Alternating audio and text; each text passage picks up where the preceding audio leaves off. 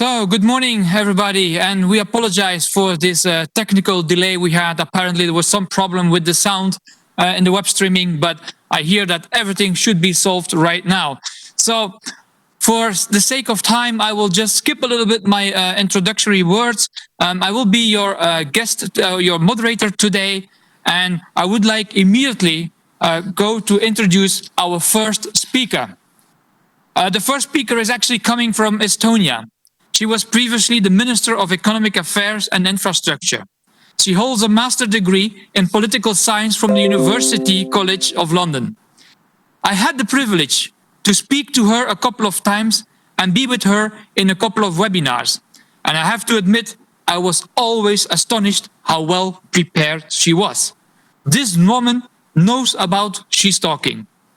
She's a great fan of hydrogen and lays at the basis, together with some of her colleagues commissioners, to the realization of the European hydrogen strategy. Please welcome Mrs. Kadri Simpson, the European Commissioner for Energy. Kadri, thanks for everything what you have done so far for the sector. I'm looking forward to your opening remarks. The floor is yours, Kadri. Thank you, Bart. Distinguished guests, ladies and gentlemen, good morning. And a very warm welcome to the European Hydrogen Forum and to the very first European Hydrogen Week. With hydrogen, I see the beginnings of a revolution and I see Europe leading it. Right now, we have a perfect alignment of conditions for a new hydrogen economy in Europe. And we have immediate opportunities on our hands, some by design, some by circumstance. First, we are just 1 year on from the announcement of the Green Deal. This Commission's guiding light and number one priority. Our eyes are firmly set on targets for transforming our energy system in Europe. 1 decade to reach a 55% reduction in emissions by 2030, and 1 generation to reach a carbon neutral Europe by 2050. Second, we are finding our way out of the COVID-19 crisis, and with a recovery plan for Europe, we have an exceptional opportunity for green investment, not just to rebuild our economy, but to build back better. And third, our position. When it comes to the hydrogen race, Europe is running down the track while other countries are still on the starting block, partly because the EU is an industrial leader in electrolyzer development, but also because of the demand we are already seeing for hydrogen-based applications. The announcement of Airbus to develop new zero-emission hydrogen-based airplanes is a prime example of our commitment to industrial leadership. And we are seeing opportunities in maritime transport as well, like the Italian shipbuilder Fincantieri. They have started work on their first zero-emission ultimate ship, or SEUS. It will be an experimental fuel cell-powered marine vessel expected to land next year. And in German city of Meckenheim, they have introduced a bus fleet of 35 fuel cell hybrid buses and 2 hydrogen refueling stations.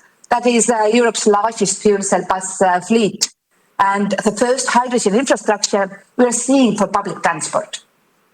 These 3 aspects are what I mean by a perfect alignment of stars. We have the political, the financial and the market conditions in Europe to become the global powerhouse of hydrogen. The opportunity is there for the taking. The question is, are we ready to take it? Let's begin by looking at what do we have done to date. As I said, this is a European opportunity. So we have adopted a European approach by launching the EU strategy for hydrogen in July, and with it, the Clean Hydrogen Alliance. The strategy lays out our vision for quickly scaling up renewable hydrogen production, driving down the costs and boosting demand in hard-to-abate sectors. And that vision comes with a set of ambitious targets. 6 gigawatts of electrolyzers installed by 2024 and 40 gigawatts by 2030. But vision without action is just like daydreaming. That's why now, just 4 months after we launched our strategy, we are already ticking off the boxes on common rules and framework for our EU hydrogen market to emerge. And let me give you just a few examples. First, we have started on infrastructure planning. Infrastructure is like the arteries and veins in a body. Only in this case, our body is Europe, and our lifeblood will be hydrogen, being transported around the body to where it is needed.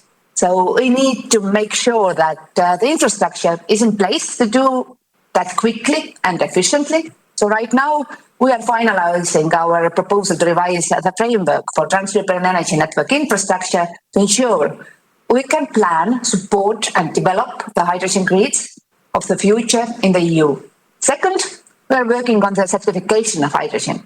This will come from with the Fit for 55 package planned for June 2021. And third, we are reviewing the broader gas market rules. This is how we can facilitate the uptake of renewable and low carbon gases already by the end of next year. Beyond our actions at EU level, we are already seeing member states embracing the challenge. Since we have launched our strategy, Spain and France have published their own hydrogen strategies, with Spain also including the development of green hydrogen in their recovery and resilience plan, and several other member states considering to do the same. So Poland, Italy and Austria will follow in their footsteps and with their own hydrogen strategies in the near future. Portugal and the Netherlands are working together to develop a strategic export-import value chain for the production and transport of green hydrogen. And I know that Germany and France are planning to come together and jointly develop large-scale hydrogen projects across the full value chain. And my colleague, Commissioner Breton, will explore this further in the ministerial panel. A cross-border collaborative approach will be key to developing our European hydrogen economy. And it is excellent to see countries around Europe are already embracing this way of working. Hydrogen is also an opportunity for Europe beyond its borders. Developing hydrogen in isolation will not deliver the impact we need to reach our goals. Europe is just one region in the global arena of growing interest in hydrogen, and international cooperation will be a key. So developing a hydrogen economy will reshape our relationships with international partners. Until now, the EU has been a leading oil and gas importer, but as we pivot our energy trade relations towards cleaner fuels, we open up a new chance to stretch out our hands towards neighboring countries and regions. Many of our neighbors have excellent clean hydrogen potential, especially to the south. By scaling up massively, our demand will soon far outweigh our domestic production levels in Europe. And luckily, we are well positioned to partner with those neighbors with endless sunshine and strong winds and the opportunity to derive cheap energy from both. Connecting our hydrogen economies means we can advance supply diversification and help design stable and secure supply chains. I know that some member states already plan to import hydrogen to meet that demand. And international cooperation is not just about our supply. It's about optimizing global playing fields for all. And what we are proposing is a global rules-based market for hydrogen. And at the heart of that market are harmonized safety and environmental standards. It's for all of these reasons that we intend to place hydrogen high on the agenda of the structured energy dialogues with other countries in all positions of the energy trade. Exporters like the Gulf region, importers like Korea and Japan, and those countries with one foot on each side. We are also strengthening our engagement in multilateral initiatives related to hydrogen, such as the International Partnership for Hydrogen in the Economy, the Hydrogen Initiative of the Clean Energy Ministerial, and the Mission Innovation on Clean Hydrogen. Finally, we see great potential for the role of the euro as a reference currency in the international trade of sustainable energy. Now we have the opportunity to develop the EU hydrogen economy into a reference market and establish a reliable benchmark for euro-denominated transactions. Ladies and gentlemen, we are talking about revolutionizing our way of working, our emissions, our energy relations. Now we are in the eye of the perfect storm of conditions to make it happen. But this moment and these conditions will not last forever. So I would encourage each and every one of you to make the most of this week, discussing, debating, and coming up with the best ideas so we can develop a strong new hydrogen economy in Europe. Thank you very much for attention. Kadri, and as usual, always a very inspiring speech. Thanks for that. And without further ado, I will immediately go to my next speaker. And I'm very proud to introduce the next speaker for the opening remarks. She is the chair of the FCH JU governing board and is a board member of AFIPAC and Avere in France. Some people in France call her even Mrs. Hydrogen. She's a true power lady with many nominations and awards in the field of renewables and transport. She has a solid 20 years experience in the automotive field and holds a master and executive degree in international management. She is also one of the founders of the automotive association WAVE, which stands for Women in Automotive and Vehicles in Europe, whose mission is to attract more women into the automotive industry. And of course, myself coming from the automotive sector, I can only agree that we need much more women in automotive. It's my pleasure and big honor to introduce you this amazing woman, Mrs. Valérie Bouillon-Delporte. Valérie, I'm looking forward to your opening remarks. The floor is yours. Thank you, Bart. Dear First Executive Vice President Commissioner Timmermans, dear Commissioner Breton, dear Commissioner Simpson, ladies and gentlemen, dear friends of the hydrogen economy. I remember the atmosphere of our last central physical meetings a year ago. At that time was called Stakeholder Forum. It was the day before the new Commission took its mandate, and it was also the day when the first Executive Vice President Timmermans said a few words, and more than a few words, on hydrogen. His remarks were inspiring, and they sparked a decision of the board of my association, Hydrogen Europe, to support a fundamental step. And a few weeks later, we adopted a visionary paper, Green Hydrogen for a European Green Deal, a 2 for 40 gigawatt initiative. We took a decision to set big goals in order to initiate the first step. A few months later, the pandemic broke out and the energy demand dropped dramatically. The only source that went up was the renewable energy. And with the support of your cabinet, Mr. Timmermans, it was the moment where the 2 for 40 gigawatt plan was about to become a cornerstone of the hydrogen Green Deal. As the pandemic caused a disruption, we felt that now was the time to contribute massively to this systemic change. And the risk was, of course, to return to traditional patterns. Yet, the combination of renewable energy and hydrogen as an additional important career next to electricity was regarded to be a way out. And then you took several initiatives that led finally to the adoption of the European Hydrogen Strategy and the launch of the European Clean Hydrogen Alliance. And here we are. This meeting is not called Stakeholder Forum any longer. It's the Hydrogen Forum. It's the central event of this new alliance that you are one of the godfathers. And together with your colleagues, Commissioners Kadri Simpson and Thierry Breton, I would like to sincerely congratulate all of you to have taken the courage and the effort to bring this to a tangible and visible result. Dear friends, what was still a dream a year ago is now becoming a real possibility. Clean hydrogen can become a new commodity.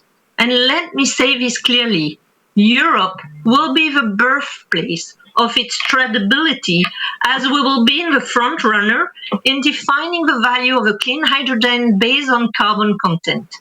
I am sure that soon the kilo hydrogen will be denominated in euro and not in dollar like crude oil. Ladies and gentlemen, we have to be aware of this historical situation. Some call hydrogen the new oil. It's much more than that.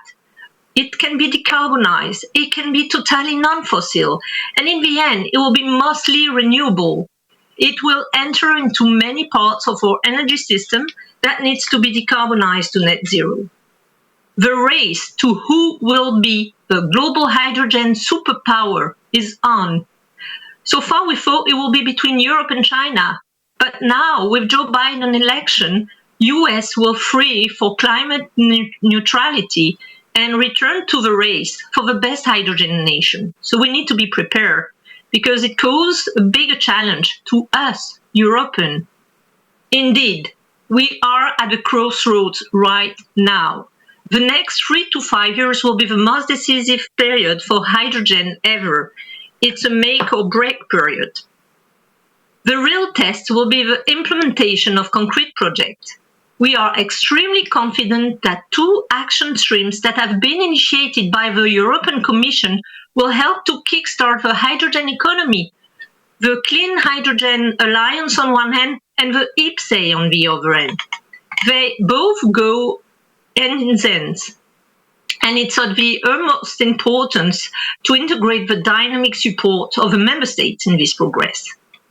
The European Clean Hydrogen Alliance will be the most important tool to drive this process, and we are extremely pleased as Hydrogen Europe to welcome partner association to co-organize the works that needs to be done to run the 6 roundtables while orchestrating the overall coherence across the whole value chain.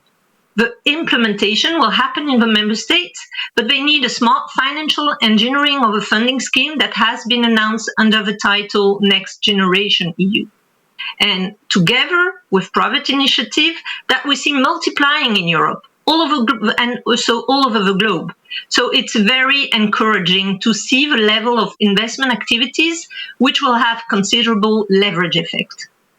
At the same time, we also need to consider new ways of using state aid to allow a faster approach to decarbonization. What I mean is that we need to consider, at least in the first phase, not only CapEx as a category, but more and more OpEx if we want hydrogen products to be realized and to be sustainable. Hydrogen Europe can be proud of what has been achieved. I think we all should continue to be humble, but at the same time, we should not hide our vision, our efforts, and our impact. My association has grown considerably during the last year, and we are extremely pleased to have important and different companies from all sizes all over Europe, representing all parts of the value chain. We are grateful for the many ideas and initiatives that find their way thanks to our members through our working groups, and that then become position papers. And I want to assure you that we are going to continue this contribution for shaping this new market. We want the origin of hydrogen to be traceable and trackable. The rules of the 5 T's: traceability, trackability, transparency, tradability, and trust.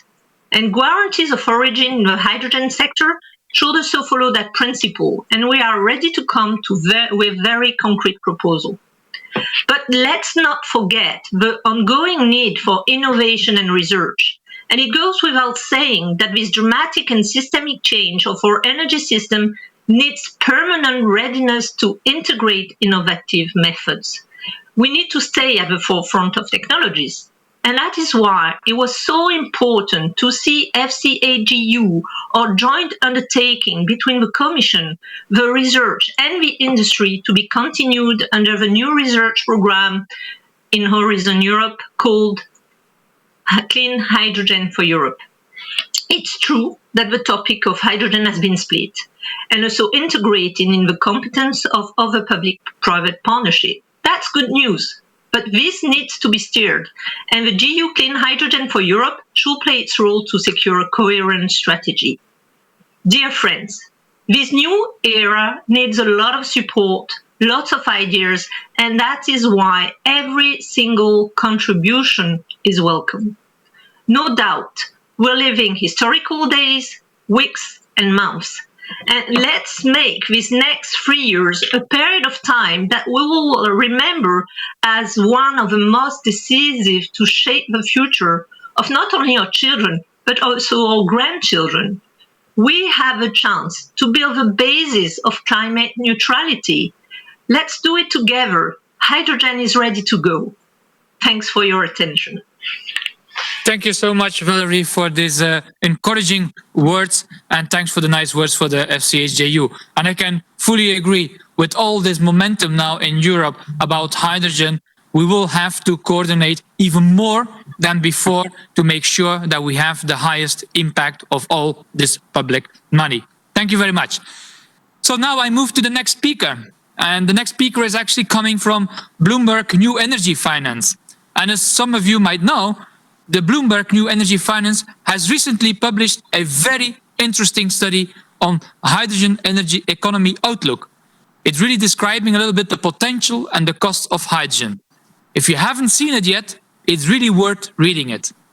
Today, the lead hydrogen analyst from Bloomberg New Energy Finance will tell us how to speed up the path to clean hydrogen commercial viability. I believe we all want to know what the golden bullet is. So may I welcome Martin Tangler from Bloomberg New Energy Finance to tell us his secret. We are all ears, Martin, to hear it. Good morning, everyone. Today I'll be talking about why now is the time to scale up hydrogen. I'll be drawing on the analysis done by my company, Bloomberg NEF, which has more than 250 analysts in 17 locations around the world. We cover strategies for a cleaner, more competitive future, starting with solar. We also look at commodities and some of the cross-cutting technologies, of course, including hydrogen, which is what I'll be talking about today.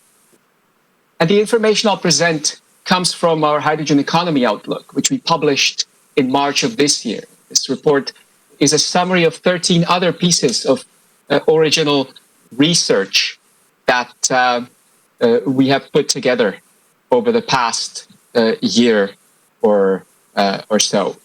And let me start with a bit of context. Why does the world need something like hydrogen?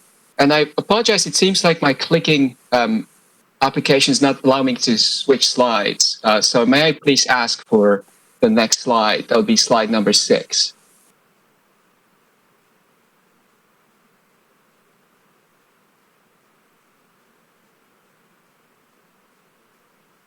Thank you. The next one, please. And the one after that.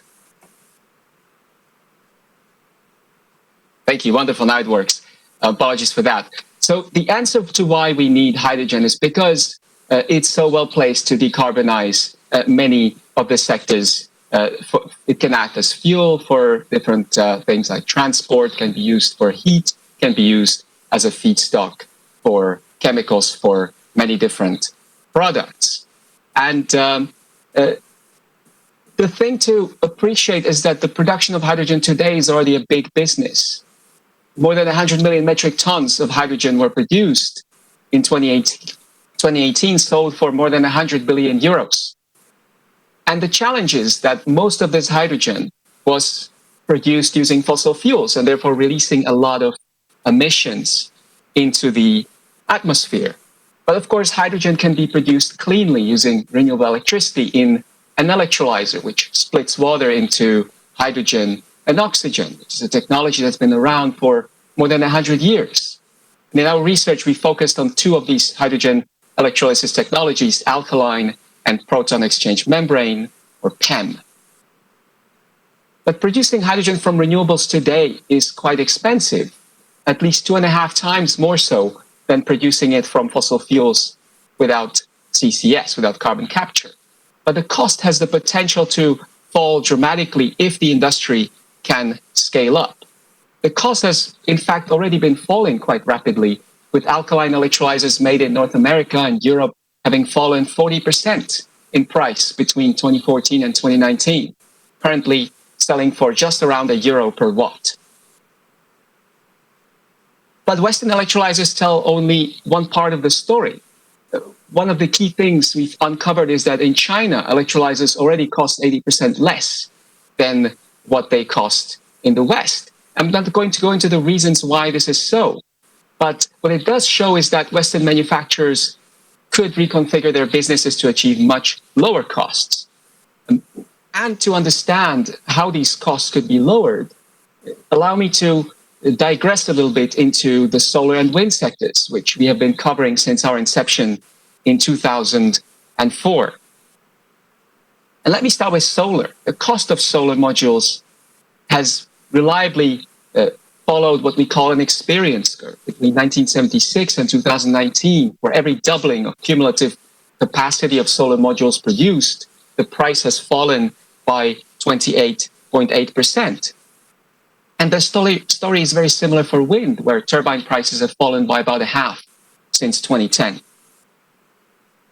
The result is that in 2014, the cheapest technology to generate electricity was either natural gas or coal.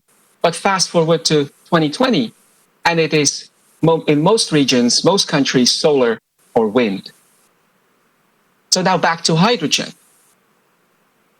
The market is quite small and the data for electrolyzers is scarce, and there are large error bars right now, but the overall message is the same as for solar and wind. The more you build, the cheaper it gets, by about 18 to 20%, plus or minus 6 percentage points for every doubling of cumulative installed capacity. And thanks to this experience curve effect, the cost of electrolyzers has the potential to fall rapidly. And this chart shows our projection for the cost of Chinese electrolyzers depending on the scale of their deployment. So the larger the scale, the more the cost goes down. And for PEM electrolyzers made in Europe and North America, this difference is even more pronounced. By 2030, PEM electrolyzer costs could fall by more than 2/3 compared to today, or by less than 1/3, depending on how fast we deploy them. The cost of electricity, of course, is another critical component for the cost of renewable hydrogen. As I've shown, these costs have been falling, and we have a good reason to believe that they're going to continue doing so. So if we can get sufficient scale up in renewable hydrogen production capacity in electrolyzers, then hydrogen costs from renewables could fall to what would be competitive with the production of hydrogen today from fossil fuels without CCS, somewhere between 70 cents to $1.60 per kilogram. And of course, these cost projections depend on electrolyzer deployment. So if we deploy faster, that would mean the cost of hydrogen would fall faster as well. At the same time, the cost of hydrogen made from fossil fuels might rise because of carbon pricing, such as the EU ETS and other measures. And even if we captured and stored the carbon, it would still be cheaper to produce hydrogen from electrolysis because the potential for that cost decline in electrolysis is just so much bigger than for carbon capture and storage. Green hydrogen could even get competitive with natural gas prices on an energy equivalent basis in parts of Europe, such as Germany and Scandinavia. So if we can get this scale up, we could be producing renewable hydrogen for less than $1 per kilogram, around 80 euro cents per kilogram in most European Union countries. So with costs so dependent on scale up, how are we doing on that front?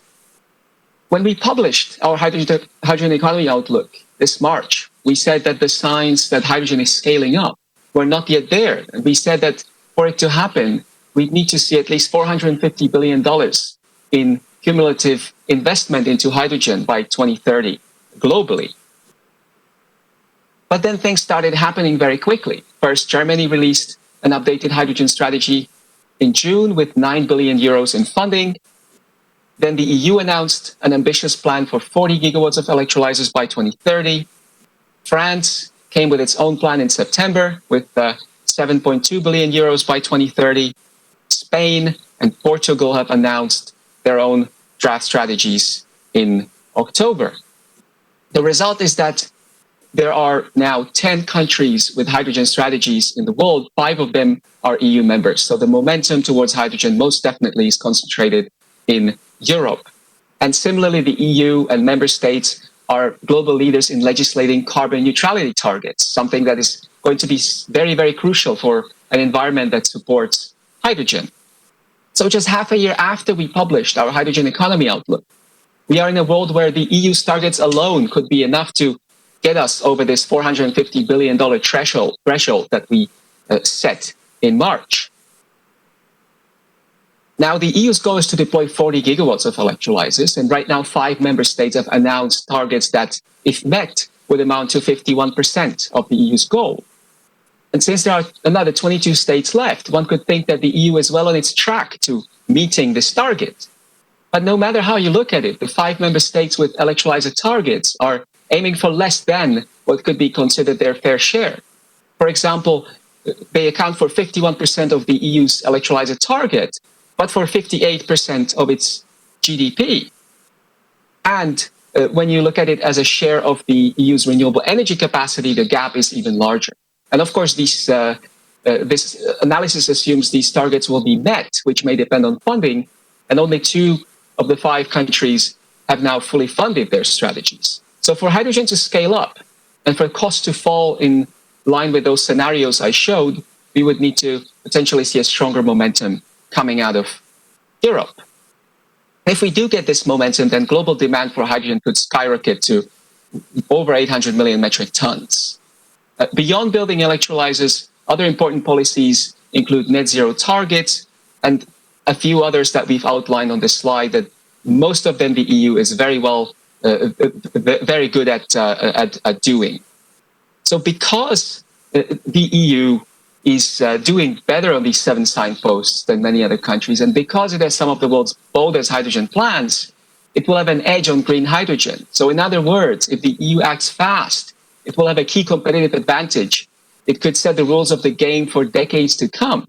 So the time to start deploying electrolyzers on a large scale is now, and the time to create an environment for a hydrogen economy to thrive is now. Thank you very much.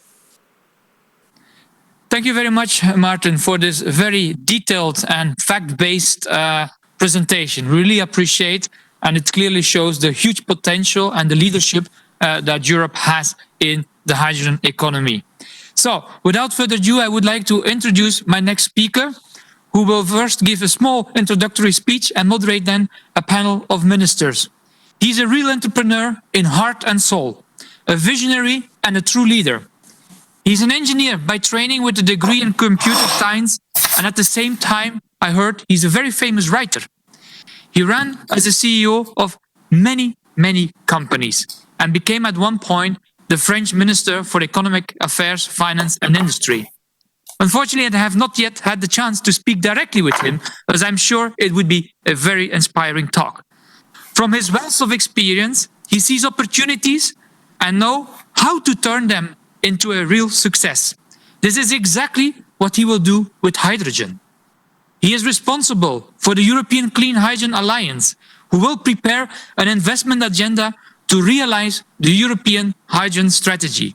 May I welcome the EU Commissioner for Internal Market, Mr. Thierry Breton, who will talk about hydrogen and the recovery plans with various ministers. The floor is yours, Mr. Commissioner.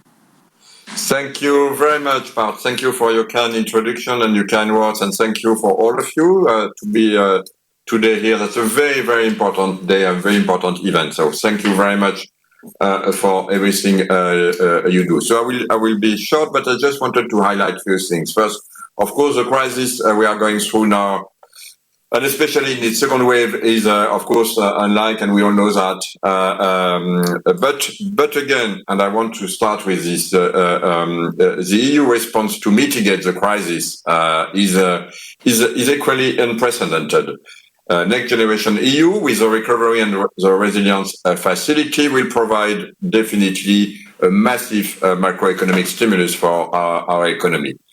So we need to use that stimulus, and this is, of course, part of what we are doing heavily here in Brussels, to make our industry greener, more digital, and more resilient. We have definitely a very high ambition for the green transition, and our plans for a zero carbon future also lead to market expansion of clean technologies, including, of course, of clean hydrogen. Clean hydrogen is a perfect example of how investment in the green transition can definitely create opportunities for economic growth and quality employment.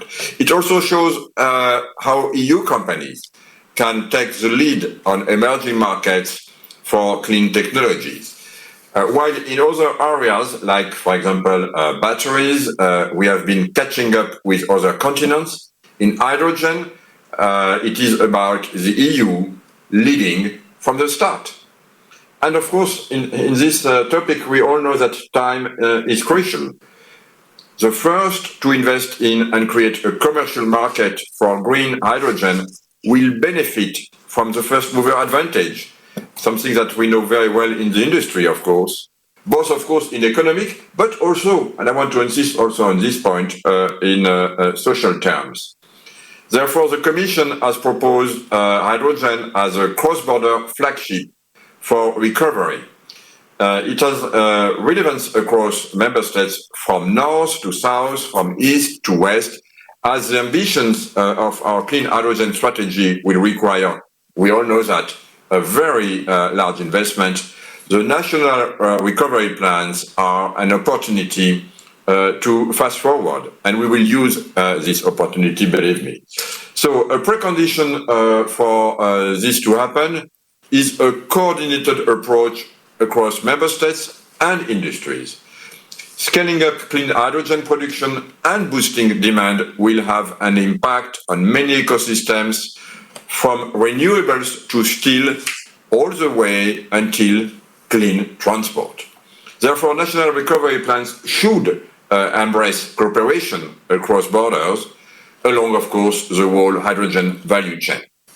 The magnitude of the challenges and the scale of necessary investment might need some public involvement. We are perfectly aware of this. De-risking the initial private investment and also attracting more companies to join in. That is why the European Council has encouraged preparation for important project of common European interest, the so-called IPCEI, for clean energy, for clean hydrogen, of course, large-scale multi-country projects, mobilizing different financing sources. And to bring all private and public stakeholders in the clean hydrogen value chain together, the Commission launched the European Clean Hydrogen Alliance last July. I'm very pleased that we have already about 900 private stakeholders and several member states in this alliance. And it is in this context that we are here today around the virtual table, connecting the dots between national plans and the EU. The objective, of course, is that at the EU Industries Days, I just remind you that it is planned at the end of February next year, 2021. We have a first batch of projects that move us towards the objectives of the EU hydrogen strategy.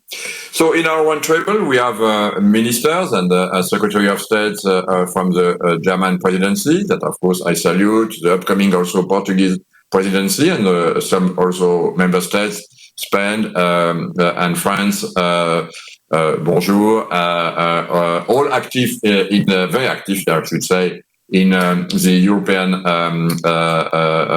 Clean Hydrogen Alliance, so bonjour Agnès.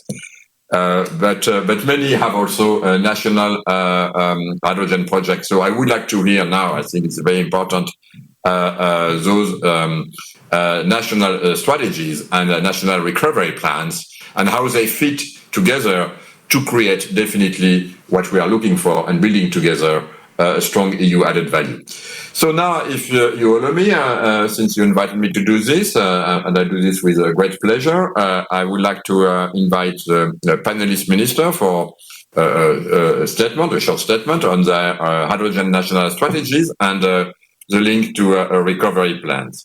So first, the representative of the two presidencies, then Spain and France. So we may start, if it's okay with you, with Andreas Fecht, who is the State Secretary at the Federal Ministry for Economic Affairs and Energy.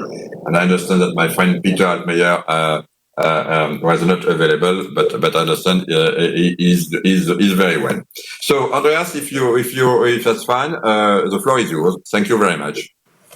Well, thank you indeed, Commissioner Thierry Breton, ministers, Kadri Simpson, colleagues, ladies and gentlemen. Indeed, Peter Altmaier is doing very well, although he's isolated during this COVID-19 crisis, but he will get out of quarantine by the beginning of next week. So let me do it, and thank you very much for having me in this panel.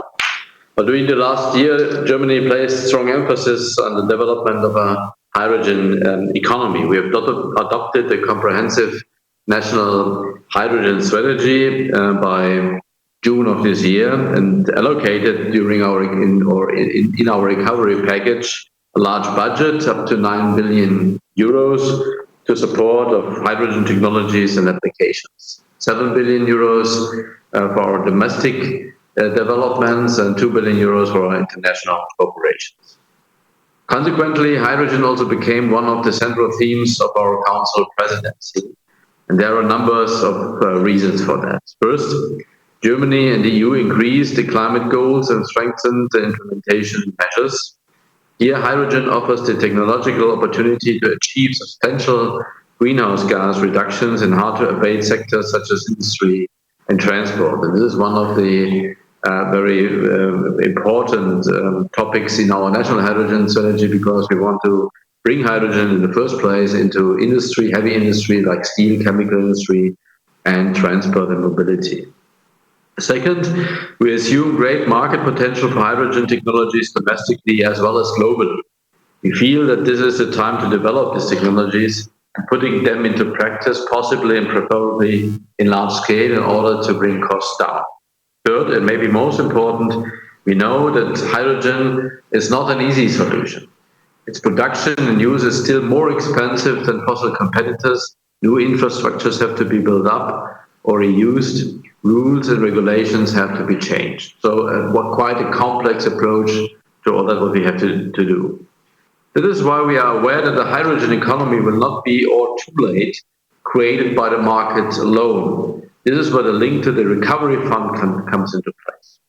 With regard to the corona crisis, there is a large consensus in Germany and the EU that high amounts of financial aids are needed to compensate for the economic losses and kickstart the economy. Of course, we want and need to help directly affected sectors such as tourism industries, the entertainment, restaurant sectors, and others.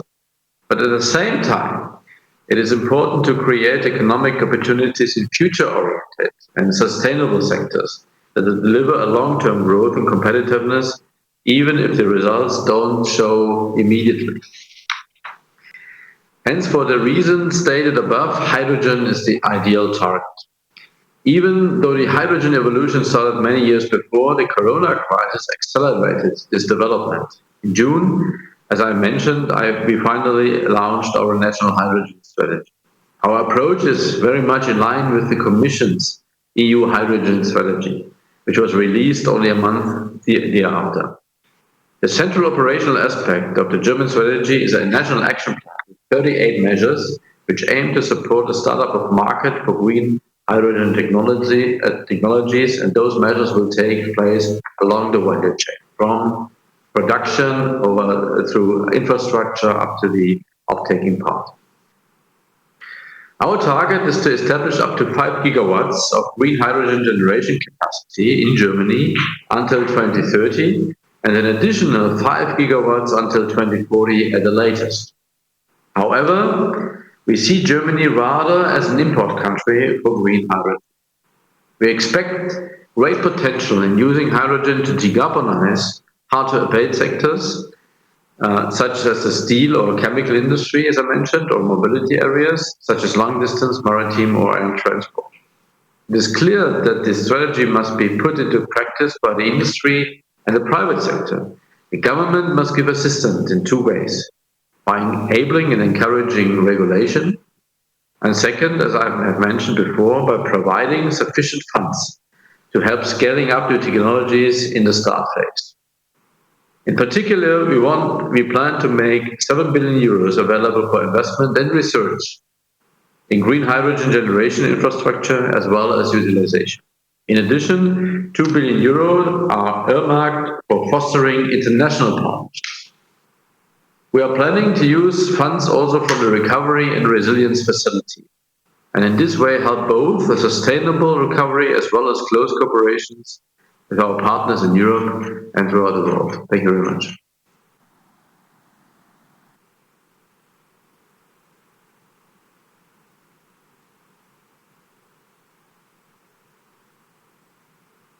So thank you very much, dear Andreas Fecht. So maybe now we could move to the Minister of Environment and Climate Actions from Portugal, João Pedro Matos Fernandes. I think you're here, so if you're ready, the floor is yours. Thank you.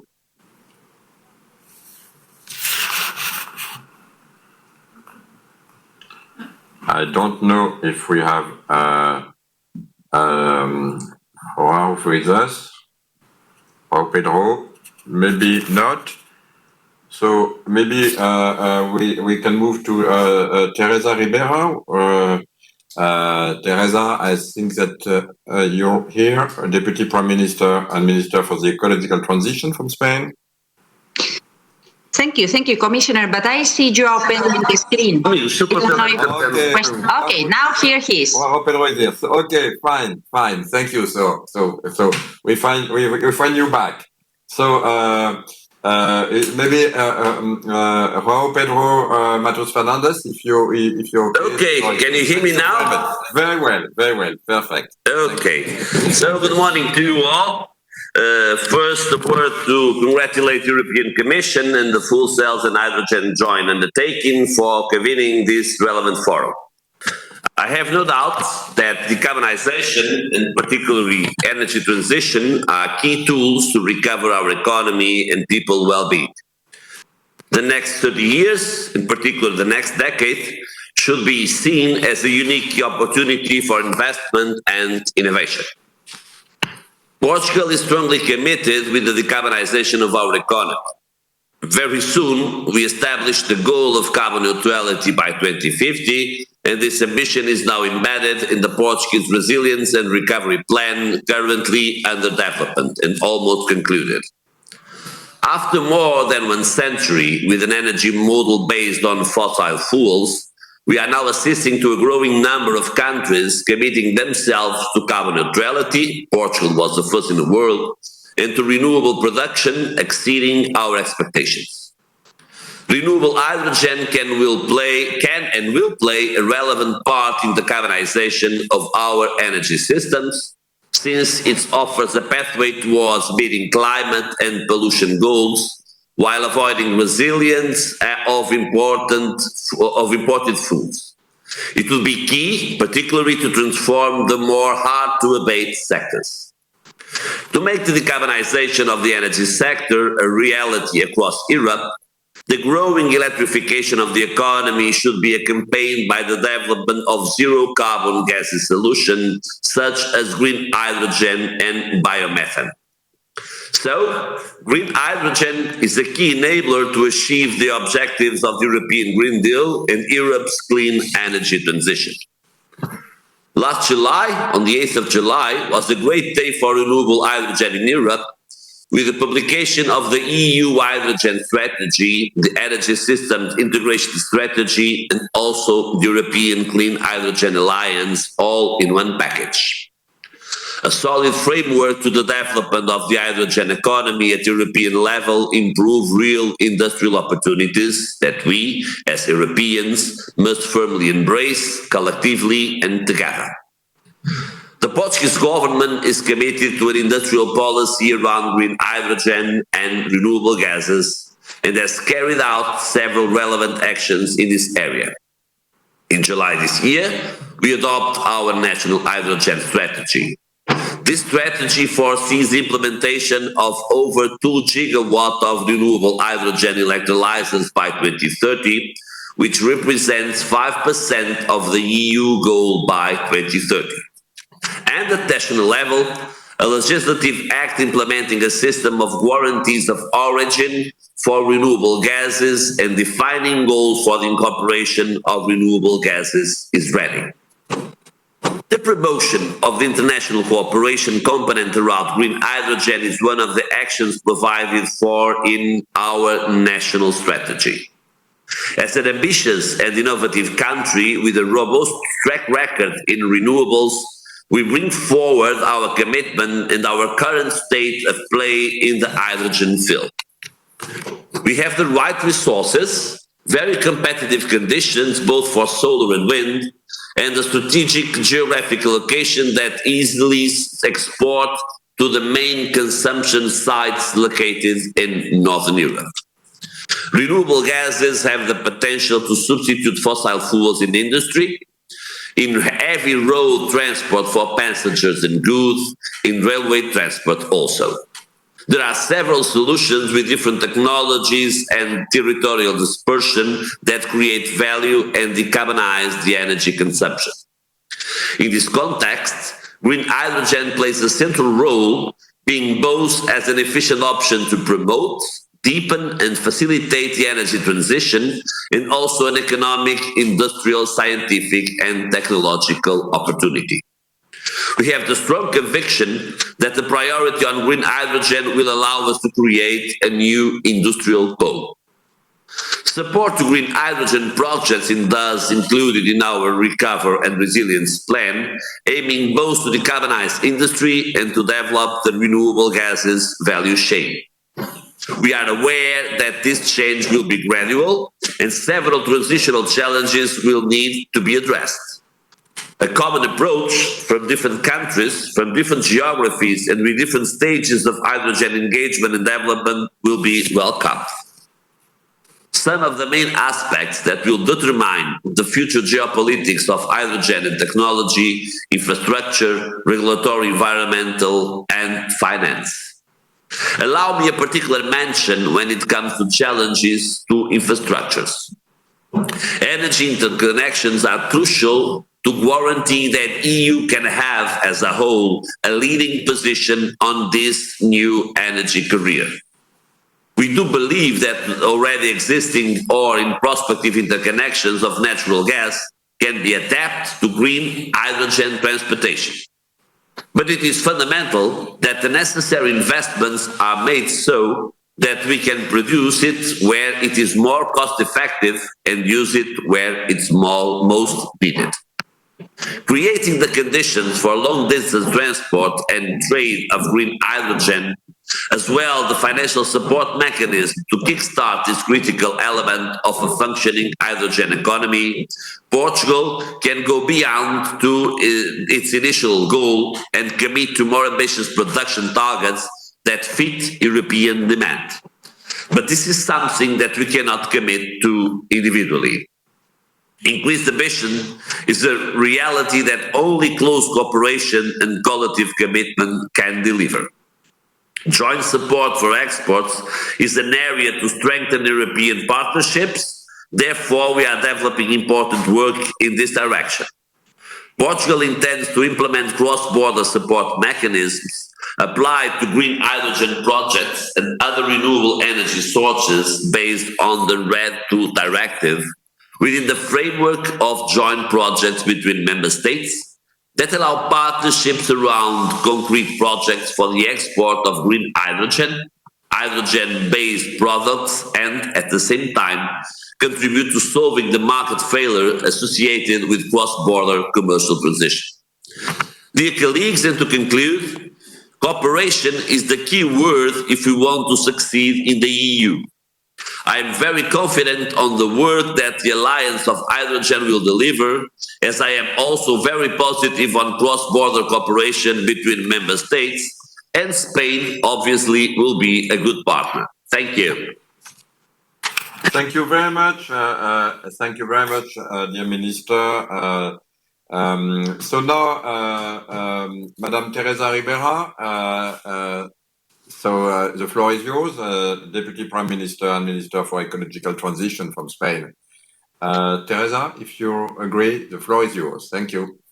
Bonjour, Monsieur le Commissaire. Good morning, everybody.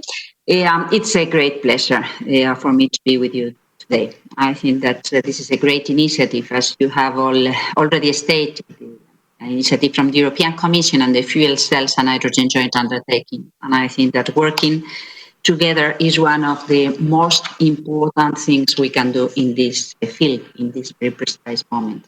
I could make 4 or 5 general comments on where we are and why we think this is very important. The first of them being that we consider that this is the appropriate time to facilitate a very important transformation of our economies. The ecological transition process that has been stressed in the Green New Deal, but also in the approach of this next EU generation, Next Generation EU, is quite a wise piece of advice coming from you. I think that thinking in next generation means transforming our economies. So taking the right decisions on how we create the right grounds in order to facilitate the modernization of our industry, of our energy systems, of our employment, research system, and so on and so on. It's not just greening the energy, it's greening the economy and building new opportunities. And this is what we try to reflect in our plans to facilitate the recovery and resilience of our economy. But this is also why we think that green hydrogen should be part of this recovery and should be part of the joint initiatives coming from Europe.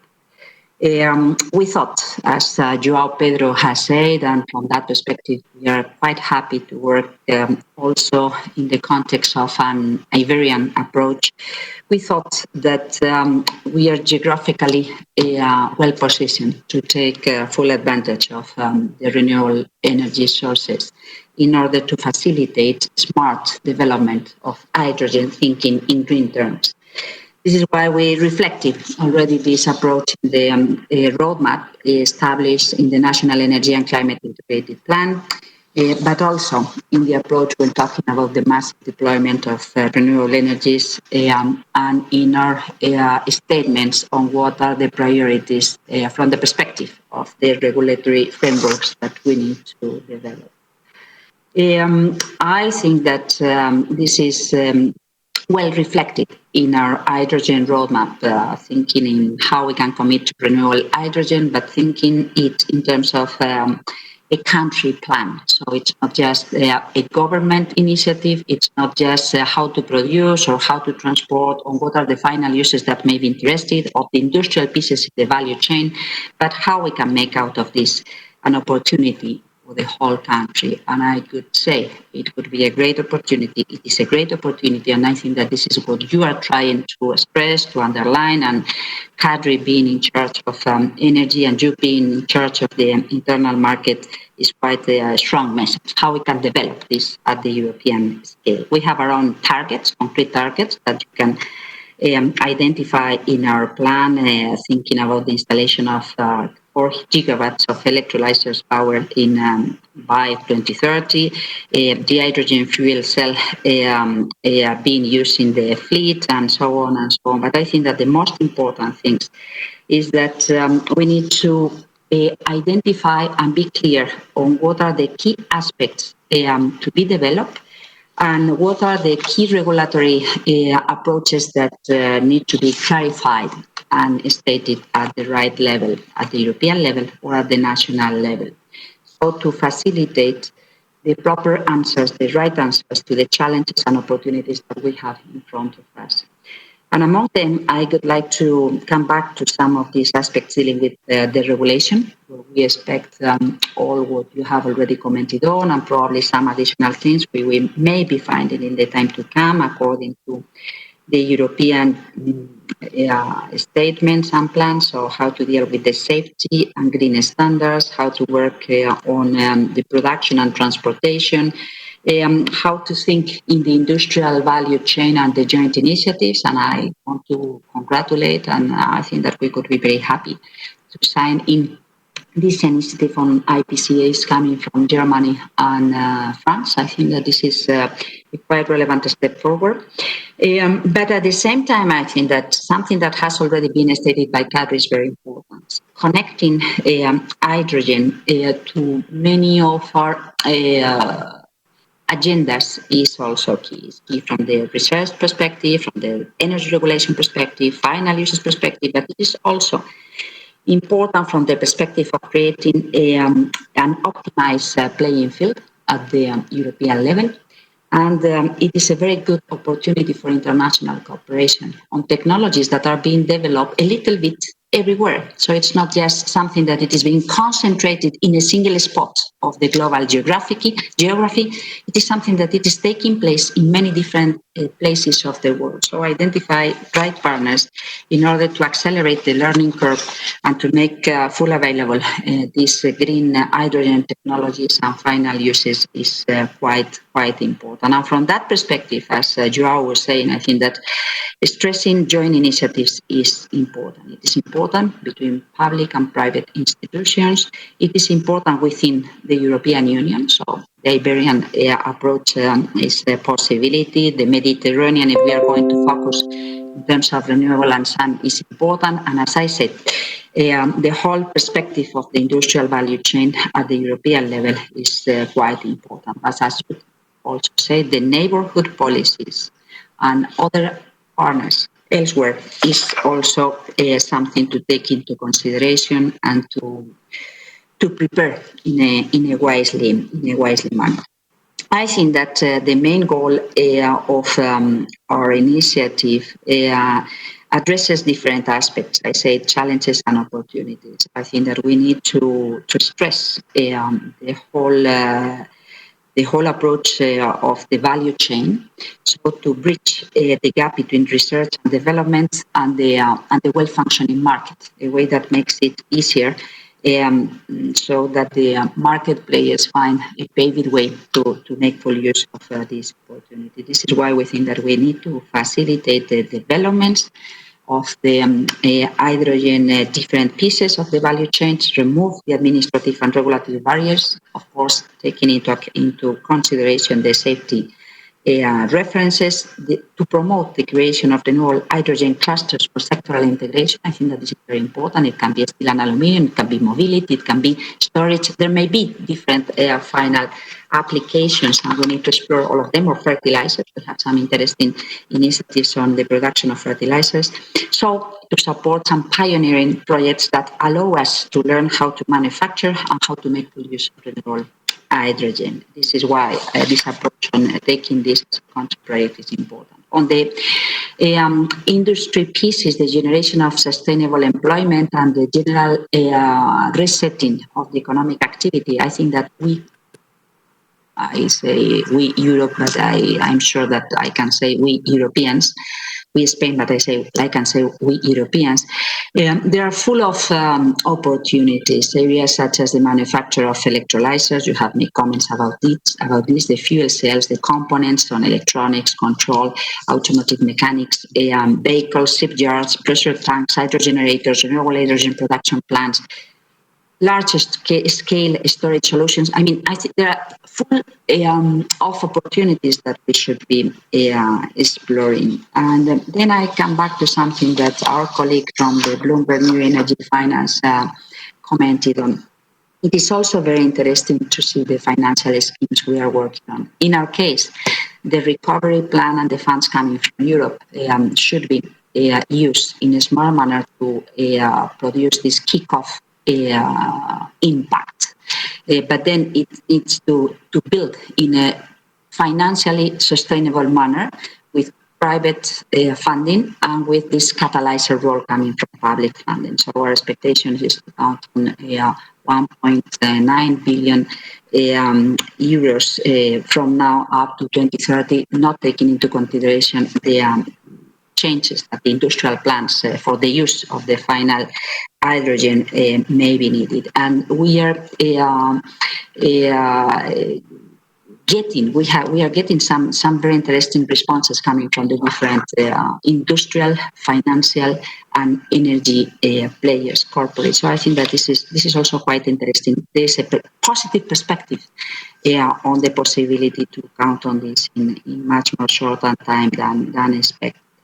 As I said, I think that stressing the green approach is quite important to avoid getting trapped in something that may be lasting very long. And I'm sure that for a while we will be combining different colors when talking about hydrogen. So stressing the public support to the green could be a way to accelerate the greening and to avoid getting trapped, as I said, but that doesn't mean that other colors may be coexisting for a while. And from that perspective, our understanding of our geographical location and even taking into consideration all our efforts to strengthen the interconnection with the rest of the continental Europe, we know that for islands and quite isolated systems, hydrogen is an add value.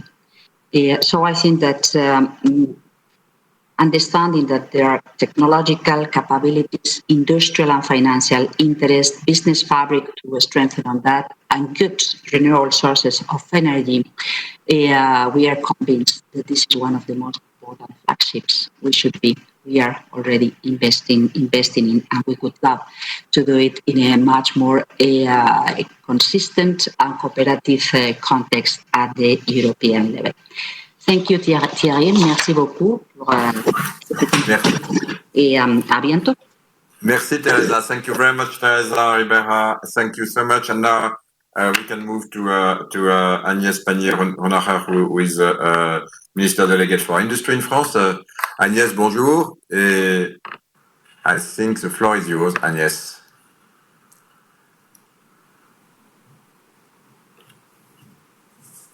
I don't hear Agnès. I even don't see Agnès. I don't know if Agnès is here.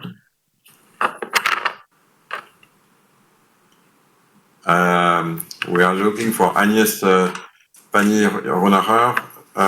We don't see Agnès yet.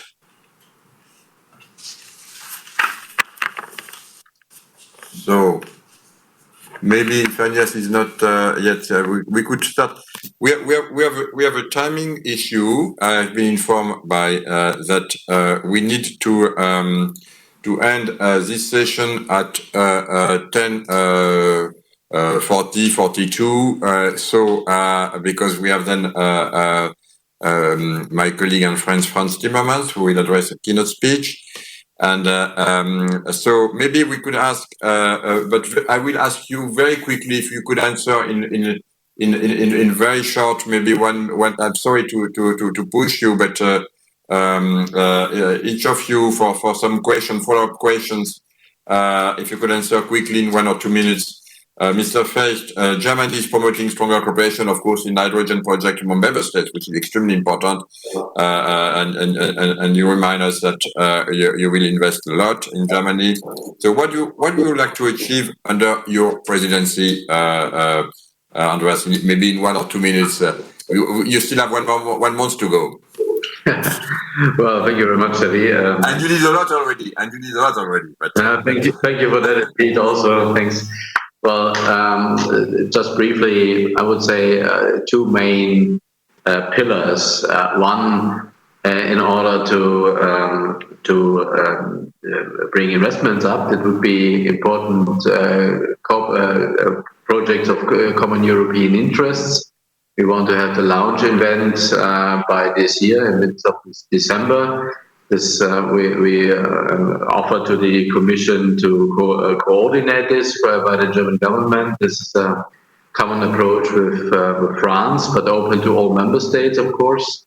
And we are very, as Europe, we are very successful on IPCIs when you think of battery cell fabrication in the mobility sector. So something like that we would like to achieve also on hydrogen. And second, because it's not only the question of funding, it's also the question of regulation. Under our presidency in December, we would like to launch and to finalize the Council conclusions on the hydrogen strategy of the Commission, so that we can together shape an enabling framework for hydrogen, because it's not only a question of public money, it's also a question of smart regulation and all the issues when it comes to infrastructure, certification, origin of hydrogen, and so on. So this is, from my point of view, very important. Just to be brief and short. Thank you, Gary. Okay, so that's very good use of the months ahead of us. So thank you very much for this assessment. I'll try again if Agnès is with us. Hello, Thierry, can you hear us? Agnès, we find you back. Thank you. Thank you very much. It seems we were connected, but you cannot hear us. And, sorry for the delay and reconnection. No problem. We just need to end this session for all of us at roughly 10:40, 10:42. Just for you. Thank you, Agnès. Merci beaucoup, Agnès. Bonjour. So very quickly, thank you first of all, dear Commissioner Breton, for the setting of the Clean Hydrogen Alliance, which we believe can be a game changer, clearly. France strongly believes in clean hydrogen, and that is the reason why we launched our national strategy in September as a key element of our own national recovery plan. Why did we choose to invest more than 7 billion euros in hydrogen? Well, because we believe that hydrogen uses and technologies can contribute simultaneously to the creation of industrial jobs on our territories and to the achievement of our climate objectives. I see in hydrogen the opportunity to create a clean mobility industry, complementary to the one we created on batteries, and as a way to decarbonize our industry. And to this end, all forms of low-carbon electricity, not only renewable energy, but also nuclear energy, can be used to produce clean hydrogen and become a convenient way to decarbonize our economy. Main challenges being, of course, to do it cost efficiently. And there come the need for breakthrough technologies, which we believe are a leverage to enhance our economic sovereignty. So I'm convinced that the EU has the potential to place itself in the innovation race for the development of hydrogen technology and its uses. I would like to share with you my commitment to see further cooperation and coordination on our efforts to build a sovereign, resilient, and clear hydrogen industry, in particular in the frame of an IPCI. We believe this IPCI is really needed, and it's really needed in the coming weeks or months. So we do really need to deliver it in a timely manner. I would like to thank the German presidency for pushing and facilitating our overall progress on that matter. And I have no doubt that the Portuguese presidency will continue in the same direction. I am also calling on the European institutions to explore ways and means of financing hydrogen technologies with European tools, and in particular, the possibilities of co-financing with member states consistently with both EU industrial and climate policies. So we can be ambitious, yet realistic, and target IPCI pre-notification in May 2021 and IPCI notification in November 2021. It is a unique opportunity for member states to coordinate our efforts to foster both economic investments and ecological transition and share the benefits of their cooperation. Thank you very much. Thank you very much, Agnès, and thank you for your commitment, including your personal commitment on this very, very important topic. So, for the sake of time, I think I have been asked maybe to conclude. I know that we had some follow-up questions for our colleagues, but you have been very explicit already. So, if you agree, I think we should wrap up now, because we will have then my colleague Franz Timmermans will address us a keynote. But of course, we have seen that in our discussions that each member states are have different strengths, which is very good news because, again, this is really a cross-border project and a pan-European project. From easy access to renewable, strong technological basis to innovative industry, and this is what makes the EU strong and unique. So we can combine, of course, all the best that we have, and it was good to hear that member states are thinking along all the same line. So Germany joining forces with France, Portugal with the Netherlands, Spain is thinking about their potential in the export of green hydrogen, and we have seen that it's extremely important to export green hydrogen along Europe, produced, of course, by solar energy. So several member states mentioned using renewable or low-carbon hydrogen for decarbonization energy intensive industries across the EU, and this is really a good beginning. So I also hear a lot of interest in important project of common European interest for clean hydrogen, and thank you, and yes, you have been very clear on this, but we still have to go an extra mile for better coordination. And of course, I welcome the plans of German and Portuguese presidencies in this respect. On the Commission side, I can promise you that, of course, we will do our best to have the coordination of efforts as we did with so much success. And you mentioned this previously for the Battery Alliance. So we should be ambitious and looking forward. Thank you very much for this roundtable. Thank you for each of you. And I think now it's time now to Bart to give you the microphone back. Thank you very much for your participation this morning. Thank you.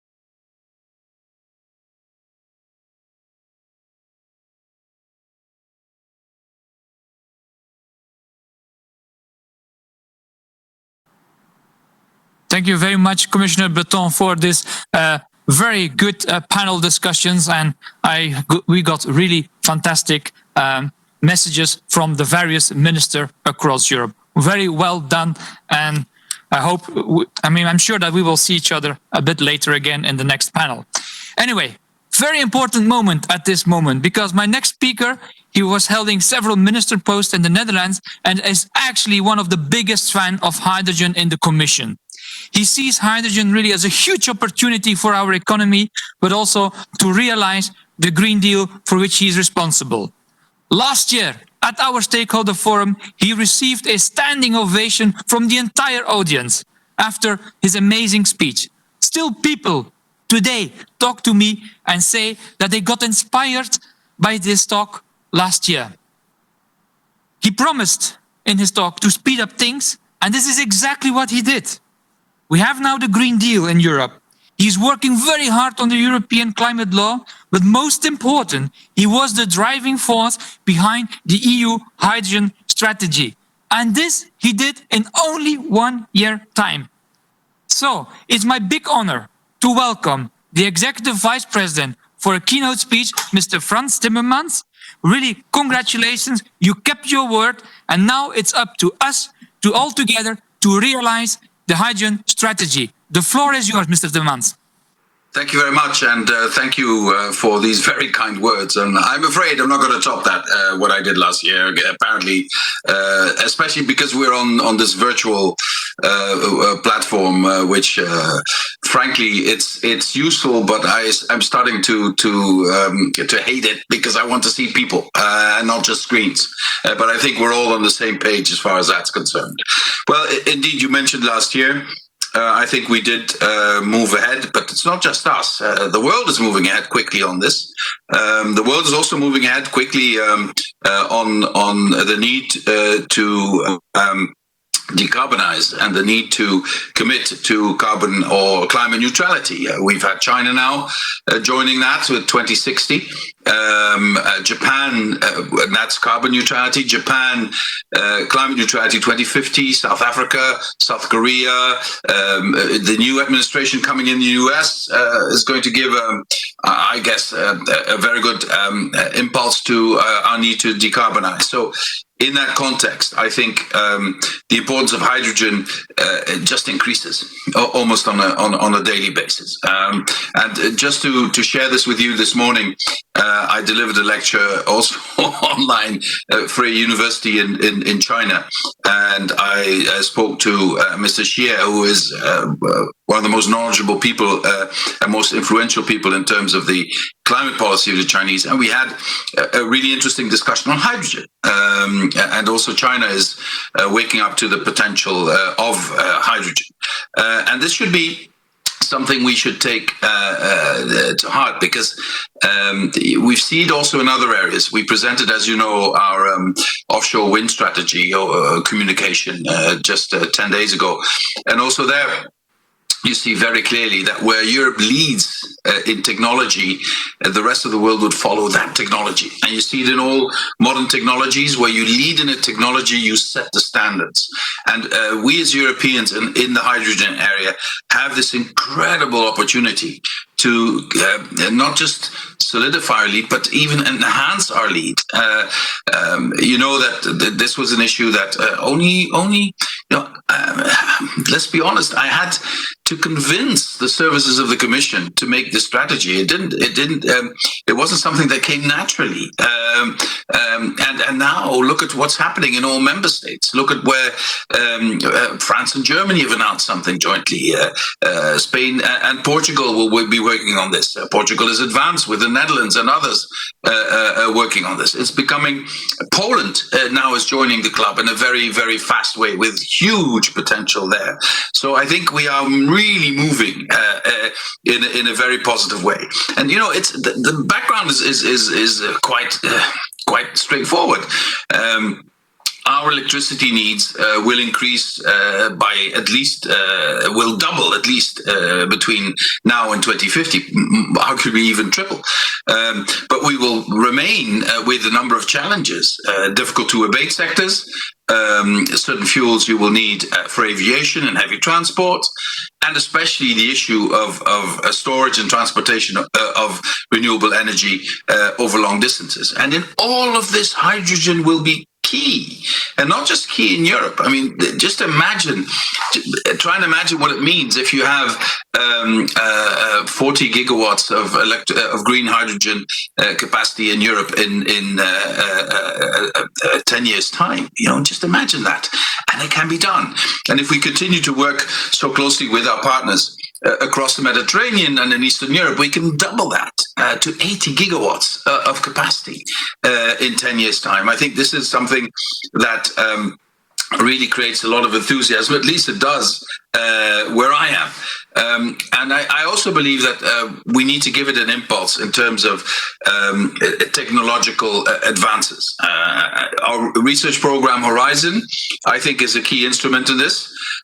We launched a Green Deal call under Horizon 2020 in September. It's 1 billion euros worth of investment. It will help provide the solutions we need in the technological sphere, in the innovation sphere. And on hydrogen specifically, the call includes a demonstration for a 100 megawatt electrolyzer to produce hydrogen using renewable energy. I just saw an initiative in my home province where they want to generate hydrogen from waste. So I think really, there's very few areas where this enthusiasm has sort of skyrocketed in such a short period of time. The Innovation Fund under the ETS will provide approximately 10 billion. Depends a bit, of course, on the carbon price until 2030 for investment in long-term breakthrough low-carbon technologies. I think this is a unique tool to bridge the valley of death from research to commercial applications. And I also want to announce here that in the first call for this fund, we received more than 300 applications, out of which around 60 are directly related to hydrogen. Other proposals also make use of hydrogen in various industrial sectors, such as the reduction of iron in steel making, or the production of synthetic or so-called power-to-X chemicals and fuels. And these are all very encouraging signs that the hydrogen value chain is maturing very, very quickly. So the successful call of the Innovation Fund also demonstrates that the industry is ready to move from research and innovation to investment and deployment. With great new things happening on the hydrogen side and weekly announcements by industry, we wanted to present a European-wide strategy to form the basis for future market development. We've given ourselves a busy regulatory and policy agenda on this front, including, for instance, an EU-wide certification scheme for renewable and low-carbon hydrogen and more. But I believe that this is an agenda that plants the seeds to decarbonize by 2050 also the hard-to-abate sectors of our European economies. Also, if I understand really what was said this morning to me about the 5-year plan in China, it clearly indicates that there will be a huge need in China for our innovation, our technologies, to help them move also into the hydrogen economy, which I think they want to do. I also want to emphasize, and I think Kadri and Thierry will have said this as well, that our recovery plan, Next Generation EU, will provide crucial investments to accelerate the green and digital transitions. And I believe hydrogen is a case in point in this. And I want to insist on one issue that perhaps you can help us with and help yourselves with. I think what we need in this area is to showcase that if you want hydrogen to be a success, it has to be across borders in Europe. It has to be not just national, it has to be really European. And I would like to sort of put the light on trans-border projects in Europe. I think this is for hydrogen a huge opportunity, and it will also show, especially, if we talk about, for instance, offshore wind, you will be generating huge amounts of sustainable energy through offshore wind at places where you don't need that energy. And you then need to get that energy to the places where you need it. And the unique way, the best way, in my view, to do this is through hydrogen. And also refitting existing natural gas infrastructure to also be ready for this, which, as you know, is only a quarter of the cost of installing completely new infrastructure. So for this, cross-border cooperation should be a showcase, and we tend to emphasize this in all our conversations with member states who come up with recovery plans. Look for cross-border projects, and look. I would say, I would add to that, hydrogen is a unique case in point. Now, I want also to say something about the private sector. Investment cycles in the clean energy sector run for about 25 years. So between now and 2050, there's not that much time left to begin. The Clean Hydrogen Alliance will help build up a robust pipeline of investments and support the scaling up of the hydrogen value chain across Europe. an industry blueprint projects investment of 430 billion until 2030. 430 billion. Sounds huge, but if you break it down, it's feasible, I would say. Since the kickoff on the 8th of July, more than 800 organizations have already joined the Alliance. I think nobody would have dreamt of this success before. It's really wonderful. After a preparatory phase, the work of the Alliance is entering now a crucial phase, and we will launch in December, the work of 6 thematic roundtables. Our expectations are very high, and their expectations are very high. We will do everything possible to make sure that our expectations are turned into reality, with first outputs available already at the EU Industry Days, end of February next year, which is, it's around the corner. I've already said something about the international dimension, and again here, Africa is really, really interested. I told you about China this morning. I'm looking forward to talking with John Kerry about what they see. I had a meeting with the caucus in the US Senate, bipartisan caucus. I think 8 or 9 senators participating, very knowledgeable about this. All about hydrogen as well. They wanted to know exactly what our plans were. They joined some of the ideas. So I think this is really the dimensions are huge, and this is an opportunity we can't miss. The time of action is now. We as Europeans are perfectly placed. The only thing that's holding us back is, I think, a lack of self-confidence. No need for arrogance here, not at all. But some self-confidence, I think, is fully justified. As I said when I presented our strategy, hydrogen rocks. It rocks. And we have to make sure that people understand this and that we keep this momentum going. I wish you all the best for the remainder of this forum. I'm always very grateful for your ideas, and I try to incorporate them as much as we can. And you can count on me in the Commission to keep pushing for this, because I believe this has a huge, huge potential to help us realize, which some say is an impossible goal, but which I say is within our grasp, which is climate neutrality by 2050 and minus 55% emissions by 2030. Thank you very, very much. Thank you.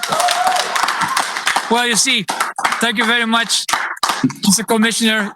Again, you have here a standing ovation, but only with a very limited people. But I'm sure that everybody behind their screens now at home are standing up and are applauding and cheering for just the words that you have said. Thank you so much for your speech. And I got your message. Cross-border cooperation is really important. And this is exactly also what we will do with the next joint undertaking, working on that, but also working with other parts of the Commission to realize this cross-border, because it is crucial. Thank you so much for your support. Have a further nice day. Thanks a lot. Bye-bye. So now we move to a first smart talk. A smart talk is something new we introduced now for the first time. And we will talk about clean hydrogen, climate neutrality, and energy efficiency. What is exactly the right mix? We hear often this discussion about energy efficiency or climate efficiency. So we will hear it today, or at least we will get some more insights on this debate from 2 very well-known persons and experts. The first person is Mr. Stefan Vergote. He's actually replacing the Director General of Climate, Mr. Mauro Petriccione, who unfortunately could not make it today. But Stefan Vergote is actually the advisor to the Director for the Climate Strategy. So he worked in DG Climate for the emission reduction strategies and the research and innovation, and he coordinates actually the research and innovation across DG Climate. He has, of course, also spent some time in other Director Generals, for example, in energy, but also in DG Environment. He holds an electrochemical mechanical engineering degree. He got it at the Catholic University of Leuven and holds a postgraduate degree in environmental management and technology. His team was also in charge of the 2050 low carbon roadmap and the 2030 framework for climate and energy policies. So a truly truly expert. I had the chance to have a couple of meetings with him. He's a very smart person, and I'm really looking forward to hear his smart talk, which he will do together with Professor Ad van Wijk, but I'm sure that Stefan will introduce his professor. Thank you very much, and over to you now, Stefan. Good morning, everyone, and it's great to be here in this fantastic conference. Been listening very carefully to the previous sessions, and Vice President Timmermans, who has made a great talk about the prospects of hydrogen. And indeed, we have heard also from the previous speakers the strong political commitment that the Commission has, and also in the roundtable that the Member States have to developing the hydrogen economy.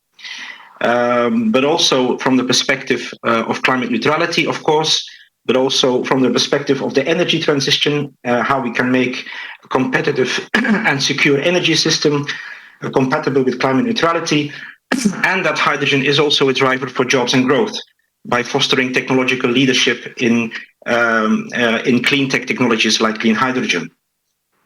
So from that perspective, the political commitment is there.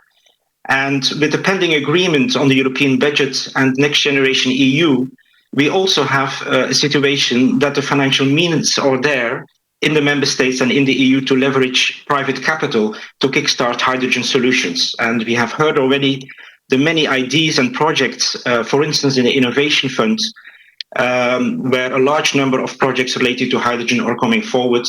So also from the perspective of the economies and the private sector being engaged, I would say that the situation is that has never been better to really kickstart the hydrogen economy. And I think that with the Smart Talk, we have here a very distinguished expert, Professor Ad van Wijk. He is an expert in energy systems. He's part-time professor at Future Energy Systems at TU Delft in the Netherlands. But he's also a long-time entrepreneur. In 1984, Professor Van Wijk founded the company Ecofis, which eventually grew into Econcern, and he has also achieved many important prizes for excellent entrepreneurship. Amongst others, he was a Dutch Entrepreneur of the Year in 2007, and he was a Dutch top executive in 2008. And thirdly, he has a very keen interest in hydrogen, and he's a special advisor to Hydrogen Europe, representing European industry. So he's also a hydrogen ambassador at the New Energy Coalition to realize the hydrogen economy in Northern Netherlands. So I very much welcome Professor Van Wijk, and perhaps to start with the Smart Talk, let's start with the title of this session, which is called Clean Hydrogen, Climate Neutrality and Energy Efficiency. What is the right mix? And perhaps to introduce that topic, when we came forward with the Clean Planet for All communication in 2018, the Commission, after a thorough impact assessment of how the energy system would change in a 2050 perspective towards climate neutrality, we identified a number of key building blocks, and energy efficiency was the first one. Renewable energy and electrification, a second one, but also hydrogen. And it was the first time that the Commission said that hydrogen solutions are a key part of the transition towards climate neutrality. But some are still saying that there might be a paradox between those issues. But from our side, it is perhaps very much complementary, looking at things from a system perspective. But I would like to give the floor now to Professor Van Wijk to give his views on this. Yes, thank you very much, Stefan. Indeed, there is a lot of debate about the two aspects. First of all, of course, the aspect, what is clean hydrogen? Is that only renewable hydrogen, and or is it also fossil hydrogen with carbon capture and storage? And the other thing is, indeed, a fierce debate sometimes, where we see that sometimes people say it's only electricity. Why do you want to convert electricity into hydrogen? Because there you have a lot of losses, and that is, of course, not very handy to do. That's the debate. Let me first focus a little bit on the clean hydrogen. Indeed, in 2050, clean hydrogen means renewable hydrogen. fully, and that can replace fully all the fossil fuels that we will have over there, replaced by renewable hydrogen. And it can compete. At the end, it was already said by the Bloomberg guy that it can even compete with gas prices, not only with grey hydrogen prices, but with gas prices in the end. But for the moment, we don't have a lot of renewable energy, and certainly not cheap renewable energy. Therefore, I'm certainly aware that in the meantime, we need also low carbon, clean hydrogen. But let's do that smart. When you produce it at the gas field, because there you can convert to hydrogen, capture the carbon and store it in the field, and then you can also immediately transform your gas grid into a hydrogen grid, and then you can start building the hydrogen economy. So that's the part. We need both, but in an intermediate period, it is also low carbon, and in the end, it will be renewable hydrogen. Then the other part, and that is, why do you convert electricity into hydrogen? And yes, indeed, you have losses when you convert. For example, 20% losses when you convert from electricity to hydrogen with an electrolyzer. But there are many arguments why you want to do this. And let me point out that in the end, it is not about the efficiency, system efficiency, but it is especially about the lowest cost to develop a renewable or a clean hydrogen system. 3 points, and you are aware, many of you are aware of that.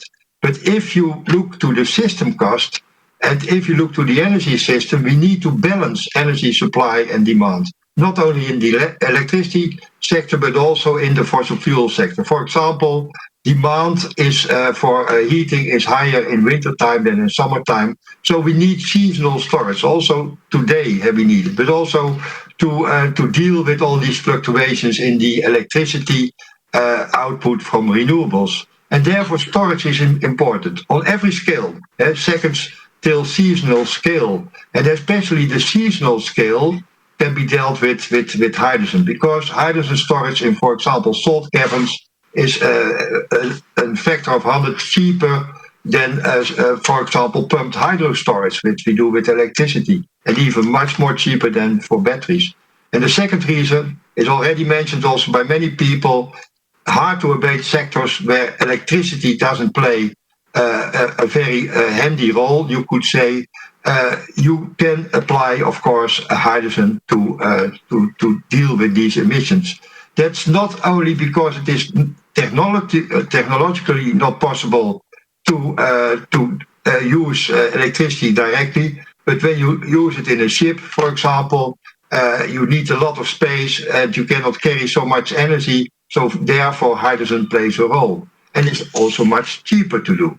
And the third reason is especially because we want to use also the electricity that can be produced at a very cheap resource, at a very high resource areas for solar and wind.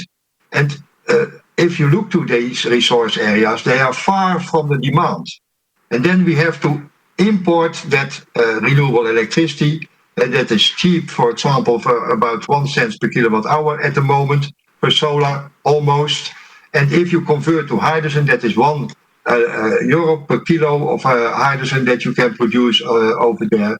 Then transporting that energy by pipelines over 2,500 kilometers is about €1.3 per kilo. So in the end, you import it here from Sines, for example, to Duisburg for €1.3 per kilo. And that competes, of course, with the hydrogen production that you do over here. And in the end, even it competes with the electricity production from the local renewable sources that have a much higher cost. So 3 things why you want to look to both electricity and hydrogen. It's not the one or the other, it's both.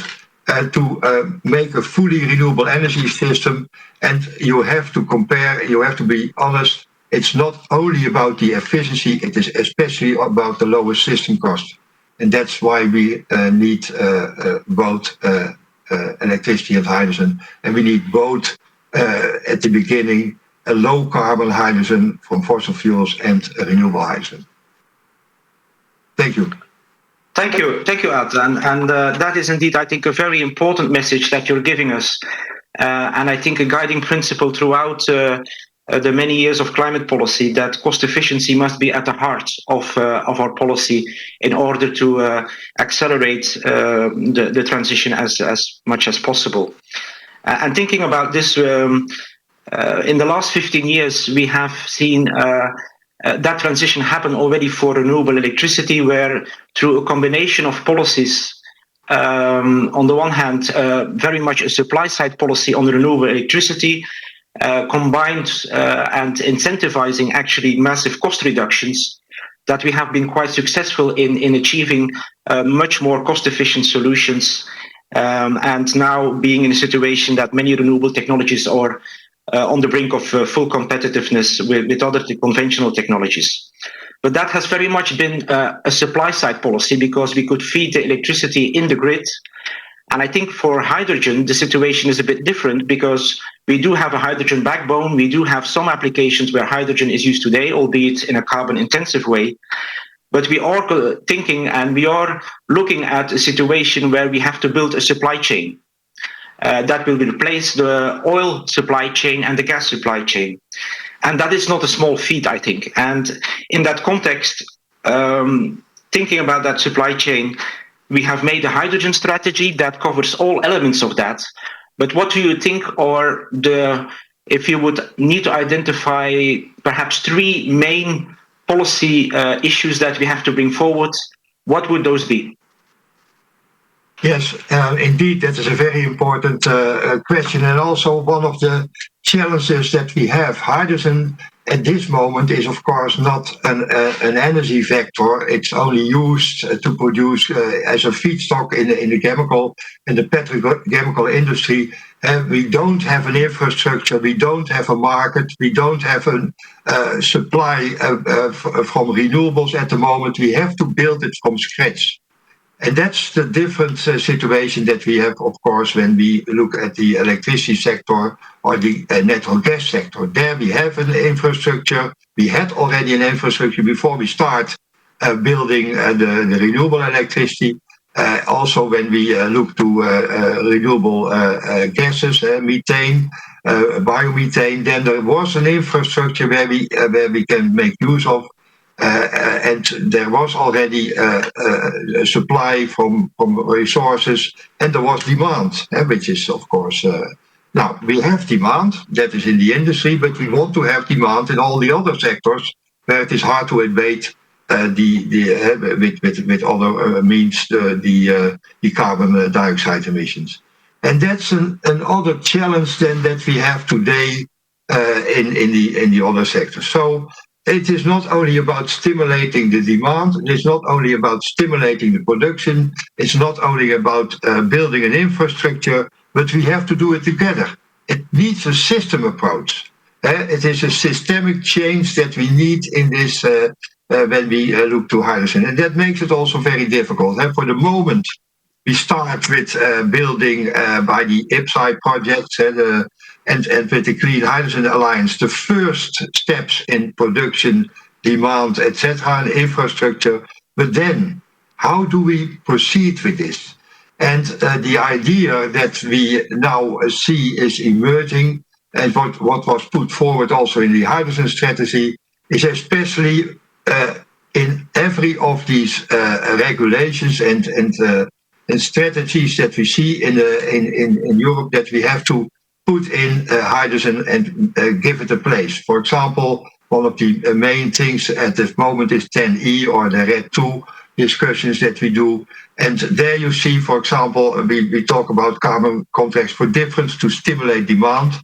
And indeed, all these things are important. But I fear that when we do this separately in all these regulations, that in the end, it is fragmented, and that we never reach our goals that we will have in 2030, but certainly not in 2050. So you asked for three things, but I would say there is a need now to think about how do we come together and develop it in the same time frame, coherent and in a good frame. And I therefore want to think about building or formulating a hydrogen act in Europe, where all these elements from infrastructure, demand, and production come together, and you have to do that in a well-coordinated way. So, and then you can integrate carbon contracts for difference. You can integrate a way to stimulate production and to build the infrastructure, but it needs to be congruent. And if we don't do that, I fear that we will have a very enthusiastic start, but that at a certain moment we will stop with the development because there is a need for a more coherent idea, and therefore I want to put forward to think about the Hydrogen Act in Europe. Thank you very much, and that is indeed a very interesting concept to have a Hydrogen Act, and certainly a number of things that you mentioned in terms of infrastructure, policies, how to stimulate demand, how to stimulate supply, or very much also part of, I would say, the Green Deal implementation package that is coming in the next year. Perhaps a final question regarding international developments. When you talk about climate change, of course, you need to take an international perspective. The EU on its own cannot solve climate change on its own. We want to lead by example, and leading by example means that others should follow. And Vice President Timmermans was alluding to it as well, that following our decision as EU to move towards climate neutrality by 2050, it is very encouraging that other countries, China, South Korea, Japan, perhaps with a different time frame, China for 2060, but have also committed to that long-term perspective of climate neutrality. And also in the hydrogen strategy, there was an important element of international collaboration. And I think that fits very well in terms of the two agendas. And indeed, when we think about hydrogen, we can produce at home, you have alluded to it, but we can also import. Other regions in the world, like North Africa, might be very well placed, blessed with large amounts of renewable resources. So how do you see the vision of international trade and international collaboration on hydrogen? Thank you, Stefan. Just if I may come in, Mr. Professor Van Wijk, can you please keep the answers short because we will have to round up this session. So just give a very, very short answer. Sorry for that. Yeah, I think it is already said by EU Commissioner Kadri Simpson also, and by Frans Timmermans. We need, of course, also very cheap import from abroad, but also internally in Europe. We need to see where we have the good resource locations in the south, for example, and where we have more an import location. So it was said by Frans Timmermans, we need to focus on this cross-border cooperation, import and export from different areas, especially also from, I think, the Northern Africa countries. And that needs a more coordinated way to a common framework for all kinds of standards, etc. We need to build also infrastructure, also pipeline infrastructure, port facilities, together with these neighboring countries. We have to develop these cross-border trade mechanisms that we need to have in place. And let me end with one remark. We have, of course, started the Clean Hydrogen Alliance, and there we have 6 groups. But why don't we have a group about import-export or cross-border trade? And that's maybe one of the points that we have to discuss also in the near future. Thank you. Thank you very much, Professor, and thank you also for this last recommendation, a very interesting one, I think. So with that, I'll give the floor back to Bart for the next session. Thank you.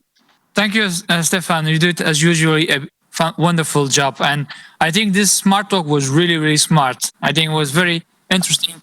things that we learned and heard from you and the professor. Thanks a lot for that. So without further ado, now we will go to the next panel discussion.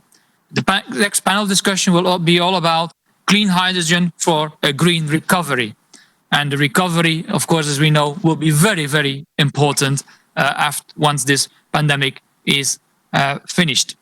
For that panel discussion, it will be moderated by Mrs. Dieter Jurgensen. She's the Director General for the DGNR, or for the Directorate of Energy in the European Commission. She has a long experience in the European Commission, more than 27 years of experience.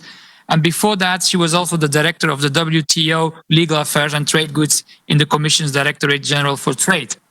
But also she managed the EU policy and negotiations in the World Trade Organization. So she knows a lot about trade, and this is exactly what we will need.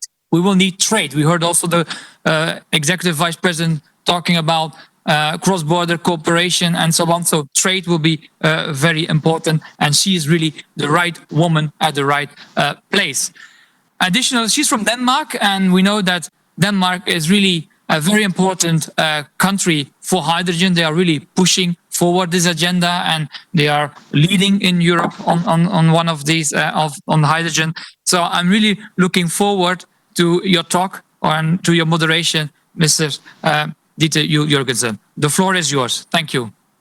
Thank you very much, Bart, for the very kind introduction. We are starting already with a 15-minute delay. So what I will do is I will cut my introductory remarks short, so as to make sure we have time to hear all the panelists.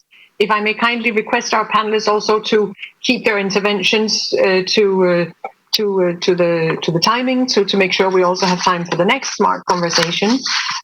Cutting my introductory remarks short is fairly easy because we have just heard Professor Van Wyk give a very compelling outline of the need for hydrogen in the integrated energy system and point to some of the avenues that we need to pursue and that are indeed set out in our hydrogen strategy. So the 2-minute version from me is essentially that in order to achieve our climate neutrality, in order to achieve our 2030 target of a 55% reduction of emissions, the target that we have proposed from the Commission, we need, first of all, to look at energy. That is the key pillar in that strategy. Why? Because 75% of our emissions come from energy consumption or energy production. In order to achieve this, in order to make best use of our energy system, we need an integrated energy system, integrated in the sense that it brings in much higher levels of renewable energy, integrated in that it focuses more on energy efficiency, the circular use of energy, and that the different parts of the system speak to each other. And it's in this context of an integrated energy system that we need hydrogen. Hydrogen is the energy carrier, the vector, that can help integrate these increased levels of renewable energy, as the professor has exactly pointed out. So we need hydrogen in that system. Where we are now today in Europe is where we are focusing on the recovery from the current crisis that has been brought about by COVID. We in the Commission have proposed Next Generation EU, the Recovery and Resilience Facility, with significant funding, 1.8 trillion in total, to help us recover. The recovery should be aligned with our Green Deal. It should be a green recovery. And again, investments into hydrogen, investments into renewable, investments into energy efficiency are really at the core of the recovery facility and hopefully at the core of national recovery plans. Both because investment in these sectors are green, they contribute to the climate objective, the 37% target of climate objective in this fund, but also because these investments are particularly effective in creating jobs and pushing growth and strengthening our competitiveness, strengthening technological developments in Europe, and therefore helping to make sure that we stay at the forefront of this. And hydrogen is no exception. Hydrogen is an absolutely necessary part of this recovery if we want it to be green and to contribute to our climate objectives. So we hope to see hydrogen reflected in the recovery plans.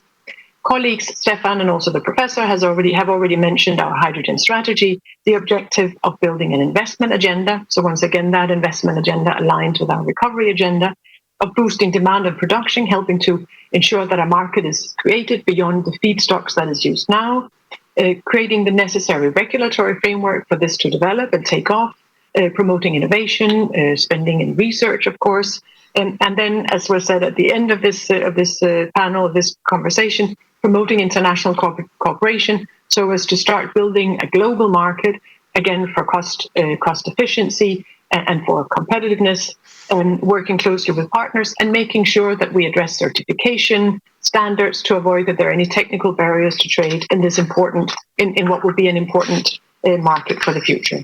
On the regulatory side, we've got a number of initiatives either in the making or in the planning. Renewable Energy Directive was mentioned already, the revision of the Trans-European Network Energy Directive, which will come out very soon, and then a review next year of the overall framework for decarbonisation of gas. So a lot is going on here on the regulatory side, and I'll be happy to say more about that, but in the interest of time and in the interest of giving our panelists an opportunity to be heard and for you to hear them, I will end my introductory remarks here and go to our first panelist. And just once again, a reminder that you have between 5 and 7 minutes. So I would kindly request that you stick to the time, since we're unfortunately starting with a slight delay. The first speaker in this impressive panel that I'm joined by today is Nienke Homan. Hello, very nice to see you. You're a regional minister of energy transition in the Groningen province. You're a member of the party called GroenLinks, so a Green Party. You've also worked previously, I understand, for Greenpeace Netherlands, and you come from a country that has developed the first hydrogen strategy in Europe.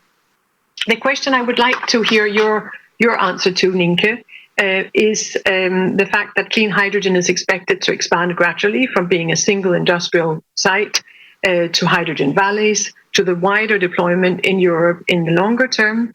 And in this context, I would be happy to know about your experience. How do you see the possibility, the scope for hydrogen valleys and potential and the synergies that we could draw on there? Please, over to you. Thank you very much for this wonderful introduction. Yes, earlier this morning we heard Mr. Timmermans telling about confidence. And hydrogen really gave our region new confidence. Because when a couple of years ago we had severe earthquakes due to the natural gas mining, so we have to make the energy transition quite fast. And so we were looking for an alternative, for something that could create a new perspective for example, our industry, but also our mobility. So we were looking together with Mr. Ad van Wijk for a new perspective, and we found hydrogen. And our region is specialized in molecules, of course, because of the natural gas mining. So we created a new perspective for the whole sector, for every sector. And I think that is the most important. The hydrogen economy gives us a new reason to work together. We have to do it together, and the moment is right now. We had that moment a couple of years ago because of the severe earthquakes.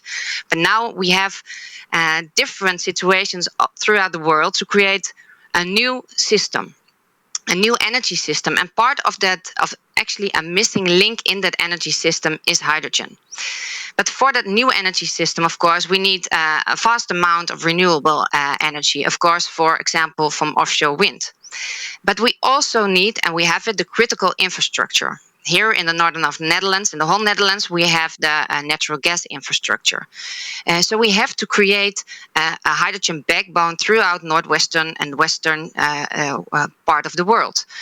So, and of course, an important part of that, because that's the wonderful idea, of course, of hydrogen, that we can storage it. So we can use it when the sun doesn't shine and the wind doesn't blow. And we can use it, for example, in the industry, but also mobility. But we have to create a market program for the end users, for example, with volume mandates and carbon contracts for difference. So that's the interesting part of a hydrogen economy. So I really love the idea of a Hydrogen Act. We have to do it all together. We have to create a collaboration between those sectors, and we already started it. So we started it by doing every starting the transition in every sector already. So from producing sustainable energy to electrolyzing to transport and use it in mobility and industry.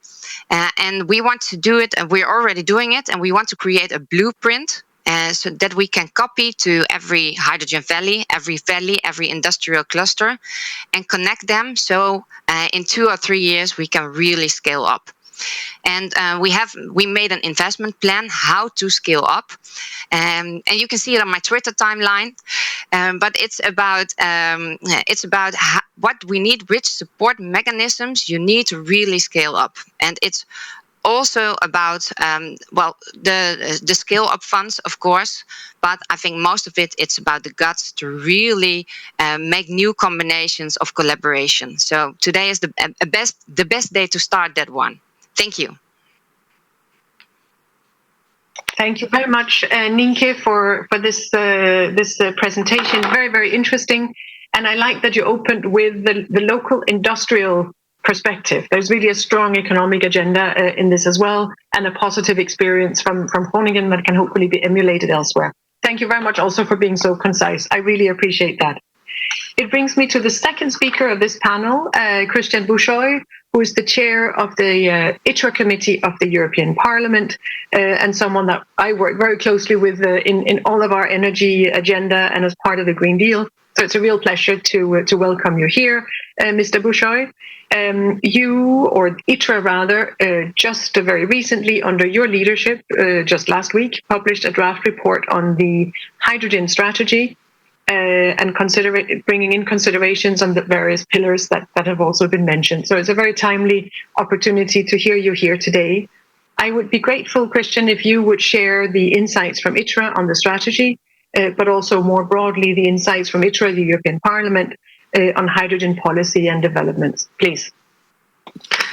Thank you so much, Director General Dieter Jørgensen. Thank you so much, Dieter.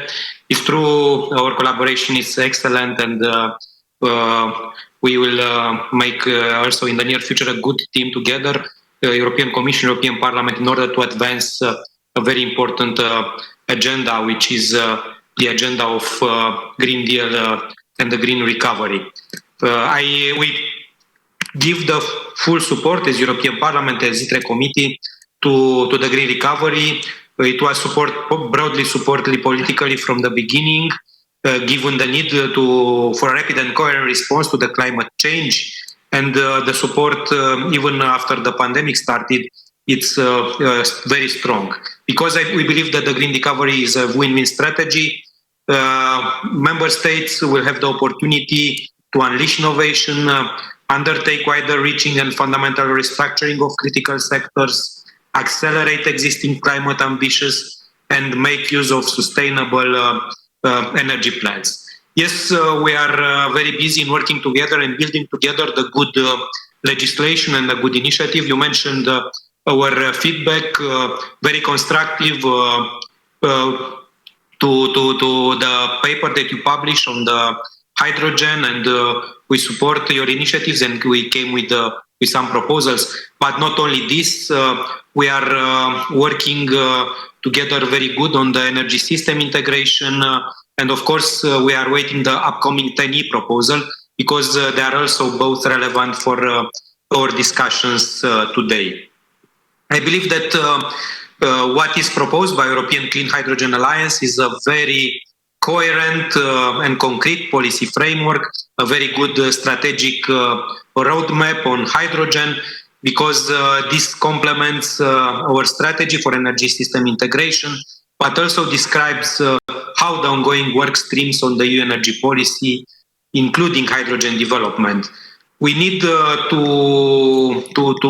give even more attention to hydrogen. It is a rapidly growing attention in Europe and around the world, but today, as it was said, it used mainly as the feedstock. In the future, we need to use the full potential.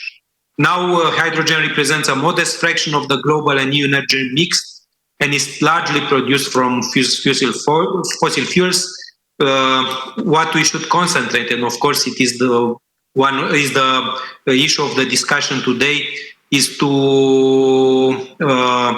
concentrate on renewable hydrogen, but now, unfortunately, is not still cost competitive against fossil-based hydrogen. For hydrogen to contribute to the climate neutrality, it needs to achieve a far larger scale, and its production must become fully decarbonized. We also need to look closely to the transportation means. We need to invest there because, you know well, and it was said, it cannot be entirely used near the place of production.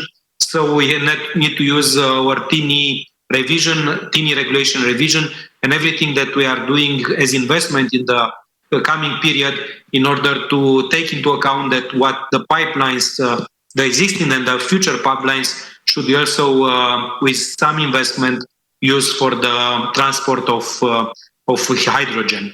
It is also important, I will finish with this, to look closely to the potential for large-scale renewable energy projects in the member states, and here investments from European money, from private money and public-private partnerships should be very much encouraged in the near future, because without this important investment, it would be extremely difficult to reach our goals. As a conclusion, along this way in the process, we need to ensure consistency across policies. We need to streamline Green Deal ambitions. We need a feasible transition. We should not leave any region behind, but keeping in mind that we should ensure also further the resilience of the energy systems, the security of the energy supply, aiming at energy autonomy in the Union, keeping affordable costs for the end users and also the competitivity of our industry. I'm sure that we will achieve this. I know that the European Commission is very much concentrated on this. We have a balanced approach, and I'm sure that together with the industry, in a good partnership with industry, and I see with great pleasure Mr. Starace, which has a lot of experience and a global vision and a lot of interesting idea to share, but not only, all the representative of the industry. So in a good partnership, we could achieve our targets. 55% at least, but I will stop at 55. Let's see what the political decision will be in the end in 2030, and of course, climate neutrality in 2050. Thank you so much. Thank you very much, Honourable Member of the European Parliament, Mr. Bușoi, for this very interesting and useful framing of the view from the European Parliament. As you said, a focus on renewable energy, which will require scaling up of renewable energy generation, making sure that we are consistent across policies, and making sure that we leave no region behind, that we also bring this regional and local perspective into the overall recovery and the recovery plans there. And then, of course, looking at the TENI regulation to make sure we have the right infrastructure policies in Europe. The next speaker is indeed Mr. Francesco Starace, who is CEO and General Manager of Enel, and who I should maybe mention Enel has just recently announced plans for a first green project in Chile, which is one of the potential large exporters in future. And so, coming back to this international point we mentioned before, it's again also timely that you are here. Enel is also one of the largest energy companies in Europe, and it would be interesting to hear from you, Mr. Starace. What do you see as the main challenges and opportunities on renewables and hydrogen in Europe? How do you see the future scenarios as a company? And how do you prepare for that? And how do you prepare for the global competition on hydrogen, as well as the development of European markets for your company? Please, Mr. Starace. Thank you. These are very important questions. I'm sure that I will be answering all of them in the brief time that we have here. I have to say that, of course, we are extremely excited and very happy about the development at European level and the direction of this Commission in the transformation of the society into a decarbonized one in Europe. And I think this is something that is within reach. Previously, as I was president of Eurelectric, we presented a paper to the previous Commission showing that the targets that the Commission had previously set could have been lifted to 55%. In fact, and we're very happy that this commission took it. And we think it's feasible. We always had this in mind. And then obviously this requires an acceleration in the development of renewables and also a consideration of the fact that there are sectors that cannot be fully electrified, and therefore hydrogen becomes an important factor in order to deeply decarbonize the energy consumptions of Europe. And we are talking about cement, we're talking about fertilizers, we're talking about chemical industry, and also transportation by ships, and in the perspective by air. So there are sectors that need hydrogen if we really want to go to a zero carbon society going forward. The question we have, and of course we are absolutely in favor of the fact that green hydrogen is the answer to a really decarbonized society.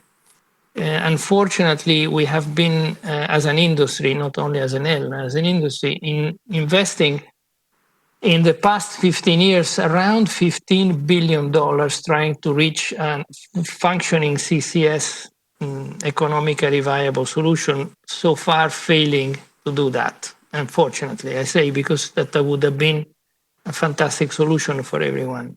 So we believe that not that CCS doesn't work, it probably does work in certain particular niche applications where proximity of CO2 storage can be easily reached, but that is not everywhere, and it is certainly not that common around the world. So we think green hydrogen is the answer. Now, the question is, why is it not yet there, and why even large countries like Japan, and let's not forget, Japan has a hydrogen strategy since many, many years, but not really functioning.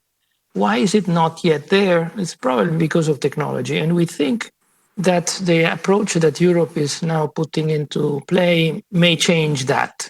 We think that a push towards trying to find and crack the hydrogen economics by pushing technology into the economic functioning area is the right approach. So we are trying to find out what is the bottom of that economics and why is it that electrolyzer cannot become more competitive. We're talking about cutting the cost of an electrolyzer a factor of 6, which seems a large number, but batteries did it, PV panels did it, many other industries had that curve, provided focus and attention and industrial dimension and ambition as thrown at it. So we are now in this phase, finding what it takes to have functioning electrolyzers that cost a sixth of what they cost today. If that is found, we know that renewable energy is already very cost competitive, and it will become more and more cost competitive worldwide. That's our view. What we don't know, and here is a little bit the question I have for all of you, what we don't know is which way technology will evolve. Will it evolve in the direction of having the economics of very large centralized electrolyzers dominate the market? And that will bring the problem of moving hydrogen around by pipes, by trucks, by something. Or will it go in the direction of small modular electrolyzers that will prepare and produce hydrogen close to the consumption, where consumption is, and have only water and electrons moved to the electrolyzer, which is a lot easier, frankly speaking. We don't have an answer to that, and we will not have it until we see the evolution of technology, which is really sometimes surprising. And I would caution you to try and guess, because no one really knows. I think we have to be humbly looking at it and not trying to bet, because it is a very dangerous bet, the one that we make. I have to say that we should at least study what Japan did in the last 10 years on hydrogen, because they have deeply invested and I think made few mistakes, and we might even try to replicate and avoid some of them and replicate the good practices. I think it's a good idea that we open a little bit of an observatory on what Japan has done so far, because they have been trying very hard the Japanese way, extremely determined, And they have been in any way successful, in other ways not successful. From our standpoint, we think that hydrogen produced by electrolyzers will be a winning proposition, provided that we solve the economic equation, which I think is reasonably within reach in the next 5 years. But we think we should not rush into the transportation of hydrogen dimension until we have a clear vision of which of the technological alternatives we are going to have in front of us. Because one can be extremely disruptive vis-a-vis the existing infrastructure that we think we can reuse. I think it's dangerous to project that hydrogen is like natural gas and that can be moved around in the same way, because the experience so far has not been that successful.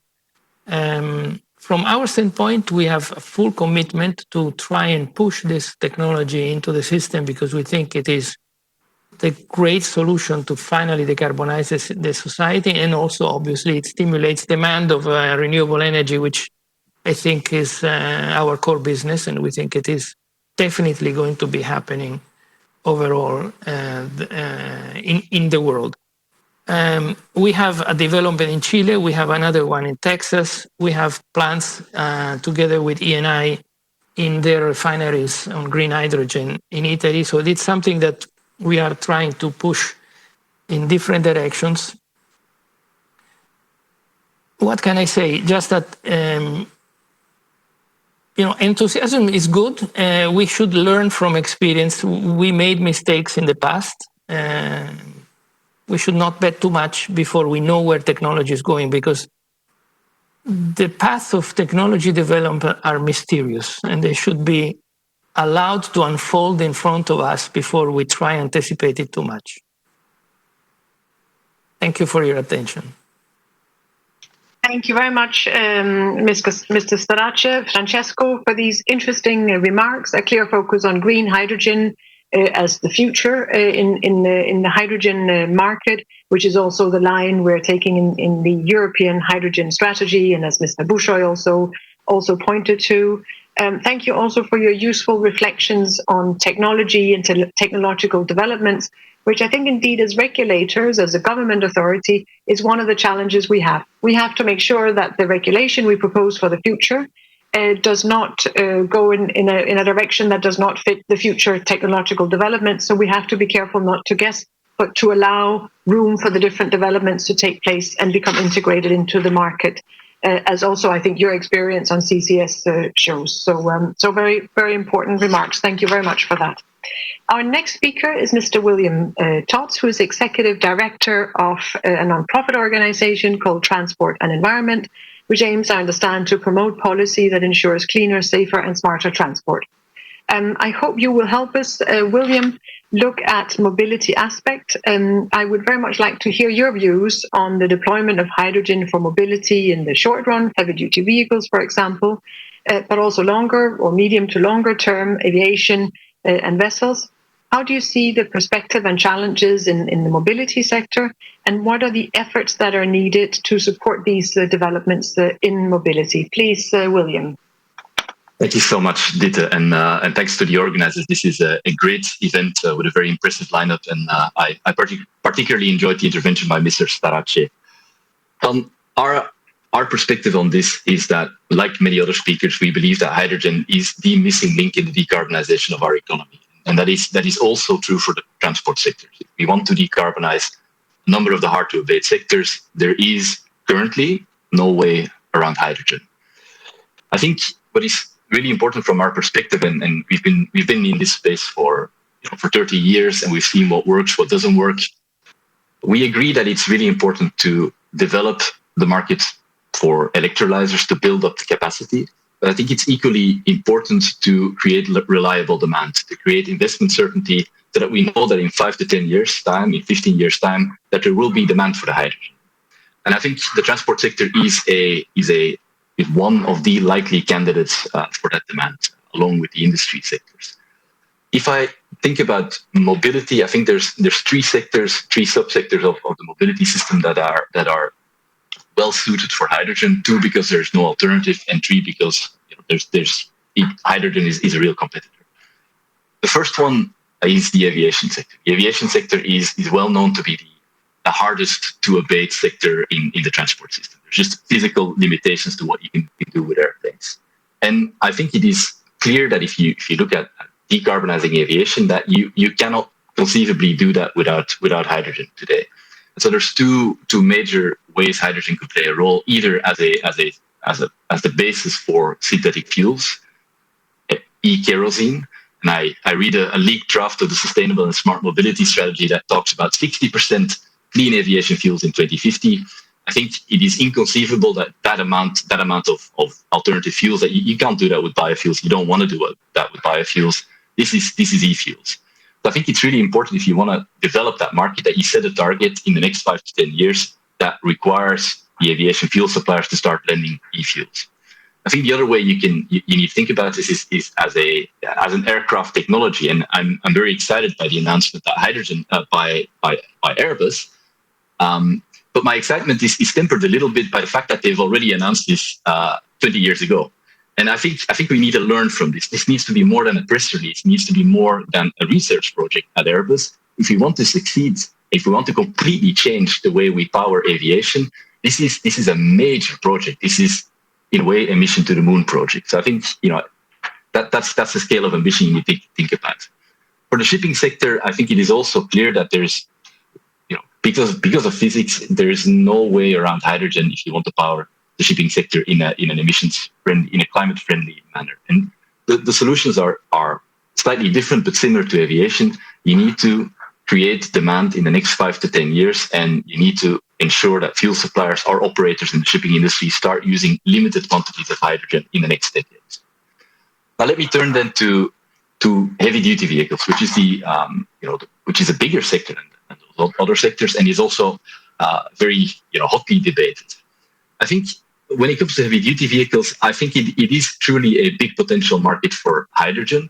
But I would also say that the race is open, and I agree very much with Mr. Starace that it is dangerous to make predictions about the future of technology. And we are not Soviet Union, so the market will decide what technology wins. Yeah, I think in the field of heavy duty vehicles, you have hydrogen vehicles operating in Switzerland right now, so it works. You've also got players like Daimler and other trucking companies, trucking manufacturers, presenting battery vehicles that can do 400, 500 kilometers on a single charge. That's real competition, and that's great. That's what we want. That's what we need. I think there's 3 things we can do in the heavy duty segment to promote zero emission solutions, hydrogen and/or others. I think one, that's we need to be clear on the final frontier. The final frontier for heavy duty vehicles is not diesel, biofuels, or e-fuels. It is zero emission vehicles, and that means that we're not only going to phase out combustion engine cars, but also combustion engine trucks. We need to be clear about that at European level, at national level. That needs to be reflected in the way we regulate those vehicles. We have CO2 standards for trucks that are not sufficiently technology forcing. They need to become much more ambitious.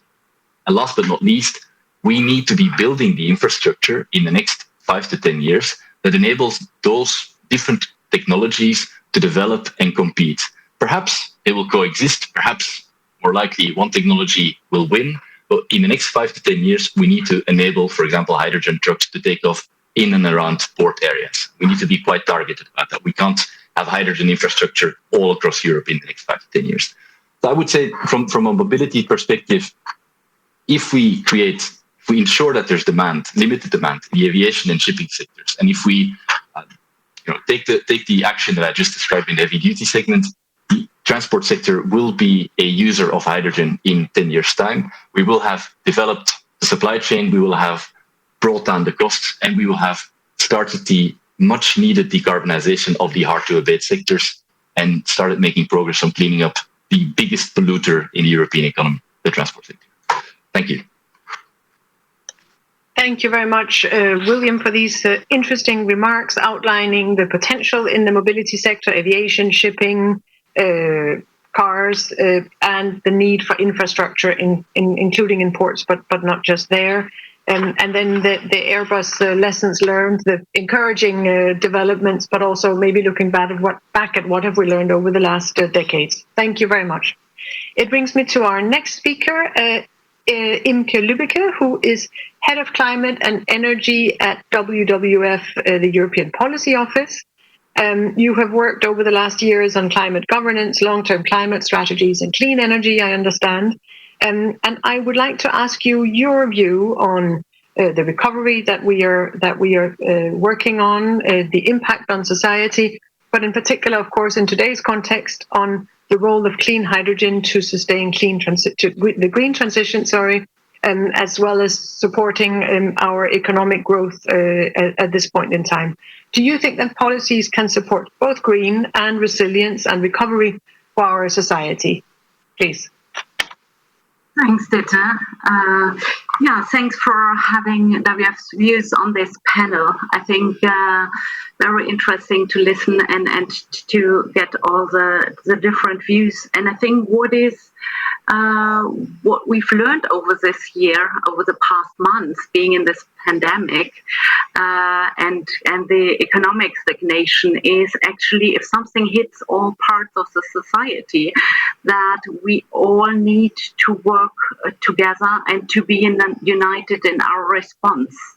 And I think that's something, a lessons learned, which is quite important also with regards to the climate crisis and the even bigger threat, which is also here and today. So I think working together, and congratulations for the Commission to make that happen, is a really important start. And bringing the different voices and different parts together. I think in particular, as we aim to move beyond fossil fuel economy to net zero emissions. So meaning leaving fossil fuels behind and looking into how can we do things differently. And many things have been mentioned before. So I think the signal was very clear with this new commission. Going to climate neutrality means also industry has a future if it moves to climate neutral, sustainable production. And for parts of the industry, that definitely means hydrogen, and green hydrogen is and needs to be part of the toolbox and is part of the solution. I'm saying green hydrogen because this is actually something which really concerns us. And this goes back to intervention made before about decisions and choices to be made. We think we need very clear choices which need to be made, maybe with a bit more time, but based on scientific evidence, looking into impacts and we get from different choices. So why do I say green hydrogen? Because I think we think made from fossil fuels is some kind of presenting old wine in new bottles, whereas we know that doesn't lead us far enough. We risk actually propping up existing infrastructure, spending huge amounts of money, and this has been said many times. It's a very specific situation with a lot of investment opportunities and public funding put on the table. We need to make sure this is right. We need to make sure this is not going into intermediate steps which actually eat a lot of the public funding, whereas they don't lead to the end goal. And that might be necessary in some cases, these intermediate steps, but that can't be kind of jumping too short. We need to make very transparent decisions around that and science-based transitions. In that sense, I'm worried about seeing in the Clean Hydrogen Alliance as well the heating sector and the consideration of using green hydrogen, which we know will be a very rare and very limited resource and probably a very expensive, as we heard, for a long time.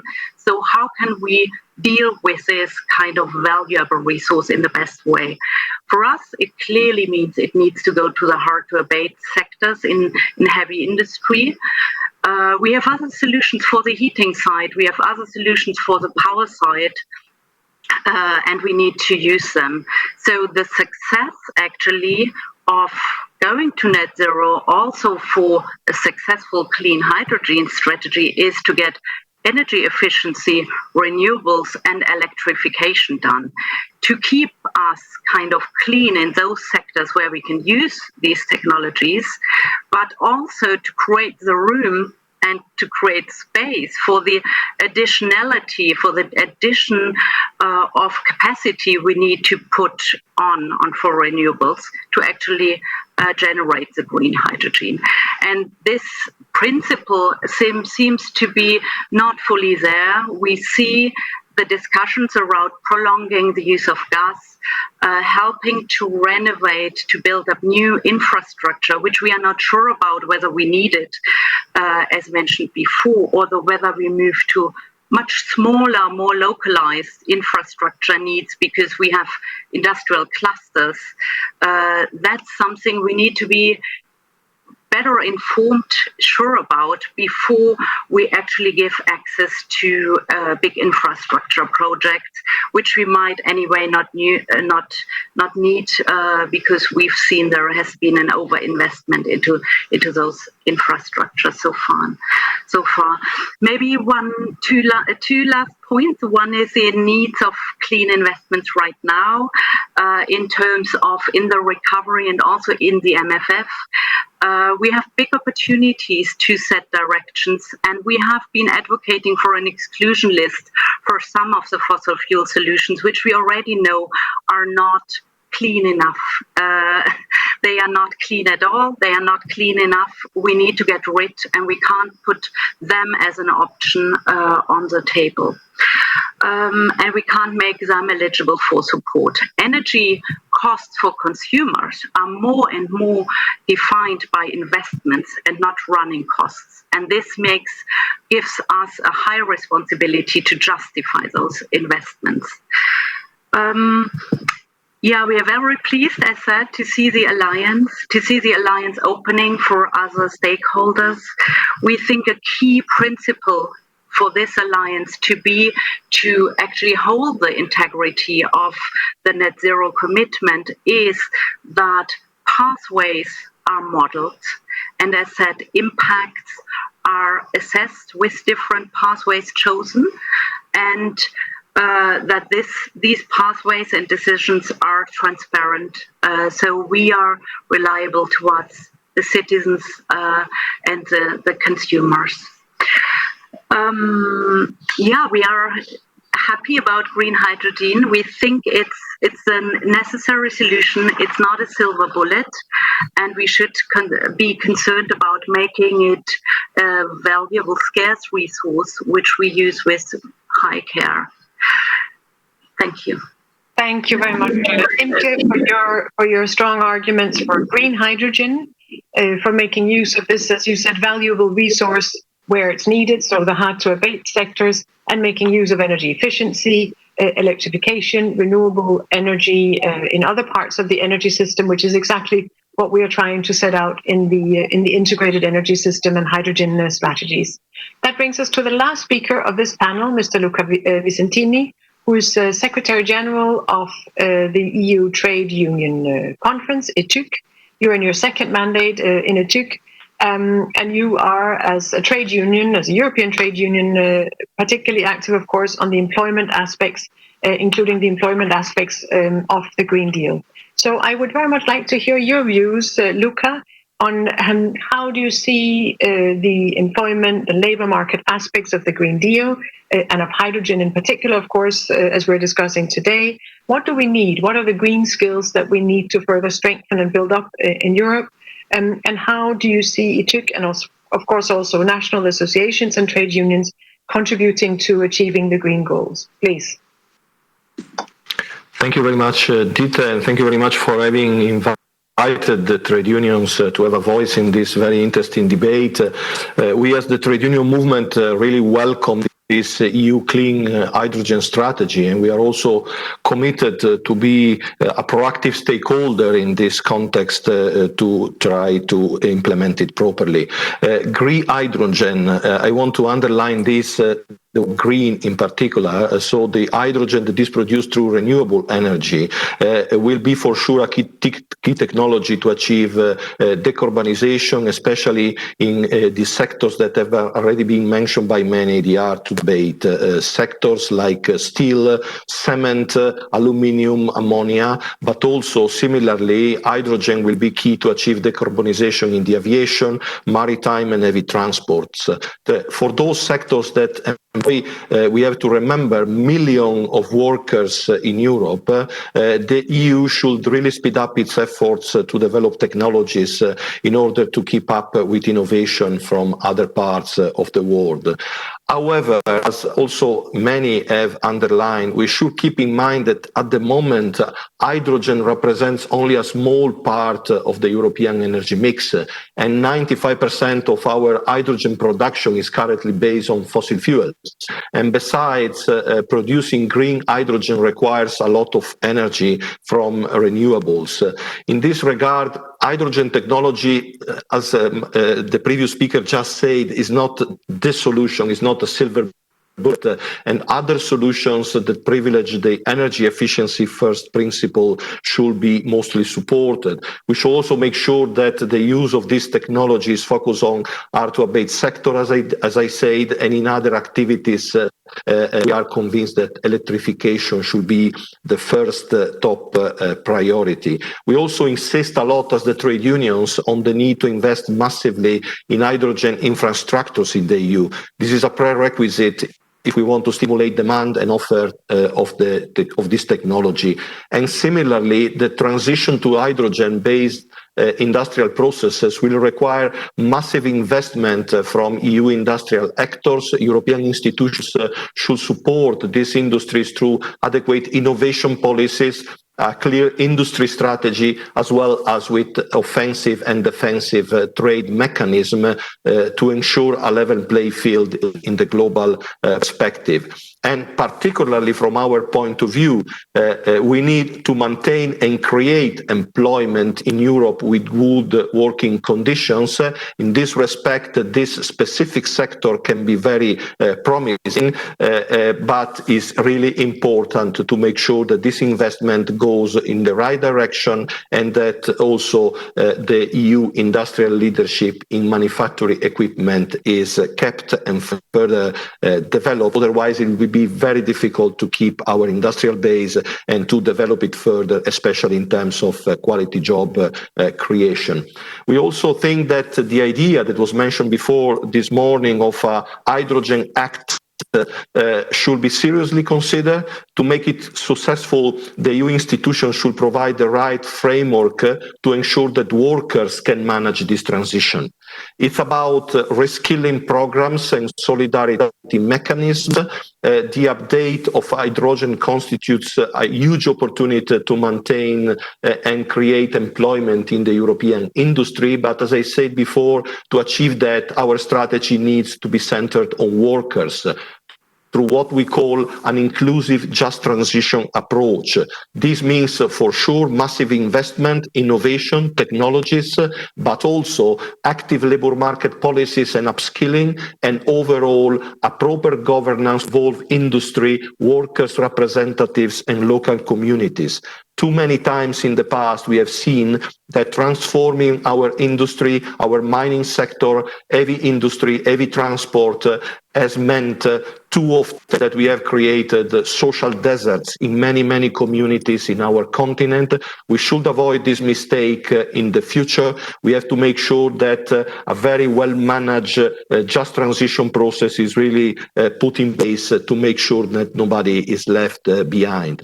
Another element that is important for trade unions is the need to create an occupational health and safety policy for hydrogen industries to protect workers. If not properly managed, hydrogen technology can be dangerous for workers. Indeed, leaks are dangerous and the risk of fire or explosions are present. as the recent experience in Norway at an hydrogen gas station reveals. We think that the conversion of the clean hydrogen strategy of the European Union does not take into account new security and safety risks enough. And we call for strong health and safety policies, as well as a dedicated program to both educate users and producers of hydrogen. Finally, it is crucial that through the whole process, trade unions and workers' representatives are at the table. This shifting technology will have profound impact for employment working conditions. It is therefore key to develop this with working people through social dialogue and collective bargaining in particular. For all these reasons, as I said at the beginning, we welcome the creation of the Clean Hydrogen Alliance. We want to be part of it as trade unions, and we hope that it will be a space where inputs from workers are taken into account and where the social dimension of the just transition is properly addressed. Thank you very much for your attention.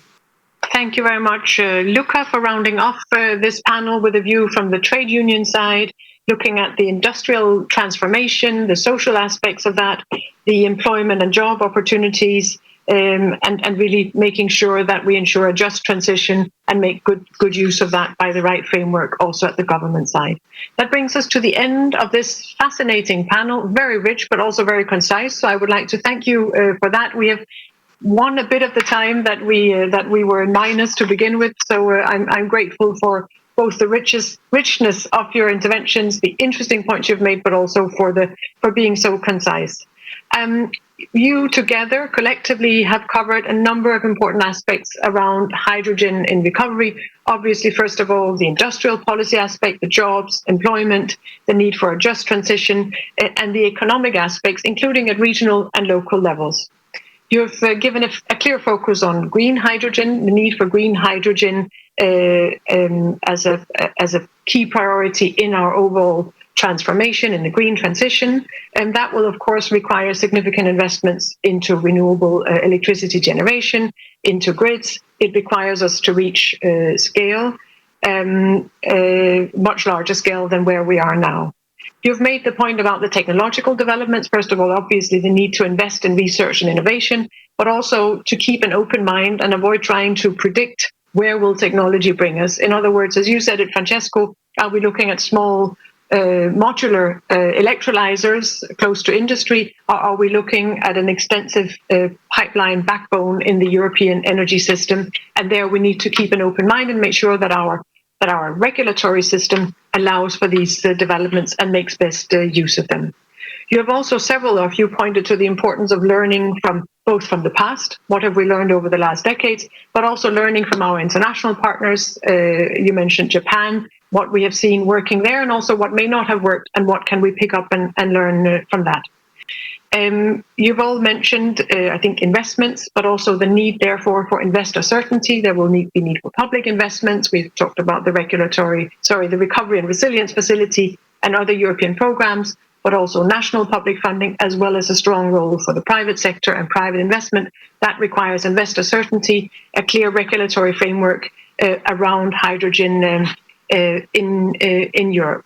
And then you have recalled the rare and valuable nature of green hydrogen and the need, therefore, to focus this particular resource in the hard-to-abate sectors where it can really make a difference compared to other sectors. Heating and buildings, I think, was mentioned, where we can electrify at lower cost and at higher levels of energy efficiency. And of course, combining our hydrogen strategy, our hydrogen market, with electrification, energy efficiency, and renewable energy generation, and using hydrogen, for example, in industry, both as feedstocks, but also in industrial processes and energy use, and in the mobility sector, as was mentioned, also starting with aviation, shipping, and heavy-duty vehicles, and beyond that.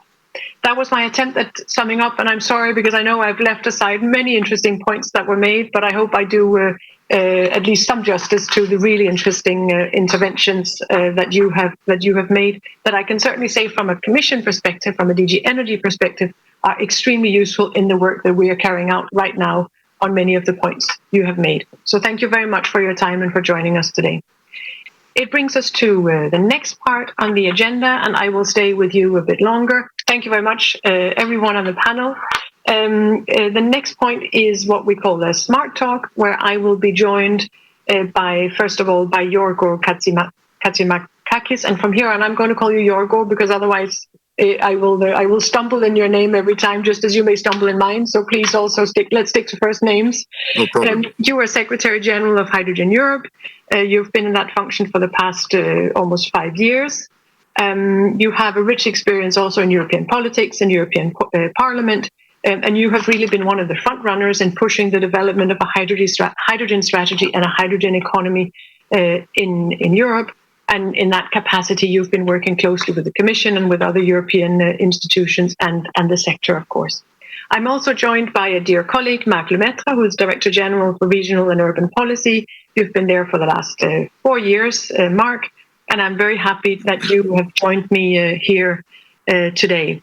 Again, since we started a little bit late, my introduction will be very, very short. I think the previous session, the panel, has actually given the best possible introduction one could think about, thanks to the very good interventions.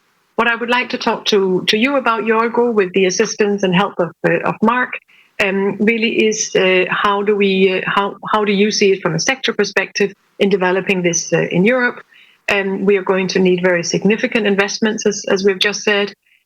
We have the Clean Hydrogen Alliance, which should play a major role in developing the market and developing the framework. We have, as I mentioned, important EU financial and funding instruments, the multi-annual financial framework, the Next Generation EU, the Innovation Fund, the European Investment Bank is also playing a role. The regional funds will certainly play a role, and Marc, that is one of the reasons you're here today. And so that's the context at European level and at Commission level.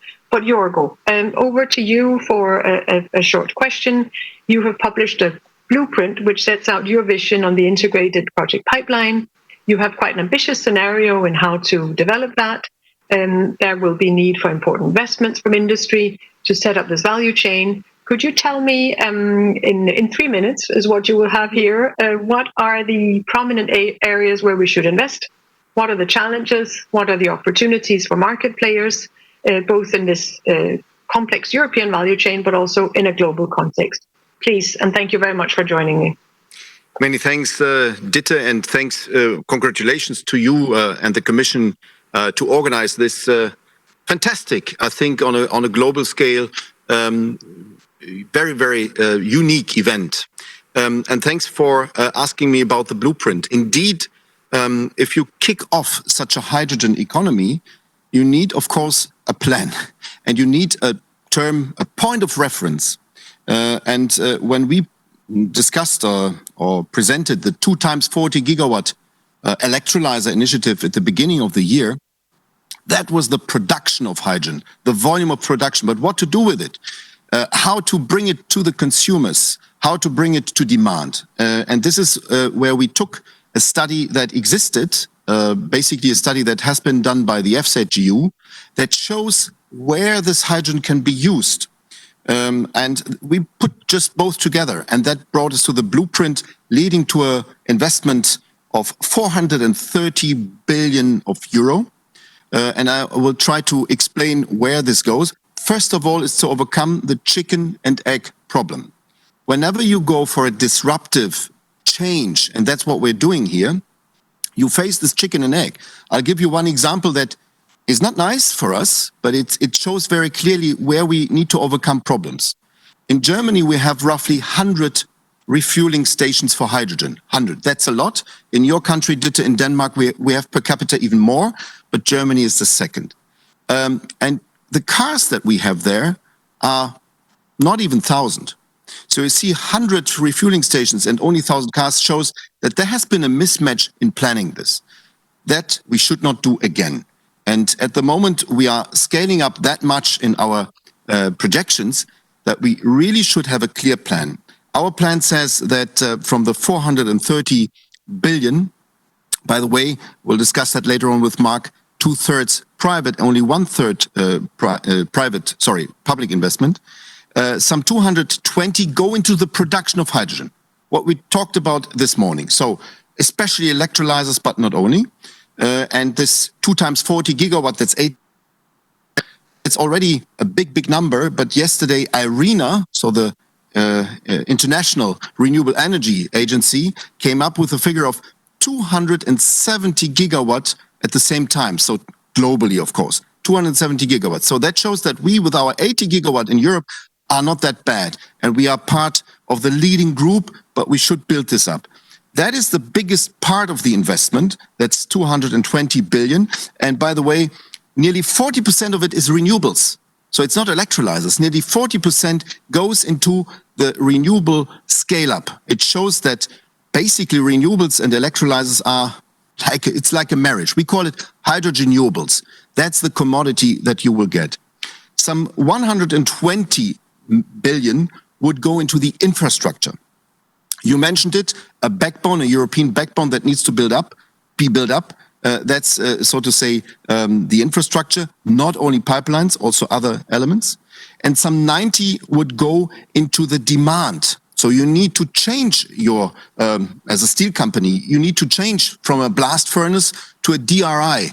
Not explaining what that is at the moment, have only 3 minutes. But the point is there will be some investments that need to be done. And this at the demand side would be then 90 billion. And this all is to overcome chicken and egg. And this all is just as a point of reference. We have so many new initiatives. This week, we witnessed the launch of the Renewable Hydrogen Coalition. That was a fantastic launch. We will see more of it next year. But Breakthrough Energy, which is behind that, announced as of 25 to put 100 billion private money, 100 billion into hydrogen projects every year. So you see, we trigger also with this point of reference that the blueprint should be, we trigger other investments that would come.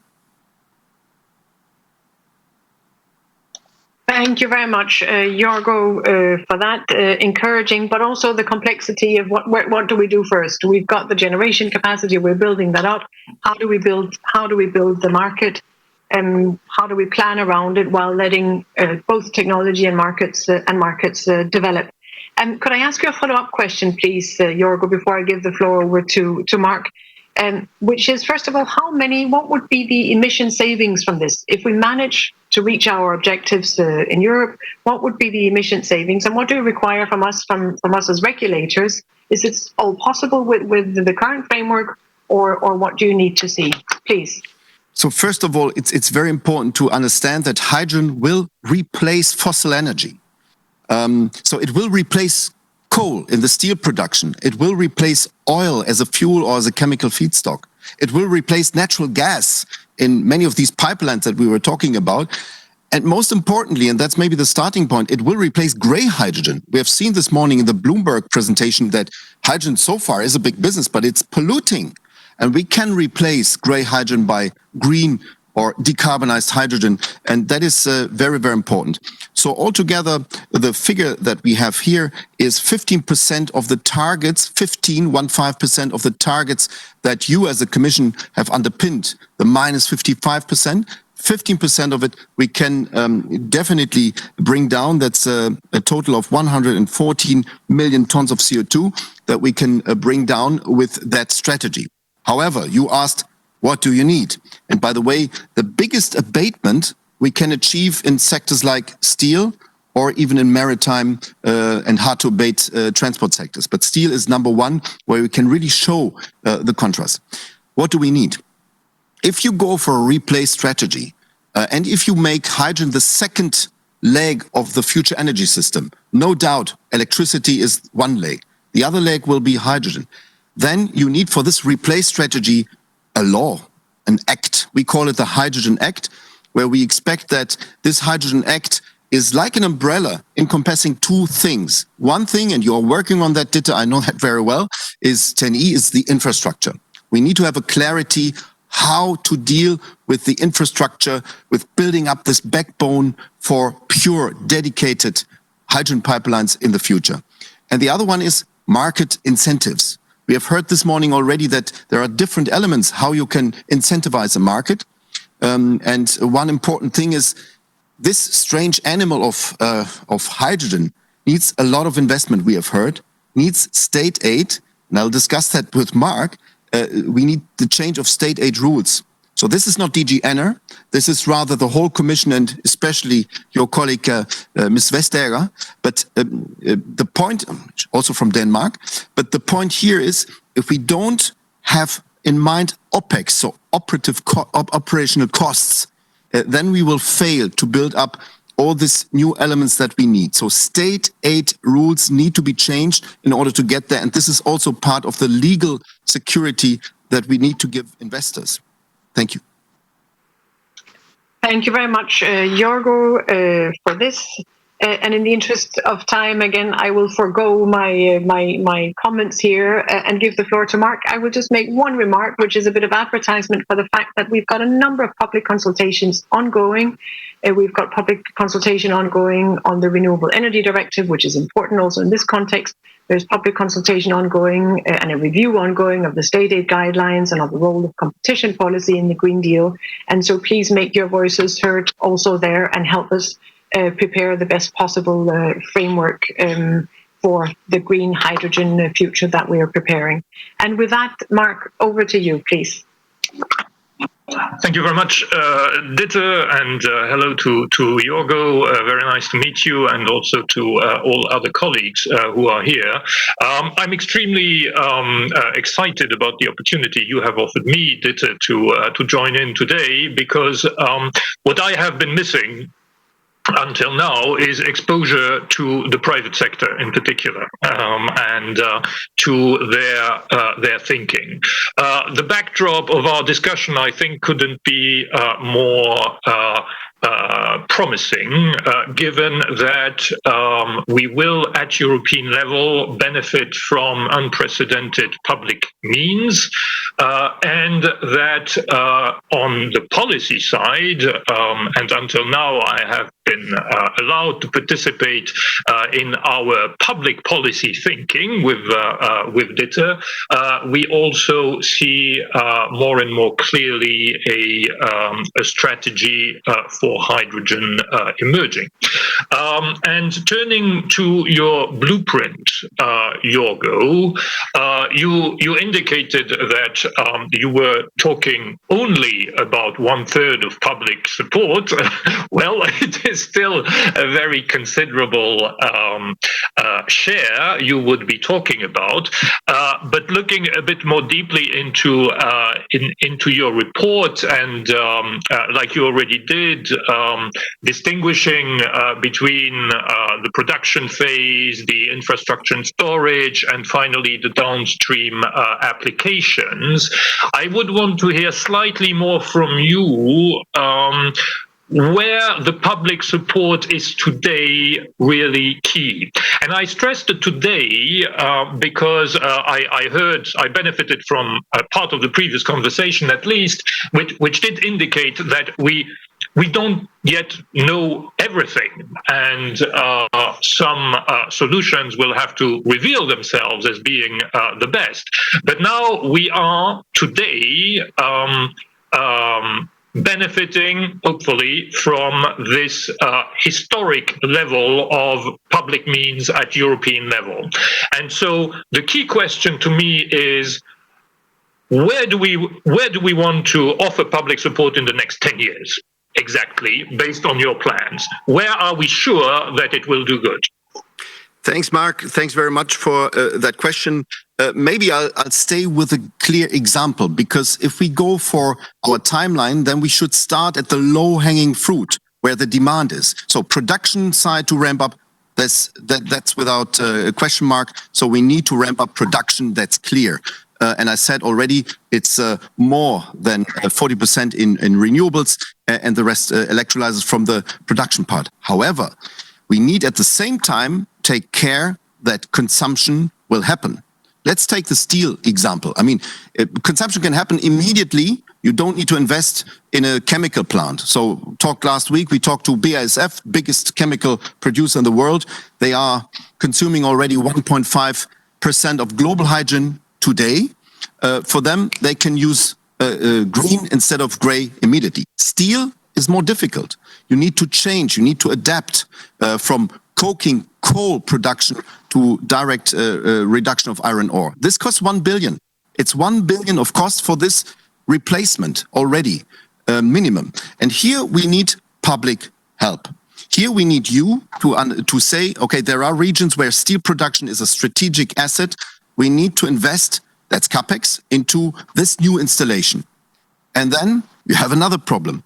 For several years, you will then have higher costs of production of this steel company, because using hydrogen at the higher price that we have now encompasses, of course, a risk. You need to hedge this risk, and you can do it by helping with OPEX. A carbon contract for difference has been mentioned many times. So you see here two elements for the first 10 years, where one element is crucial: to ramp up production and industrial consumption, industry consumption of hydrogen as a feedstock mainly at the same time. Parallelly, we will see other waves, mobility and other end users, heating sector. But this is number one, to ramp this up. And you will also see then infrastructural investments that need to come. You have wonderful elements and tools on the European level to do that, like CEF, Connecting Europe facility. And I did not even talk about the government initiatives that can be done using your money, regional funding that goes to some budgets of governments that can use it, for instance, for important projects of common European interest. Thank you. Jorgo, thank you very much. Very insightful, and in fact, you influenced my follow-up question. You referred in particular to carbon-intensive industries and gave examples under the general umbrella that, of course, we are concerned with, yes, a just transition, and that all parts of Europe should be benefiting from the deployment of greener technologies and including hydrogen. Focusing now on carbon-intensive industries, where do you see, again in the short term, because it is now that we need to have clear plans for public support, where do you see the biggest potential in the coming 5 to 10 years to help carbon-intensive industries decarbonize through hydrogen? And I will not go into the competition rules and operating aid. Let's not talk about that again. I said this is crucial. However, if we see, because we need also a balanced approach, a European balanced approach, the biggest clusters, industrial clusters that need this hydrogen are definitely somewhere in Central or Northwestern Europe. But the new giants of production will be in the South or in the East, even in the North. We heard today a lot about Portugal and Spain.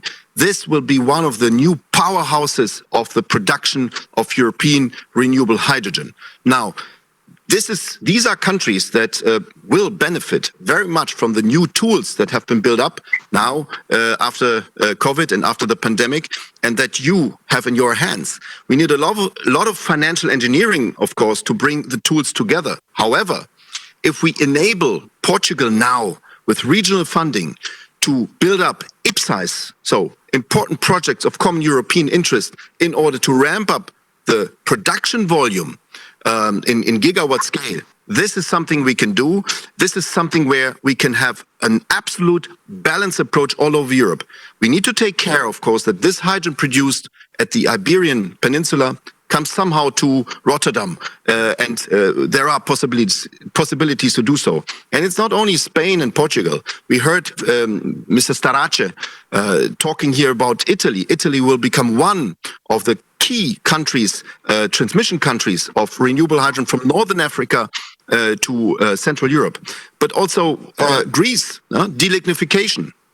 It's not doable without ramping up renewables plus having hydrogen as a storage and as a heating source.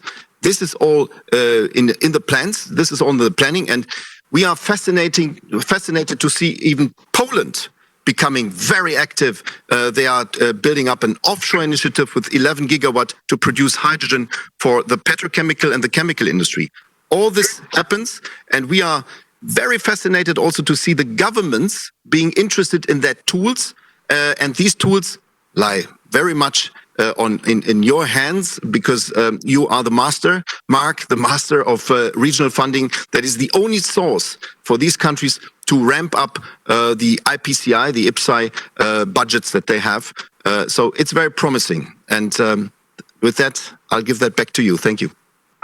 Thank you very much, Jorgo, and thank you very much, Mark, for this interesting wrapping up of this session. I can conclude that Mark is the master, first of all. I can also conclude that the European hydrogen strategy is on the right path. There is an important task ahead of us as policymakers, an important role of industry, and a need to work together to develop the European hydrogen market and ensure the investments into green hydrogen that we are aiming at in our common hydrogen strategy. That brings us to the end of this session, and I'm keen to wrap up because I know that in the next panel discussion we will be joined by Commissioner Thierry Breton, who will introduce the session with an interesting discussion around industry aspects and the clean hydrogen ecosystem in Europe. So with that, thank you very much, Jorgo. Thank you very much, Mark. And back to you, Bart, for a continuation of the program. Thank you. Great. Thank you, Dieter, for this really wonderful moderation you did. You're really a specialist in that. I clearly can see that. Thanks a lot for that. And also for of course, the smart talk, which was, again, very interesting. And it's really great to see all those fantastic messages that all these speakers have brought in your panel. And clearly, as you said, a lot of work for us. Also, big thanks to Jorgo for his insights on where we will spend the 430 billion euro investment, and actually also solving the chicken and egg problem. I think it was very clear, and I'm sure we will be able here in Europe to do it, but we will have to do it all together, policymakers, but also the industry and the research. And to Mark, thanks a lot for your intervention. Yesterday, you might have heard, we had a session with the regions together with the German presidency. And actually the main message was that regions are ready to go. They are ready to go for hydrogen, but they need more support. And they need support in various areas. First of all, financial support, they said. But also they need policies that create demand so that they can invest also in their region, in the companies. Because a lot of regions, they say, we have great companies, but we need policies to create the demand. And finally, they also stressed the importance of regional cooperation. Regions talking together, sharing the experience. For them, that was crucial. I believe here already we have the Hydrogen Valleys Partnership, but I believe that the FCH JU, which is already working since 4 years now with more than 100 regions together, and the preparation of the next partnership, synergies will be key. And I believe that there is a big potential to cooperate together with you, Mark, with DG Regio, and we have already fixed a meeting very soon, I think in the coming few days, and this is exactly what I want to discuss with you. How can we cooperate more closer together, because the regions are asking this. So I'm looking forward to our discussion in the coming days. Thanks for that. And as we already, was already mentioned by Dieter, we will have a panel discussion now. And I actually already introduced the person, so I will not do it again. But Commissioner Breton, he will talk a little bit with this panel about the European Clean Hydrogen Alliance. The European Clean Hydrogen Alliance is really something that he has been launched, and we are very happy with that. And I'm looking forward what they have already achieved by today, and more of, and as well, what they will still achieve in the coming weeks and months ahead, because they need to prepare this investment agenda, which is really, really important for Europe. So looking forward for your panel discussion. Commissioner Breton, the floor is yours.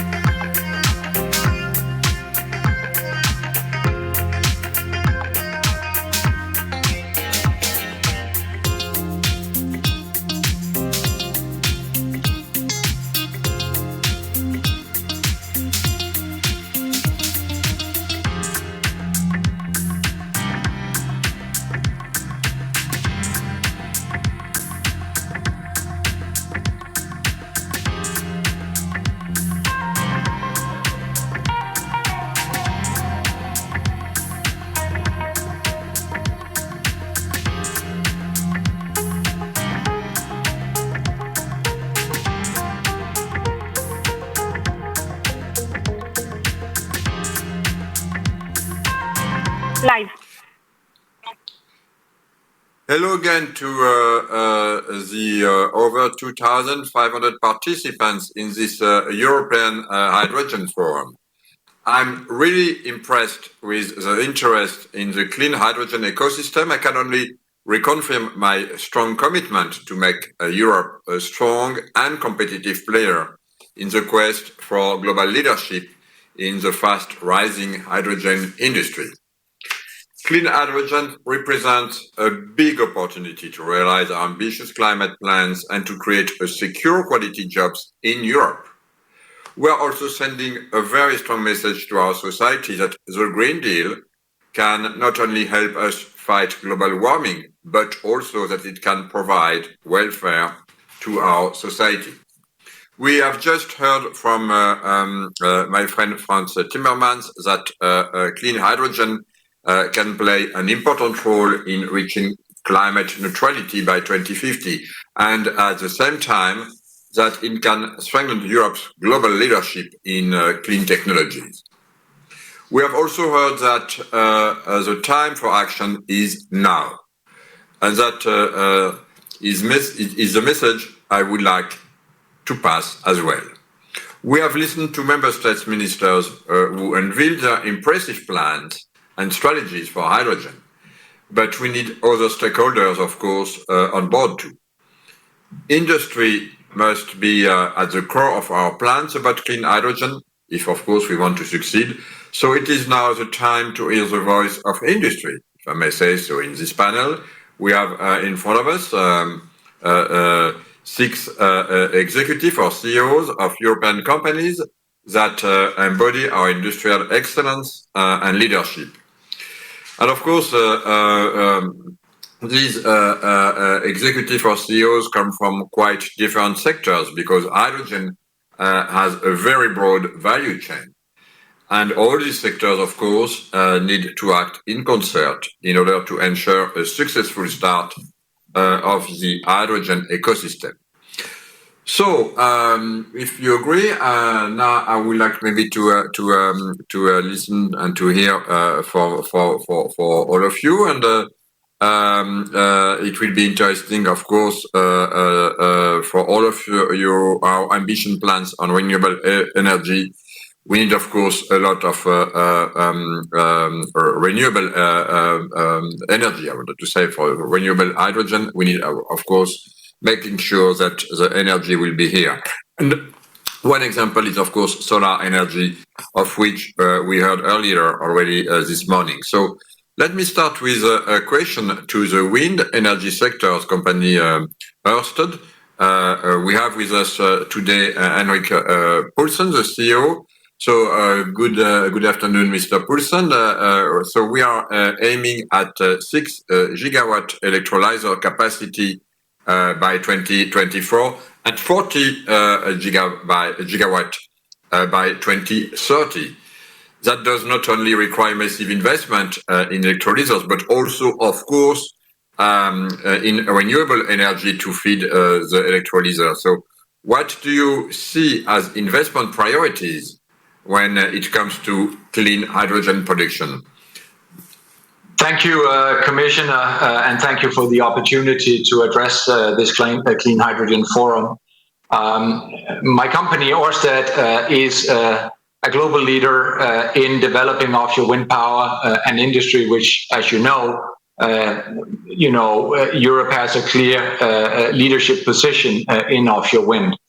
Our company has a vision of a world that is running entirely on green energy, and we're fully committed to the EU target of net zero by 2050.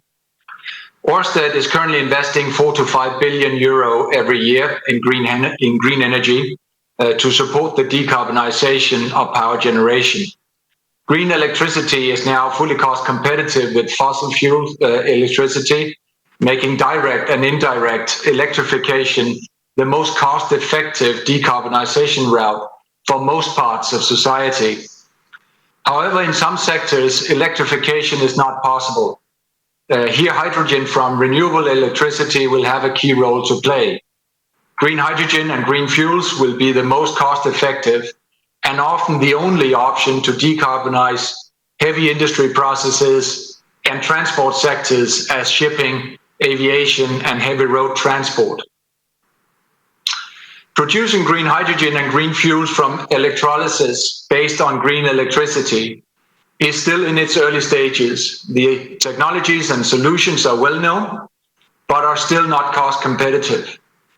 We firmly believe that costs of green hydrogen and green fuels can be reduced to cost competitive levels over the next decade through industrialization and scaling. All of this assuming a meaningful price on CO2 emissions. In Ørsted, over the past 6-7 years, we've been part of spearheading the cost reduction of offshore wind power. And we want to use our experience in scaling and industrializing our technology to achieve similar results for green hydrogen. With our experience from offshore wind, we also believe that we can help drive and optimize the interaction between very large-scale offshore wind farms and large-scale power-to-X production facilities. We have established an initial portfolio of green hydrogen development projects and have so far announced 6 partnerships in Germany, the Netherlands, Denmark, and the UK.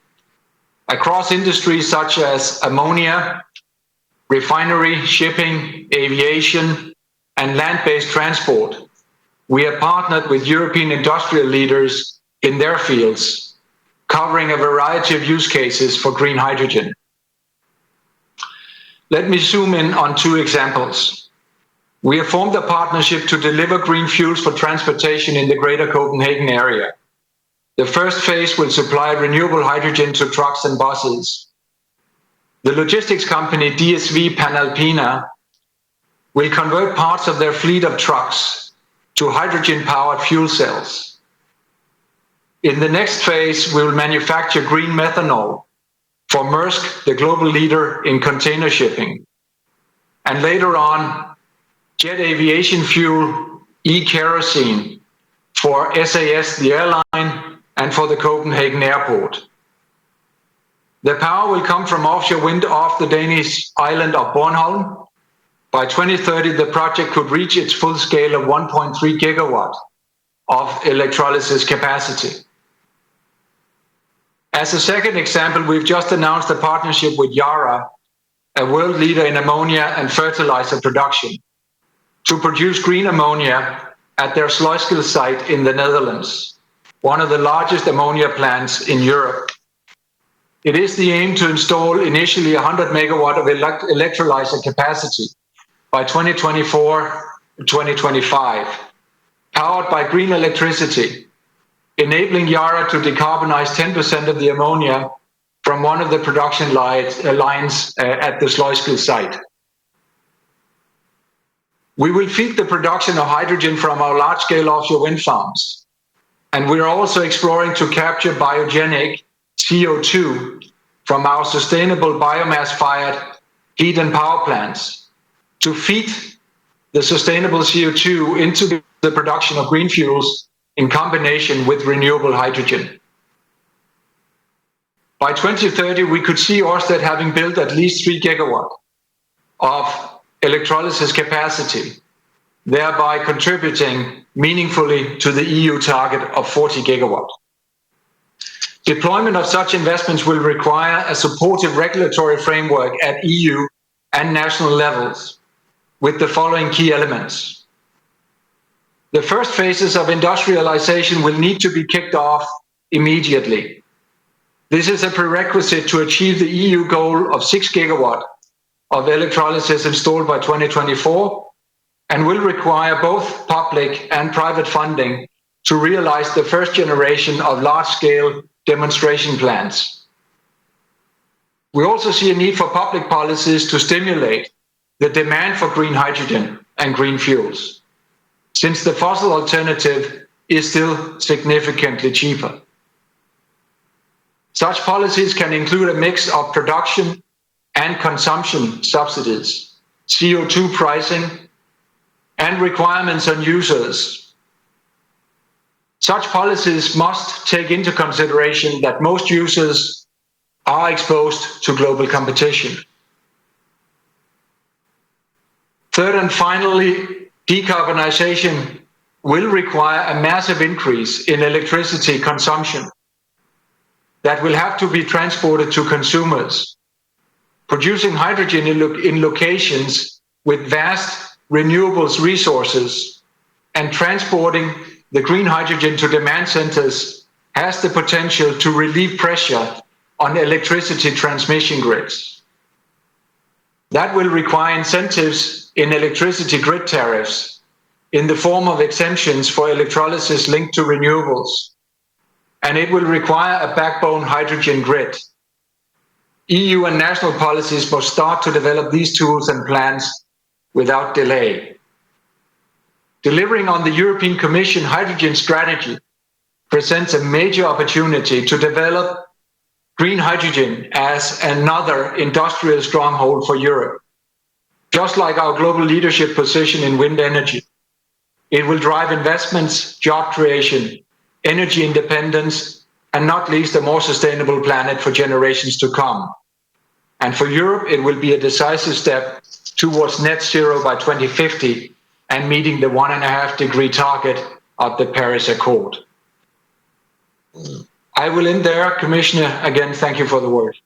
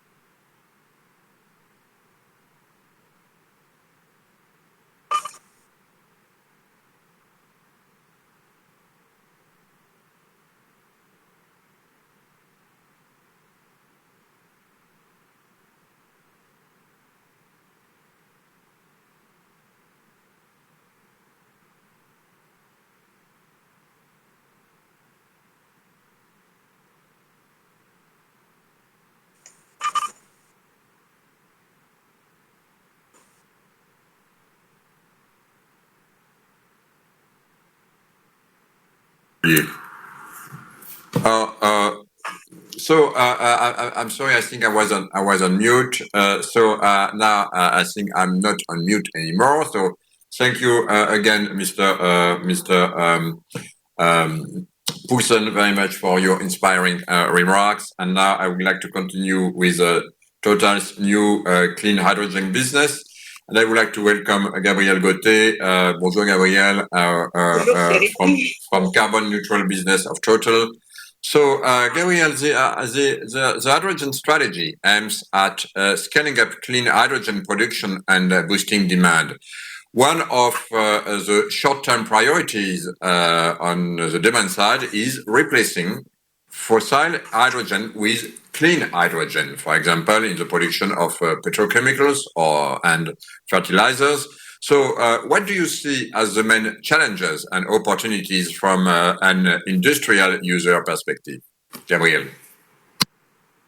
Thank you very much. First of all, Commissioner Bertut, for inviting us. It's a pleasure to meet you again on this CEO roundtable and allow Total to share a little bit what our insight is. The first thing in the first remark, we must not forget that today's market is over 90% industrial needs for hydrogen.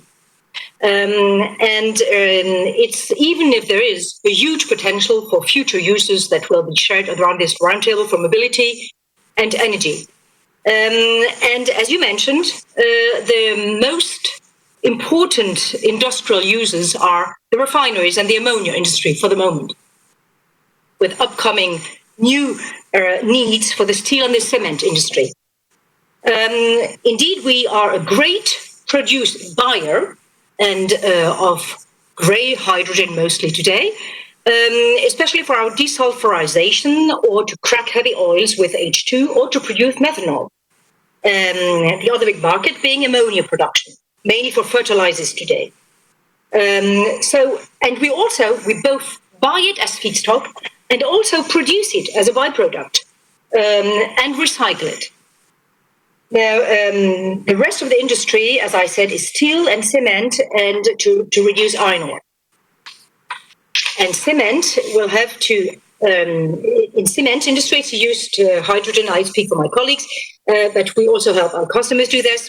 Cement industry needs to optimize and capture the CO2 emission to reuse it to produce with hydrogen synthetic fuel, starting with methanol. So our first challenge is, of course, and I'm in charge of decarbonizing Total first and then our customers, is to decarbonize our own sites, our feedstock, which is both a challenge and an opportunity because it's a huge de-risking opportunity for organizing hubs around our sites first. And decarbonization of industry, as you clearly mentioned, is key for us, but for Europe, to maintain a competitive industry and to maintain jobs. So it's an urgent need to capture, store the CO2 emitted by the SMR, the reformers produced. However, we also think of new industrial uses for e-fuels and synthetic fuels. So we also think of green hydrogen. We don't oppose the two, but green hydrogen from renewables, which is also foreseen as a good option. And as you might know, we are engaged in a pilot, in the first phase of a pilot project in France with ENGIE around our biorefinery of La Mède, which first we start with the first phase, which is rather small to test and to see, but that will for sure scale to serve other customers and other needs in the Marseille area, especially the mobility market. But we also have other projects around Europe, mainly starting around our big sites, because as I said, they de-risk hubs. In Germany, around Leuna, near Leipzig, in the Netherlands, around Zeeland. These sites are very crucial and important for us, and we are seen as big off-takers. However, this is not the only, our refineries are not the only reason why we're engaged. As you know, we're a big investor also in renewables, and hydrogen is seen as an essential vector, as the CEO of Ørsted clearly said, an essential complement to this increased investment in renewable production. We have targets of having 35 gigawatt installed by 2025 and 85 gigawatt by 2030. So it's a good complement and a vector that compensates the intermittency of renewables, especially for industrial needs. You need hydrogen as a vector to store. The second thing, to scale quickly, we need to inject in existing gas pipes. For sure, we need to think of new hydrogen-dedicated pipes, but if you want to have scale, we need to inject in existing gas pipes quickly. And you need to have a regulation that sets quotas, possible quotas of injection in these existing gas pipes. And then last but not least, of course, we distribute hydrogen. And we have been distributing hydrogen for 20 years in places like Germany. A few words to finish. What do we need? What are our key challenges? First of all, that was said by already, we need scale, we need size, we need cooperation together. We work with a lot of our co-competitors, with ENGIE, with Air Liquide, to install hubs around our site that will not only serve ourselves, but will clearly serve others, and the mobility and the injection in gas. So we need collaboration. We need, however, a sound and a foreseeable regulatory framework, because these are heavy investments, and we need to be in which to engage in around timeframes that are 25 years. So stable and a foreseeable regulatory framework, a CO2 price. This is, I think, something very important. And we specifically engage in countries like the Netherlands, for instance, that have installed a foreseeable above ETS price of CO2 for the next 15 years. This is crucial for long-term investments. Second, injection quotas in gas, and other methods like contract for differences that facilitate the world of industries like cement, like steel, that engage in accepting green hydrogen as a feedstock. CFDs, like what we discussed with the UK government for the moment. This visibility and stability in a regulatory framework is key and will be key to attract, along with us, long-term investors. Thank you very much for the opportunity of giving us Thank you. Total to give it. Thank you very much. Thank you, Madame Gauthier. Thank you very much for your remarks. Very important. So now, if you all agree, I think it will be interesting to move now to power cells in Sweden, and we have with us, I think, Pierre Ekdunge, who is the Vice President of Power Cell Sweden and the CEO of Power Cell Germany. So, Mr. Ekdunge, the mobility sector is, of course, another very important driver of demand for hydrogen. And your company is in the middle of preparing an industrial rollout of mobility-related fuel cell systems. So how do you see the perspectives for hydrogen-powered mobility? And what are, from your point of view, the main obstacles still on the way? And of course, finally, when do you see broad-scale applications? It should be of interest for all of us, of course. So the floor is yours. Okay, thank you very much, Commissioner, and thank you for having me here to present our activity and what we're doing in fuel cells and hydrogen for mobility. So PowerCell is a company which is completely devoted to the fuel cell and hydrogen area. We have never done anything else since established as a spin-off from Volvo in 28.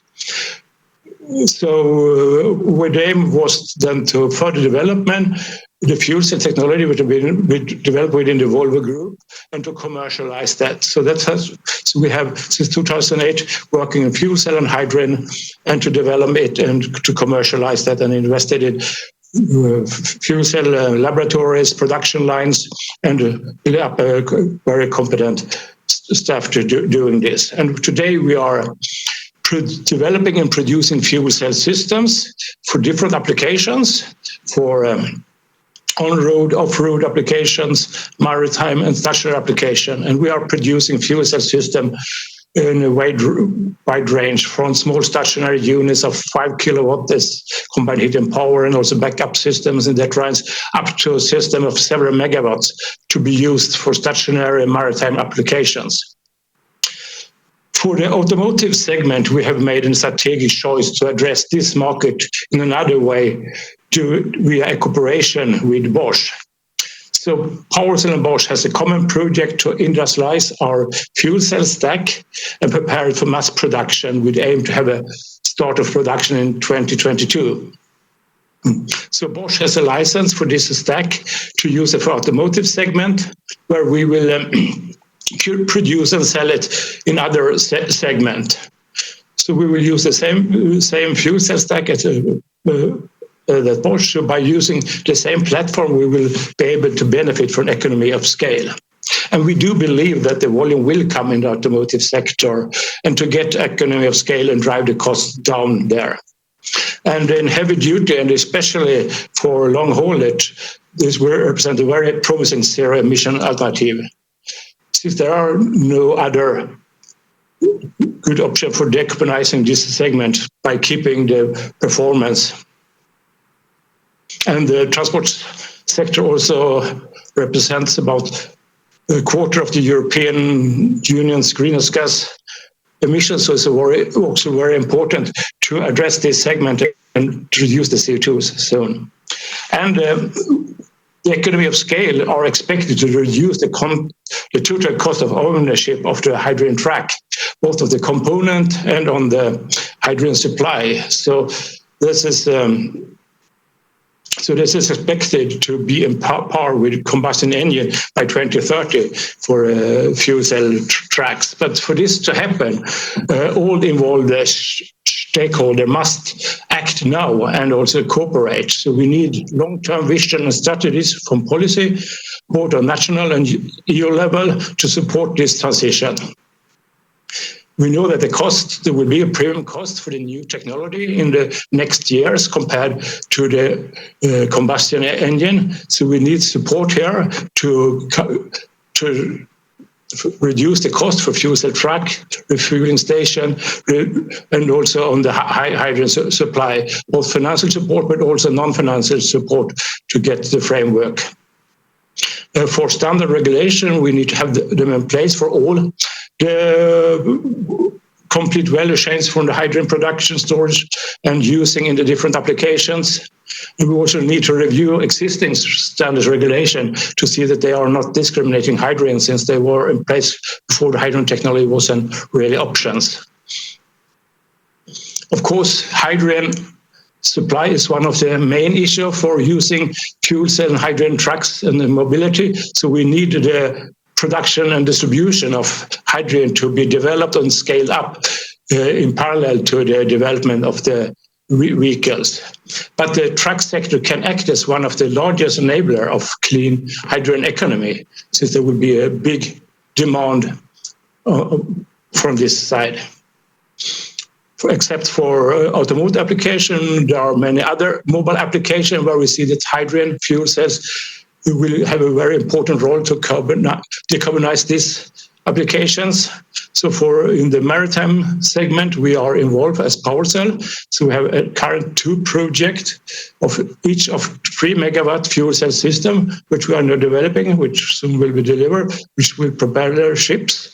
And since the lifetime of ships is very long, 30 years or longer, there's an urgent need for enroll hydrogen as fuel as soon as possible, because the fleet renewal takes a long time. So we need to start the transition from the fuels already now. So we urgently need a European regulation framework for a maritime sector with clear ambitions, obligations for use of hydrogen-based fuels. PowerCell is also involved in aviation, so we have delivered fuel cell systems through the first commercial aircraft, which was shown by Sarabia very recently, where we're using our fuel cell system. This is also a segment which is difficult to decarbonize, but we know that they also have been shown in the recent published report from McKinsey that hydrogen is a viable option and fuel cell can be used for short, medium-range aircraft to propel them. So PowerCell is involved in different segment and application for fuel cells, even if we are a small company. And SME, we have been working for a long time to contribute to develop technology and deploying this in different segments. So thank you. Well, thank you very much. That's very, and we hear loud and clear what you said and asked at the EU level, but that's very inspiring. So thank you very much. And now maybe I would like to ask Mrs. Manon van Beek. Mrs. van Beek, the hydrogen strategy was linked to the energy system integration strategy. So what are you doing to integrate both electricity and gas? And what role can hydrogen play in that integration, in particular when it comes to increasing the role of renewables and also of renewable energy storage? So, Mrs. van Beek. Yes. Thank you very much for the invitation to this panel, and good afternoon, ladies and gentlemen. It's great to see this afternoon that we have such high-level involvement and engagement, I think, at this topic. And thank you also, Commissioner, for your questions. TenneT is building and operating high-voltage electricity grids in the Netherlands and in large parts of Germany. And therefore, I believe that we will be one of the most important suppliers for the production of green hydrogen. Our grid will deliver the electricity from renewable sources to the electrolyzers. And I think also already today we are among the largest investors in the energy transition in Europe. In the next 10 years, and I believe from Ørsted I heard a similar amount, also we will invest 4 to 5 billion euro per year in connecting offshore wind parks to shore and also reinforcing the onshore grid. We have the entire energy system in view, and I think the goal of our company is not to optimize the parts of it, but to drive the energy transition forward in a way that delivers a low carbon energy system at affordable cost. The phase-in of hydrogen should also benefit, in my view, the entire energy system, and emission reductions should be delivered at the lowest possible cost. And indeed, together with the gas grid operator GasUnie, we have done 2 studies to look at the optimal energy infrastructure in 2050. And one of our questions was how to best distribute the transport of energy between electrical grids and gas grids. And I think both studies highlighted how important it is to include electrolyzers wisely and at the right location at the right time in our energy system. I think for us, electrolyzers are significant electrical loads. For example, the Dutch government is planning 3 to 4 gigawatts until 2030, and Germany is planning 5 gigawatts until 2030. This sums up already to 9 gigawatts. And that might sound not too much, but it actually equals the peak loads of a major city like Munich or the greater Amsterdam area. And I think when we act clever, we will locate this new electrical load close to the renewable generation. But if we build them far away from renewable generation, they will create a high additional demand for electricity transmission. And I think already today we do see network bottlenecks. Unfortunately, for example, in Germany, we already often reduce electricity generation from renewables in the north and increase the generation from fossil fuels in the south in order to cope with such bottlenecks. And the additional cost caused by congestion could add up to several €100 million per year in 15 years already. And by deciding where we put the new electrolyzers, we will decide actually about the future cost of the electrical system. And by building them far away from renewable generation, we would create many additional high voltage DC onshore connections, each that come at the cost of several billion euros. And only one of them would already be more expensive than the cost to convert parts of the existing gas grids into a hydrogen backbone. And so in my view, using also these gas grids would be more efficient and also more cost effective. And I do say that as CEO of an electrical grid company, grid operator. In this way, hydrogen could also take over a backup function for electricity for those times when neither the sun is blowing or the sun is shining, like today here at my Tenet home quarters. Gas and electricity grids must be planned in an integrated way. So that means common scenarios, input parameters, and also common planning cycles. And I want to finish, Mr. Commissioner, with 5 key messages.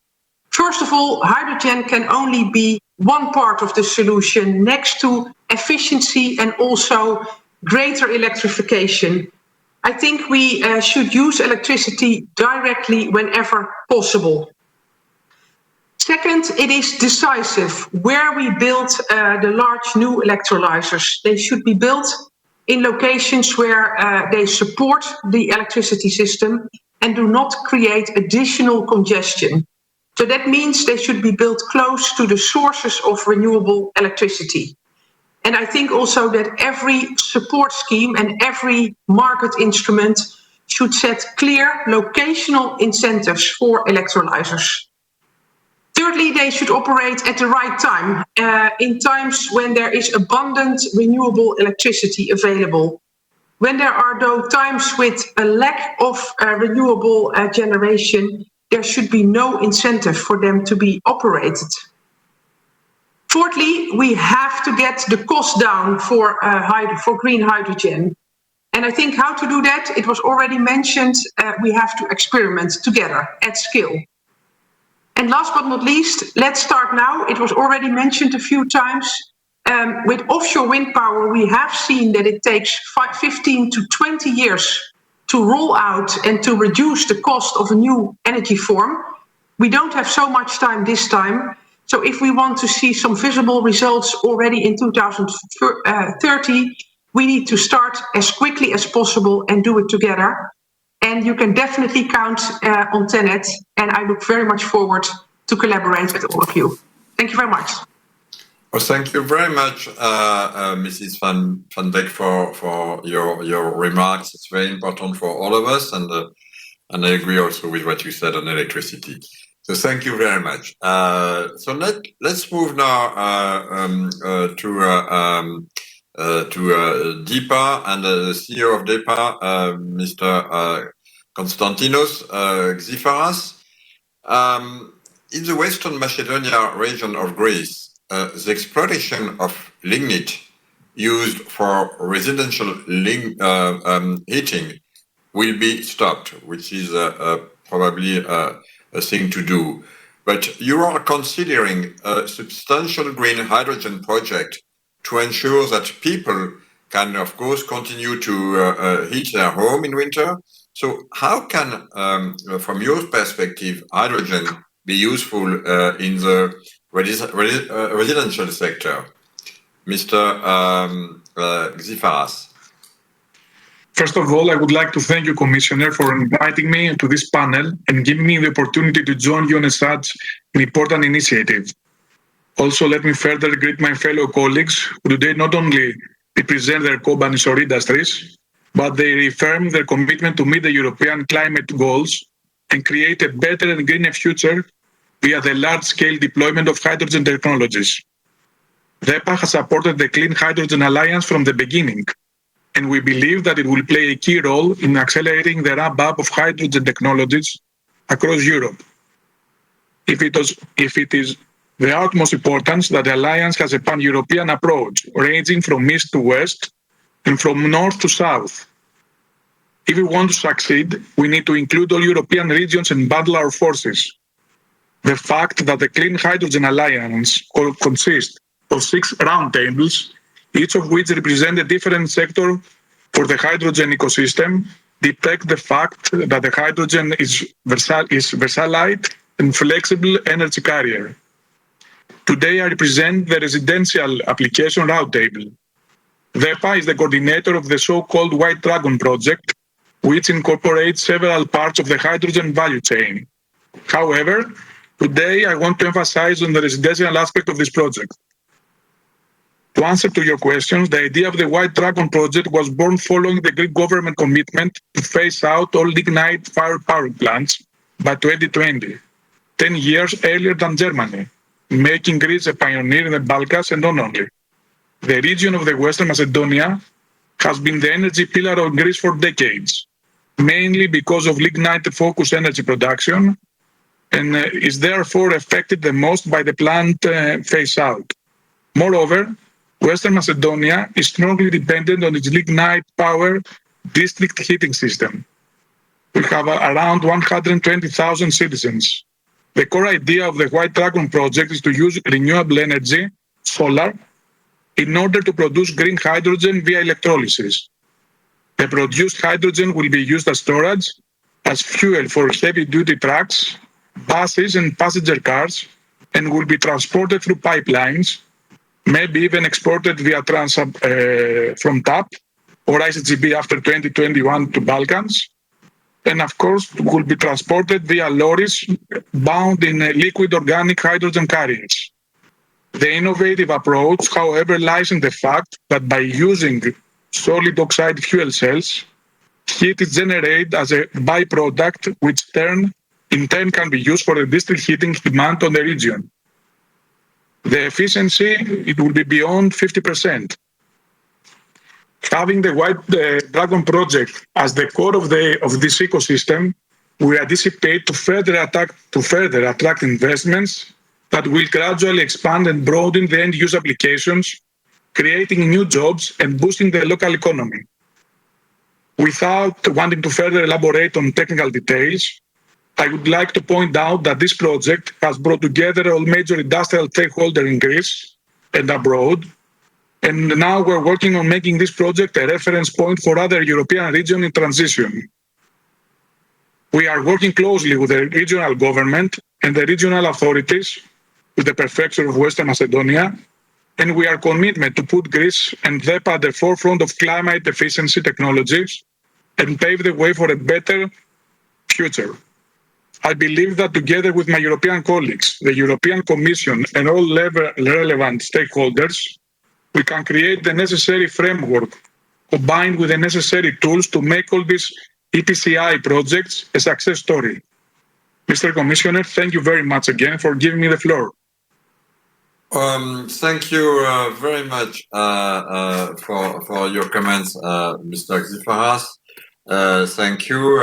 Last but not least, let me move to the Italian company, SNAM, and we have with us Marco Alvera, the CEO. So, Mr. Alvera, the most cost-effective production sites for green hydrogen are not necessarily at the largest center of hydrogen demand, and we understand very well why.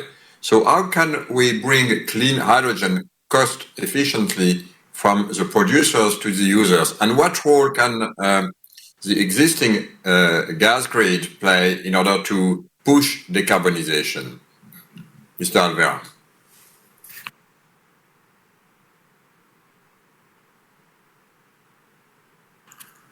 I don't hear Mr. Alvera. I don't know if Mr. Alvera heard my question, but probably maybe is disconnected. So,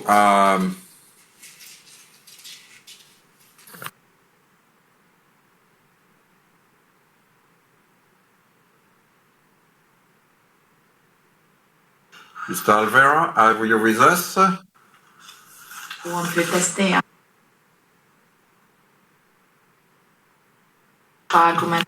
Maybe while Mr. Alvera is maybe reconnecting, let me ask the last question.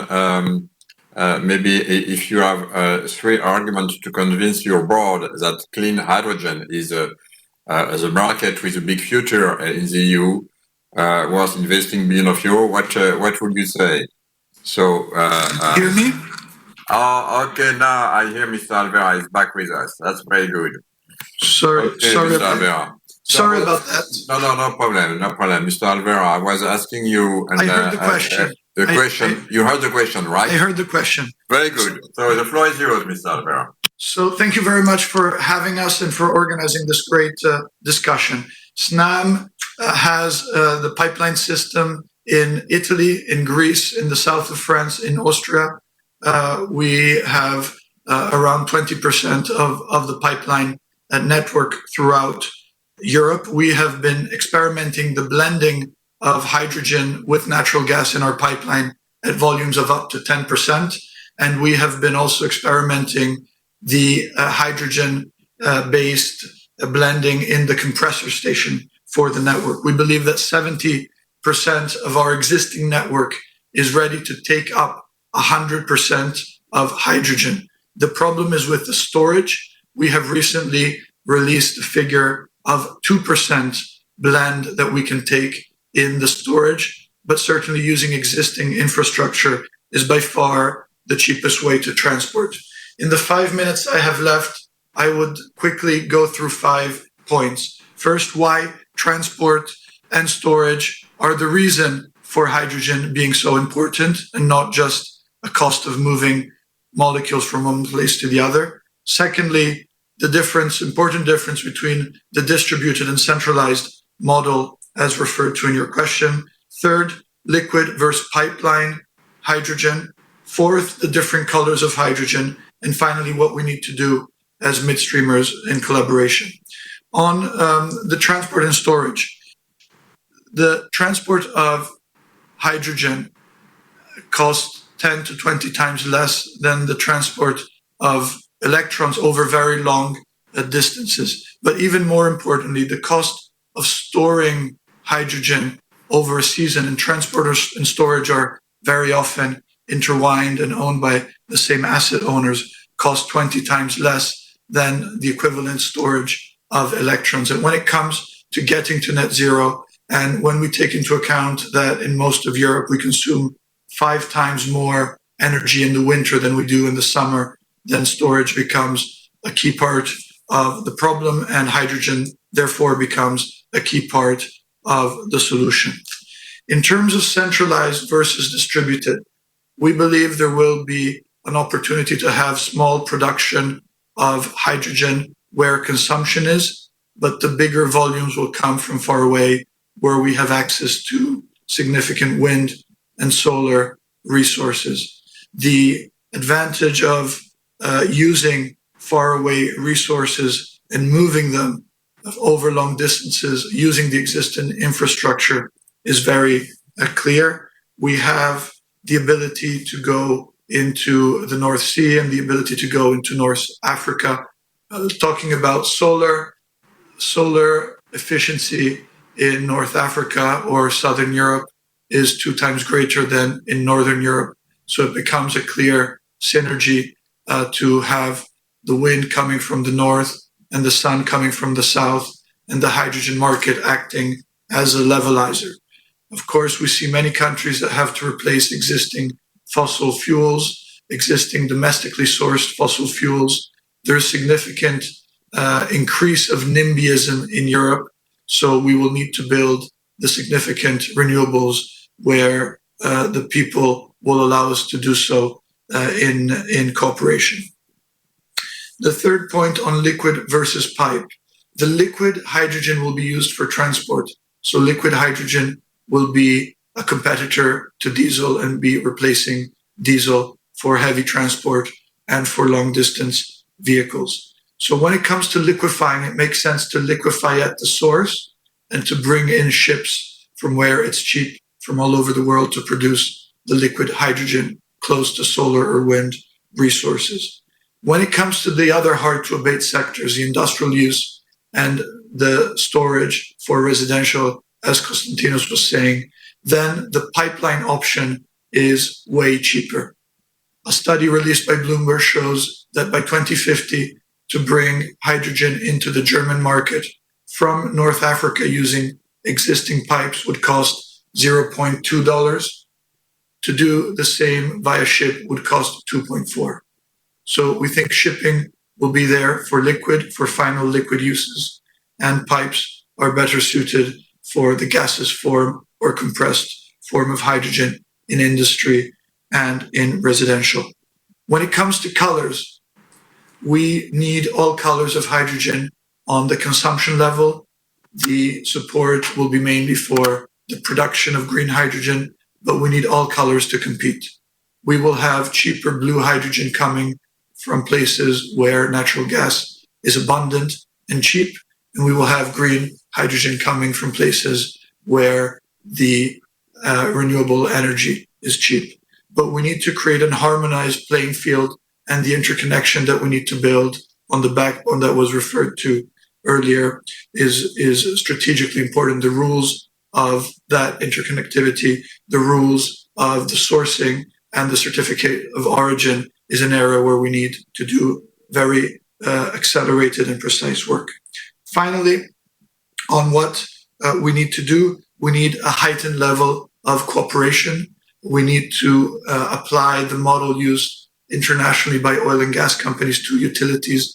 And I think we're going in the right direction. I'm hearing words of cooperation where we need to join forces. We need to agree that the sectors will work in a coupling way. There will be a lot less distinction between molecules and electrons, as hydrogen is made from electrons and can be turned back into an electron. The midstreamers will play a key role as we need to balance supply and demand, and we've been doing this historically. So a lot of work to do.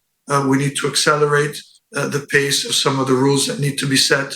And a curiosity I had for the Commission in reading on the impact assessment on the 2030 55% reduction targets, there seems to be a lot less hydrogen in that impact assessment than we see in the hydrogen strategy to 2030. So I think it's very important to get clear signals. The industry is going to move a lot faster than expected. We already have business dealings that are working even before subsidies. Thank you. Thank you very much, Mr. Alvera, and I think this will end our tour de table. So I would like to thank you very much, all of you, for your impressive plans on the rollout of hydrogen installation within our continent, within the EU. I am convinced that we will have enough industrial role models to leverage the market expansion of hydrogen, and you would definitely could count on us to do whatever we have to do. But it is obvious that there is definitely a big ambition from the side of the industry. You can then be assured that we will match this ambition, as the Commission will actively pursue the objectives and plans laid out in the EU hydrogen strategy. We will soon publish the results of the call for participation in the roundtable, and work will start still this year on a concrete hydrogen project pipeline, which is very important, as you all mentioned. So I hope we will be able to discuss initial results in February at the EU Industry Days, and of course you will be formally invited, of course, in time for the industrial policy update. So thank you again for all of you. My best wishes for the remainder of the forum today and the forum project day with 180 concrete projects tomorrow. So thank you very much, and looking forward to hear from you very soon. Thank you. Thank you. Thank you very much, Commissioner Breton. It's great to hear really the industry commitment. It looks like the Clean Hydrogen Alliance will be a great success. And I'm really looking forward to the coming months. Thanks for your great efforts, and also thanks for the speakers, of course. Thank you very much. So, after this very packed morning, I can say, with a small delay in the start, which I apologize for that. But we had many great messages and very inspiring speeches this morning. Now it is time to take a small break. We will be back at 13:50 for, again, a very impressive lineup of speakers. We will include, of course, the Commissioner of Research, Mrs. Gabriel, but also we will hear from members of the European Parliament. So stay tuned, and maybe it's now a little bit time to grab something to eat and to drink. See you soon.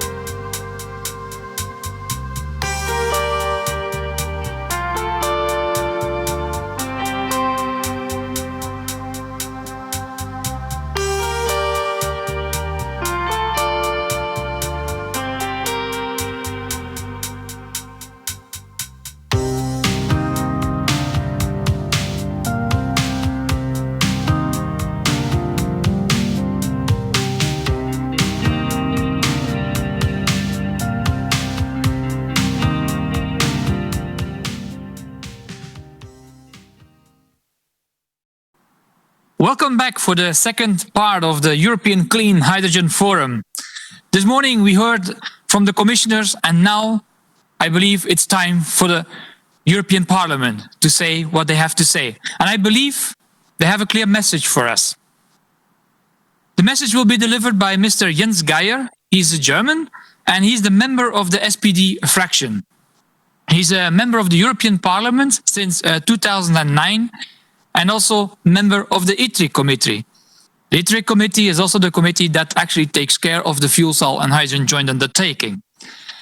He is appointed over there as the rapporteur for the European hydrogen strategy. And of course, we're all looking very much forward to hear what he has to say about the European Commission's hydrogen strategy proposal. Mr. Geier, I know you come from the Ruhr area. And we all know very well that the Ruhr area is a very industrialized area. I'm sure that your region in particular will be a big consumer of hydrogen, green hydrogen. So I'm looking forward what you have to say and to the message that you have for our sector. Thank you. Yes, thank you for the invitation, Mr. Bieberg. I'm not only coming from the Ruhr, I come from Essen, what is still claiming to be the energy capital of Germany. And so I'm very excited about the development of the hydrogen technology in the hydrogen sector, for which also the joint undertaking has played decisive roles. We have discussed that on several occasions. So from the European Parliament, I'm over at Ruwirz, but unfortunately not in the position to join you in person.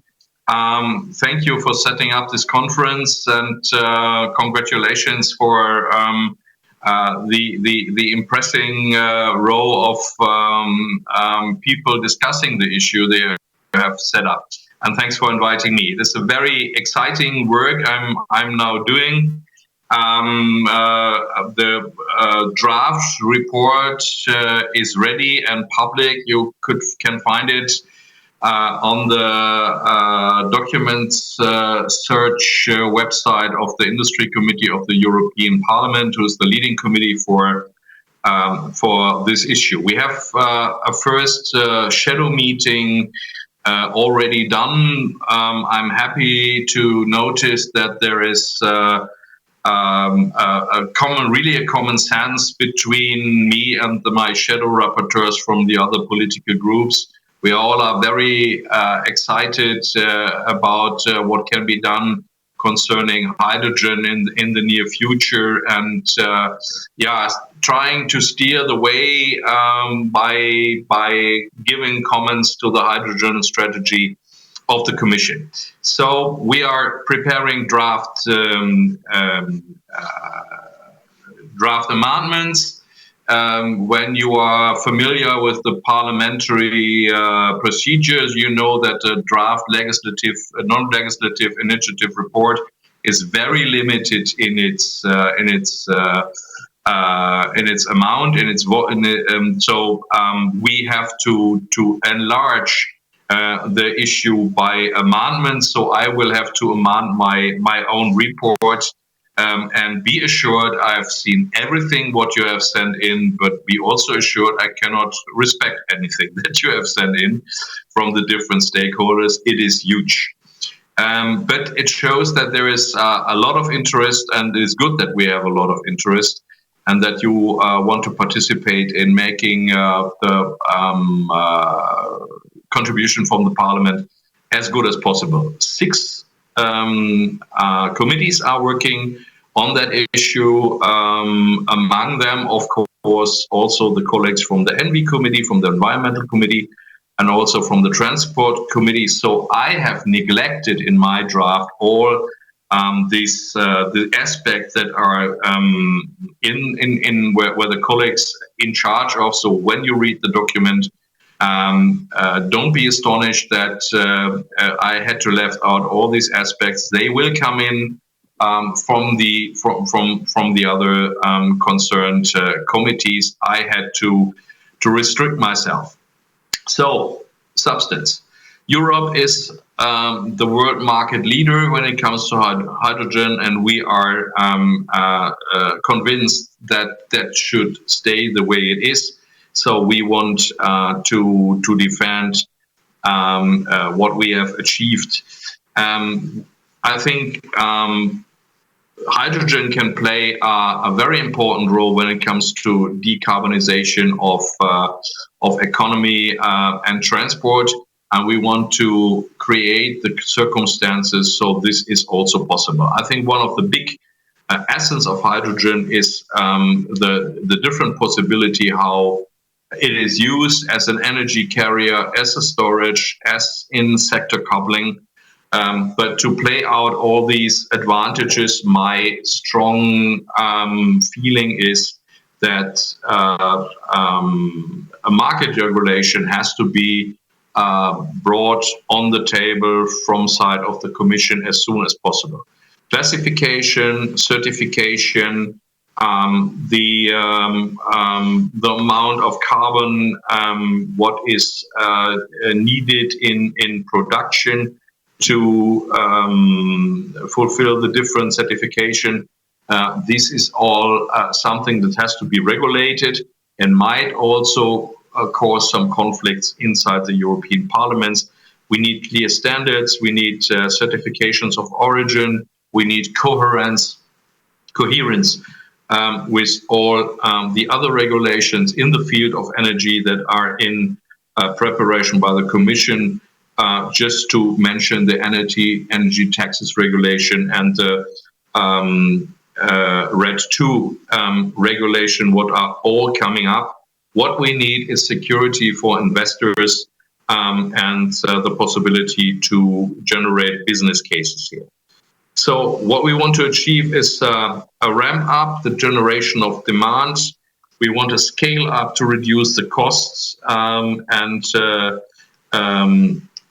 achieve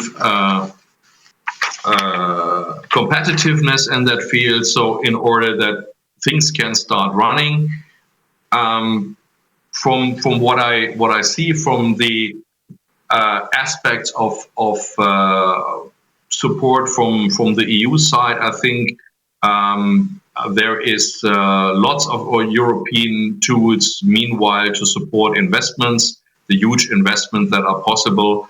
And let me add that the huge amount also of working of jobs that can be created by a long wave of investments all along the value chain.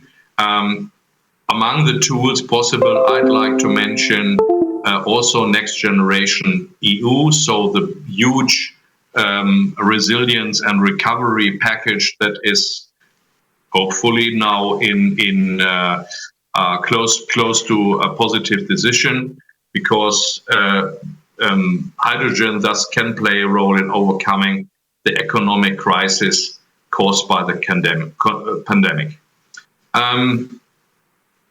What is concerning me is the not sufficient amount of renewable electricity that is to be foreseen, and what is needed in order to produce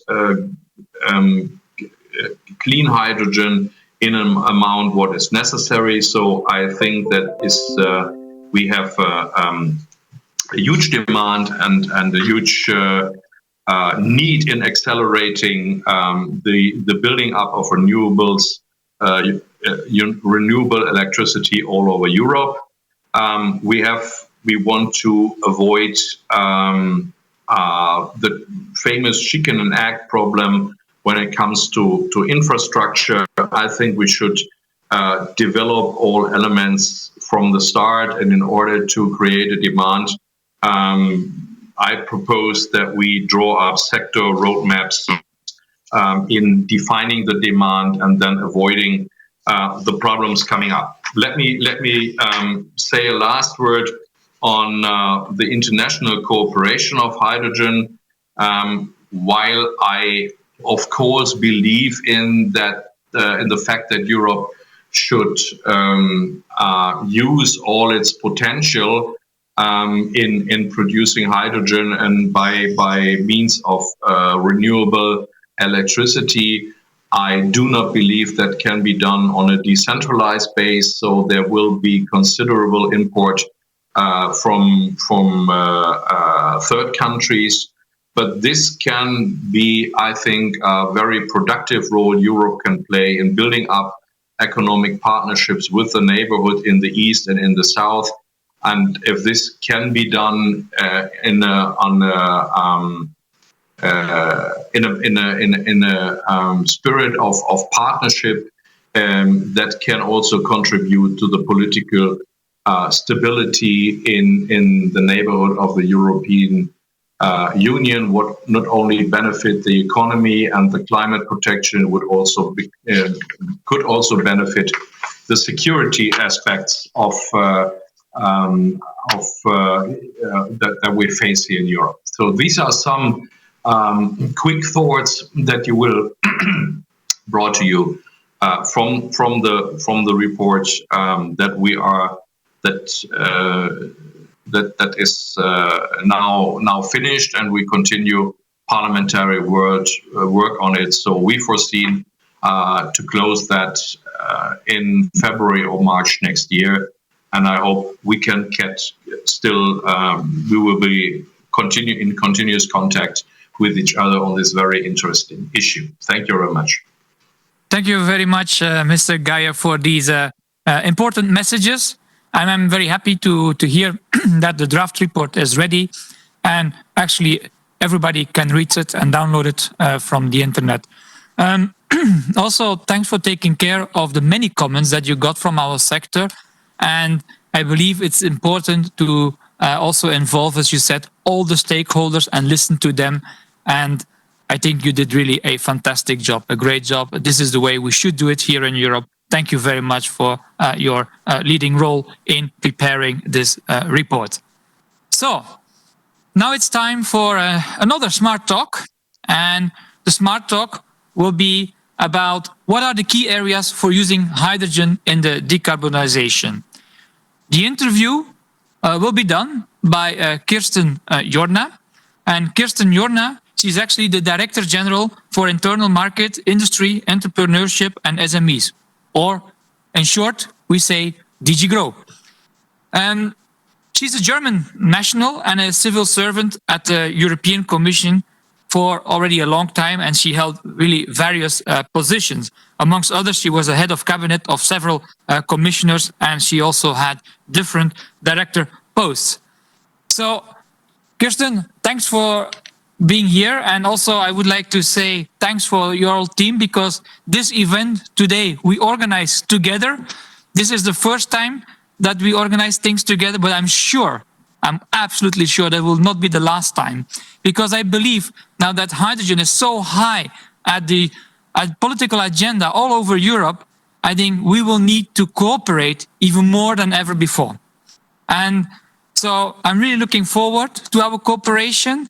But before that, I give you the word to interview Mr.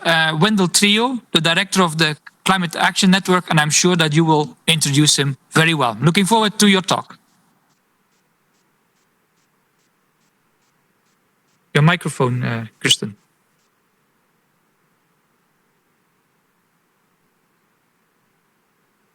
Once more, Kirsten, you're still muted. You're still muted. So, sorry for that. Thank you very much. Thank you very much. I have an issue here. Yeah, it's okay. I hear it sound quite well.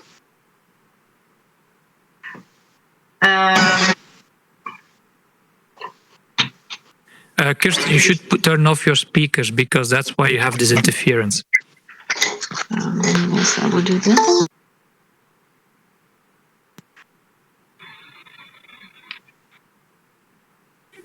Yeah, now I hear. You hear me better? Perfect.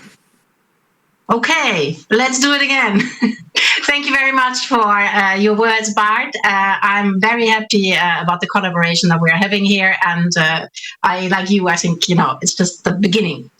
Wendel, thank you very much for joining us here. I'm very happy to introduce you as the director of the Climate Action Network Europe. You rely on 170 organizations or more overall in Europe, but on top of it, you are part of a broader network, and that's a lot of expertise as well. So I would like to ask you two questions, and my first question is, what will you and your network bring to the table when we discuss all these projects and project pipelines on the hydrogen economy for the future?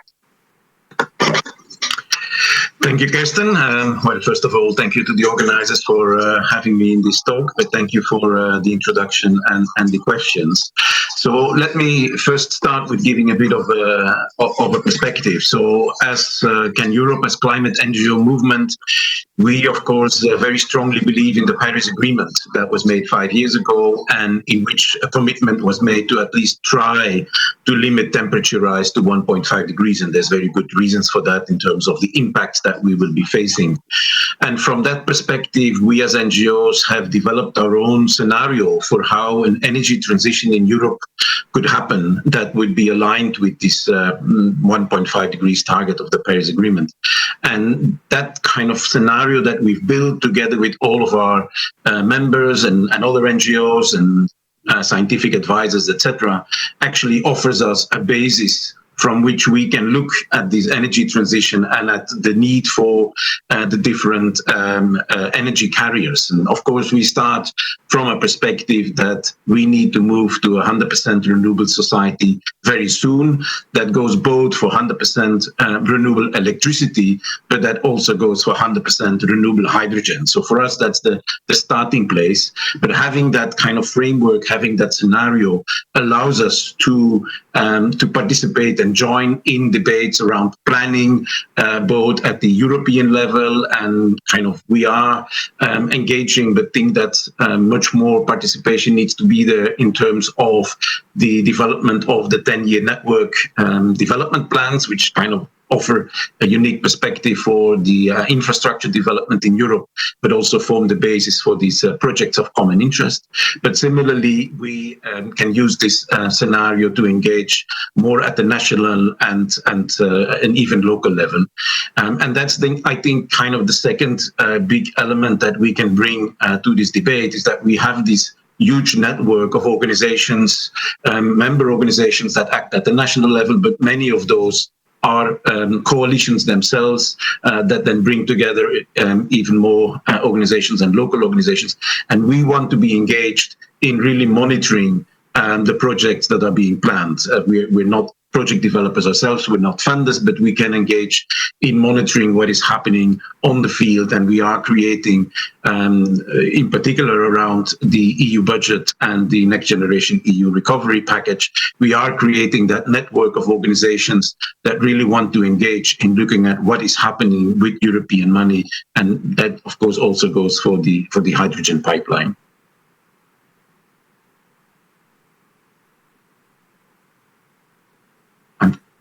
I'm sorry, I don't hear you.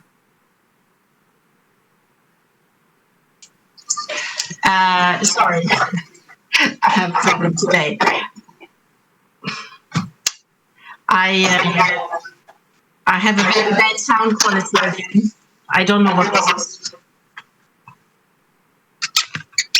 It's again the speakers, Kirsten, is the same like that before. Yeah, but I didn't connect them. It's better now? Yes, perfect. Okay. So thank you, Wendel. So you bring in the scenario kind of work, the long-term vision, which provides also a setting for the project pipeline. Now, when we look at we're starting it only up, the hydrogen value chain. Where should we focus on in terms of applications in the kind of first, and where do you see, in the full hydrogen economy scenario, where do you see a role for hydrogen in the future? In which applications?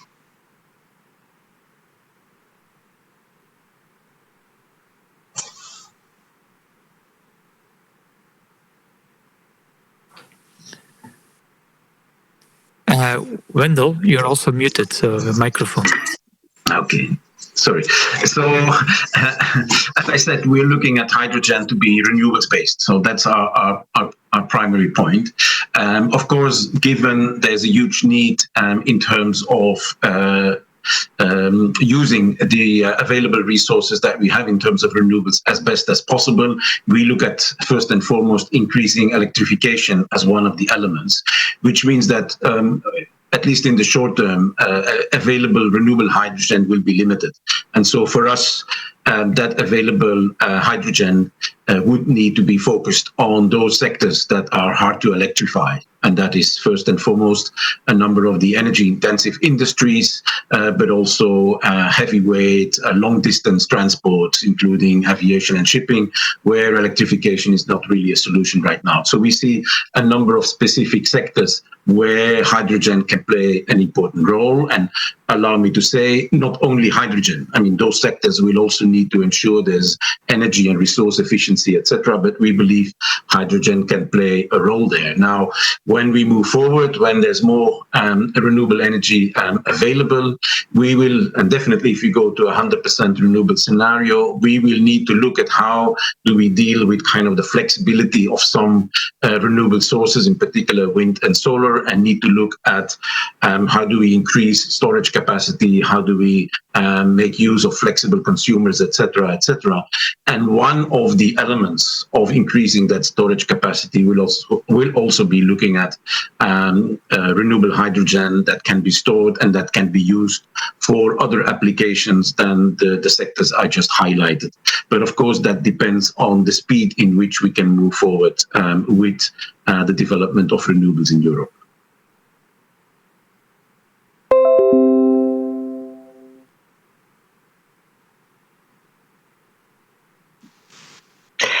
Thank you very much. Okay, thank you very much for this. So, when do you think we will be flying with a hydrogen to our tourism destinations?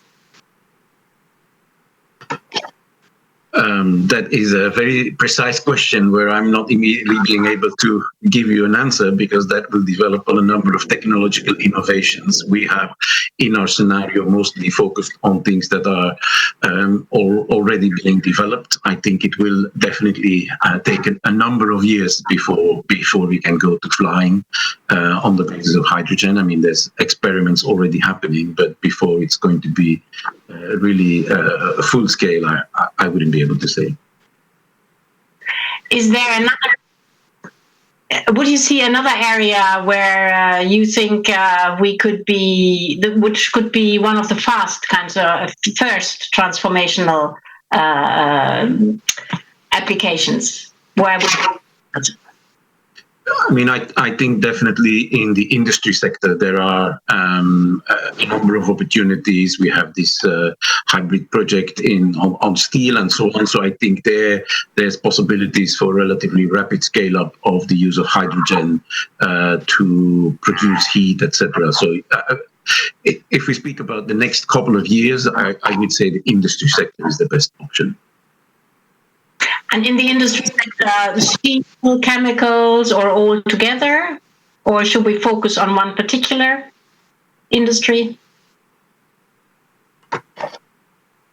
I think we definitely need to make progress in all of the sectors, but we know that in particular steel, cement, and chemicals are in dire need of making progress in terms of decarbonizing their sectors, because the challenge is high.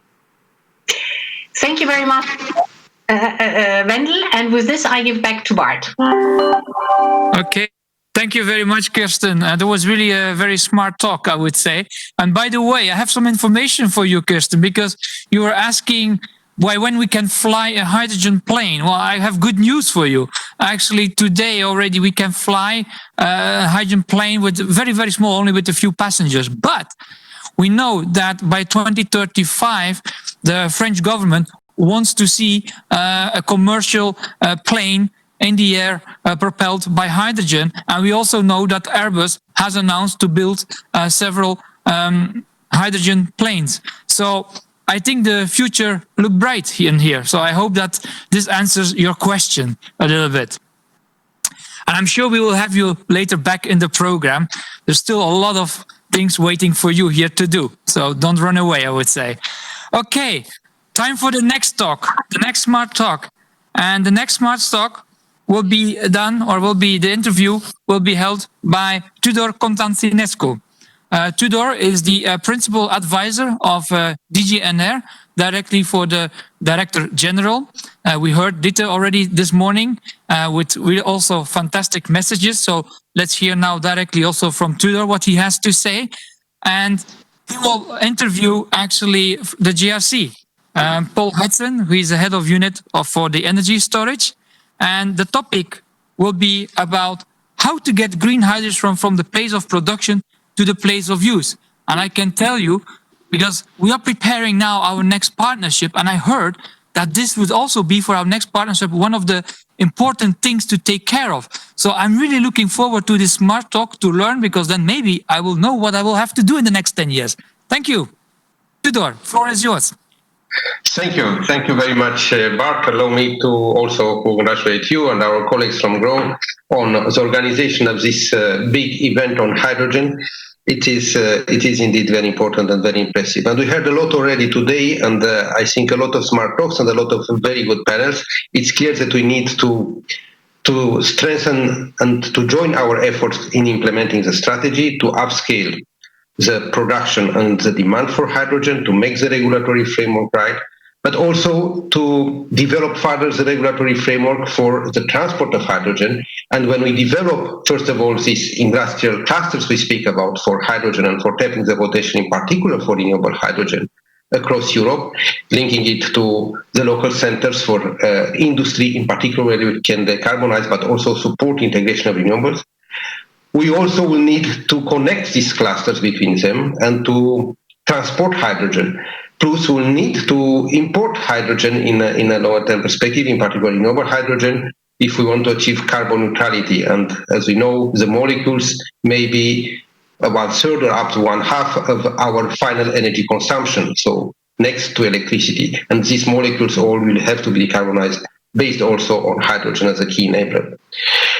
This being said from my side, I'm happy to have the chance to ask now Paul Hudson, who is head of unit in GRC, but he was before a head of unit in DGNR, and he was leading the work on energy efficiency. So he definitely has an interest to look at system efficiency as well. And I would like to ask him then, how does he see the main ways to transport hydrogen in Europe, and how would you see this evolving in a 2030 perspective and in the light of the targets we have to 2030? Thank you, Tudor. It's a delight to see you again and to be in this very interesting event. I should say first, I'm talking about a joint research centre study that we're doing for DG GROW, which aims to help shape the IPCEI. And it looks at, or we try and estimate the costs for hydrogen transport in 2030, 2035 perspective. And what I say has all sorts of caveats because I'm now a scientist. And I must say at least two of them, which is we're basing ourselves on cost data from very few projects, very few cases, and they're all small. And we're trying to estimate how those costs would develop towards routes with 1 million tons of hydrogen a year.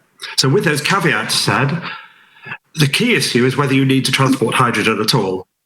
And that depends on the cost difference between producing hydrogen near where you want to use it and producing it somewhere else.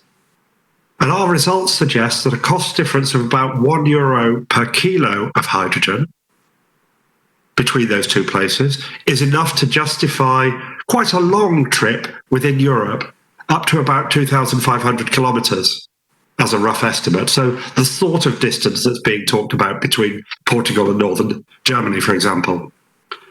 And that's equivalent to a price difference in the cost of renewable electricity used for that production of 2 cents per kilowatt hour, which again is not an unbelievable differential if you look at the data that we're seeing.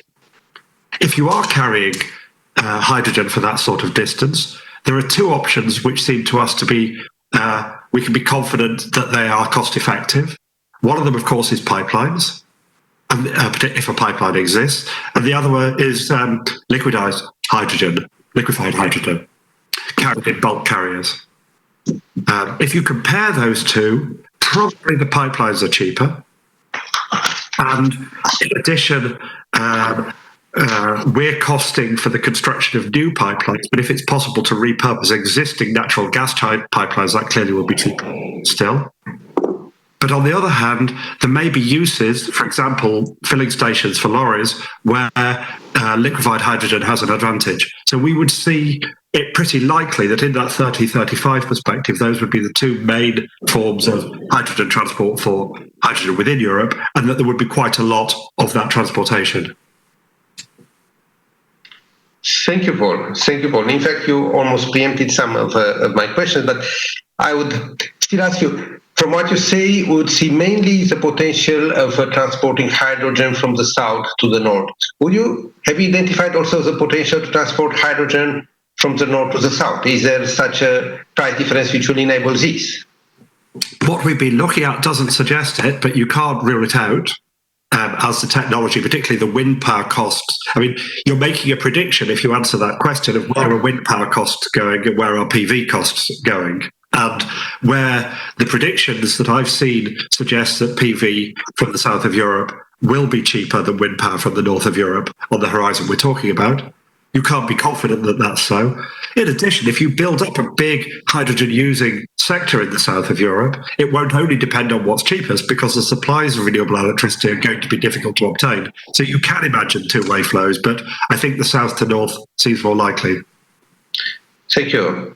And you mentioned about the repurposing of some pipelines, but can I ask you, how would you see actually overall opportunities to use existing gas infrastructure to repurposing or to blending? Okay, well, firstly, there are the rights of way, which is a real asset that the owners of the gas infrastructure have. So even if you build a parallel new pipeline beside an existing natural gas pipeline, you still have an advantage in using that right of way. Secondly, we need more research, but there are plenty of ways where you can cost effectively and tightly repurpose natural gas pipelines so that they can be used for hydrogen. We're not so convinced by blending or admixture because of the energy cost of splitting out the two products at the other end. It only seems to make sense to us if you actually want to use a natural gas hydrogen mixture at the end, and those uses don't seem to be the ones which the new hydrogen strategy is focused on. So we think repurposing and use of rights of way are the key there. Thank you. Especially as we speak about transporting over long distances and across countries. Now, I would like to ask you in this context, because we heard also during the day how much important may be to bring also renewable hydrogen from other parts of the world. How would you see this? What would be the options to bring renewable from Chile or from Australia to Europe, or is it economically worse given the transportation ways we know and we have at our disposal? Okay, I repeat my caveats, so please consider them repeated. And then with that said, we think that you don't need much. I was talking about a price differential of something like 2 euro cents per kilowatt hour electricity, renewable electricity. You'd need a bigger differential to pay for or to justify these longer trips, but not much bigger. Maybe 3 euro cents per kilowatt hour might be the sort of margin. And again, when you see the estimates about the availability of wind and solar in some places to the south or to the west of Europe, to the south of Europe, that's not an impossible differential to imagine. What's important or what I learned from our work is that the cost per kilometre of big ships for each extra kilometre is not high. So once you've decided to use a technology which will export hydrogen in large ships, you can add on quite a lot of kilometres quite cheaply, which means that it can well become competitive. You can well imagine situations where a 20,000 kilometre journey from the west coast of South America could be competitive with European production and could certainly make sense, not breaking the bank, in the situation where there isn't enough European domestic production of renewables. In terms of technologies, there's a crossover point. just as within Europe, or the sort of Portugal to North Germany, if you go by ship, liquefied hydrogen looks like the right option. If you start taking journeys that are a bit longer, liquefied hydrogen still makes most sense, until you get to the point where the losses from hydrogen boil-off in the hold of the ship become prohibitive relative to the energy cost of conversion conversion to ammonia and back, regaining the hydrogen when you reach Europe, or adding to a liquefied hydrogen, a liquefied organic hydrogen carrier.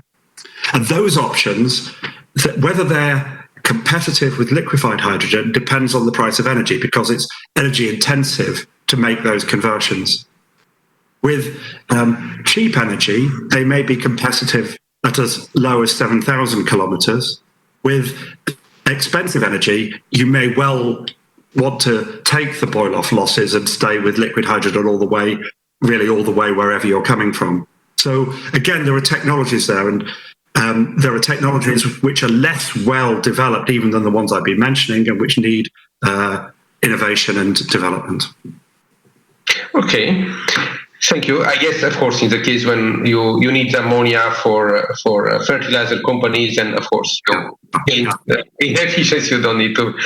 But if you need methanol, if I can interrupt, then you should import methanol, and probably, it's those sorts of things. So that's an important contribution. You're right. Thank you.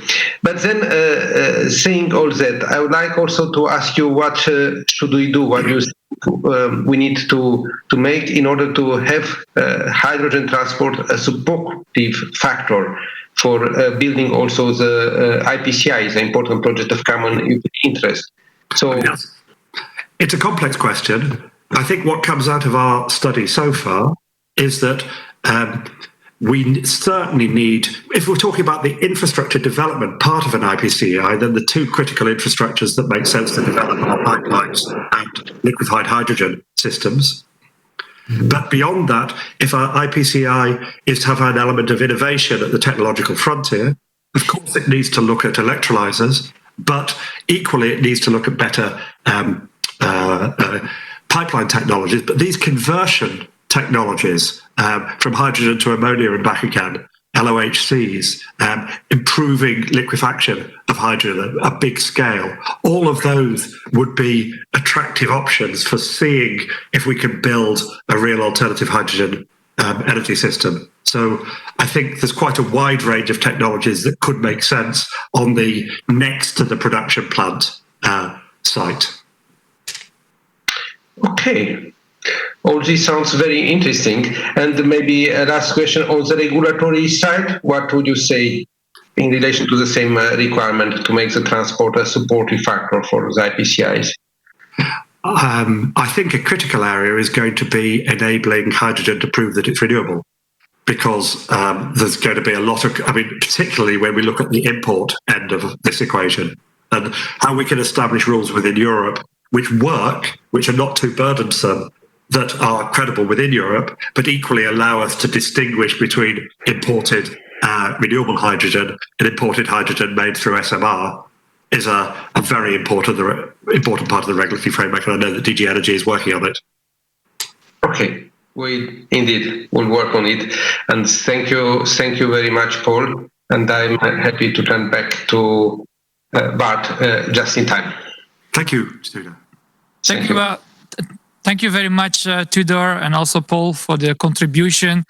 I take away that basically transporting or importing hydrogen from far away, even from South America or Africa, is really economical, makes sense. And that's, I think, a very important message that we got here in this smart talk. So now we have to stop for a 1-minute break, because we have to switch from rooms here internally for the technical team. So we will be back in 1 minute, because then we will have a very, very important person to come to speak, at least a very important person for us for the research. So stay tuned. We will be back in 1 minute.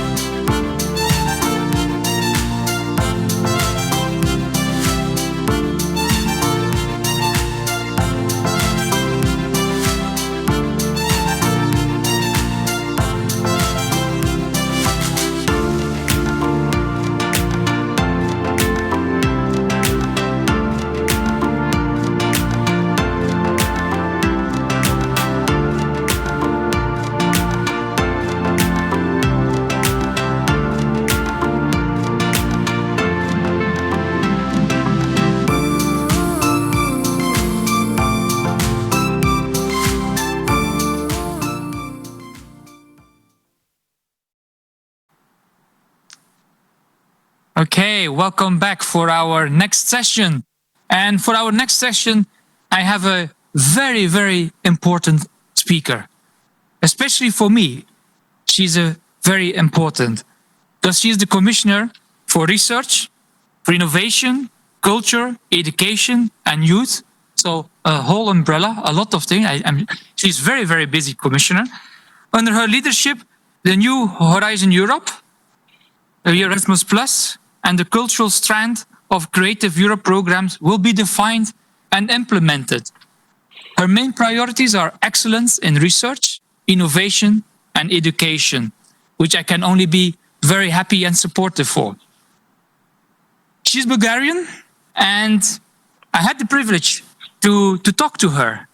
And I know that she's in particular very interesting to know what's going on in Central and Eastern Europe regarding hydrogen. And yes, I have to admit that so far it's not yet so successful, I have to say, but we are working on that, Mr. Commissioner. I can promise you, we are working on that. And actually, we took already some initiatives. We launched the program, Development Assistance Program. And actually, we have launched that in January, and we have a lot of success. A lot of regions from Central Eastern Europe have now joined that program, and we help them to mature their project and to really start demonstrations projects in that part of Europe. Because I strongly believe that we should all go together in Europe, and one region should not lead over the other one. A second topic, which I know is very close to your heart, is education. And I believe this is very important now, also for the hydrogen sector. Like, we are now getting really into the market, and we need to educate people what is hydrogen, what are fuel cells, and we need to make sure that the people embrace this technology. And we will need your help with that, really. I have some ideas about that, and I'm looking forward in the future to have a talk with you and sharing these ideas.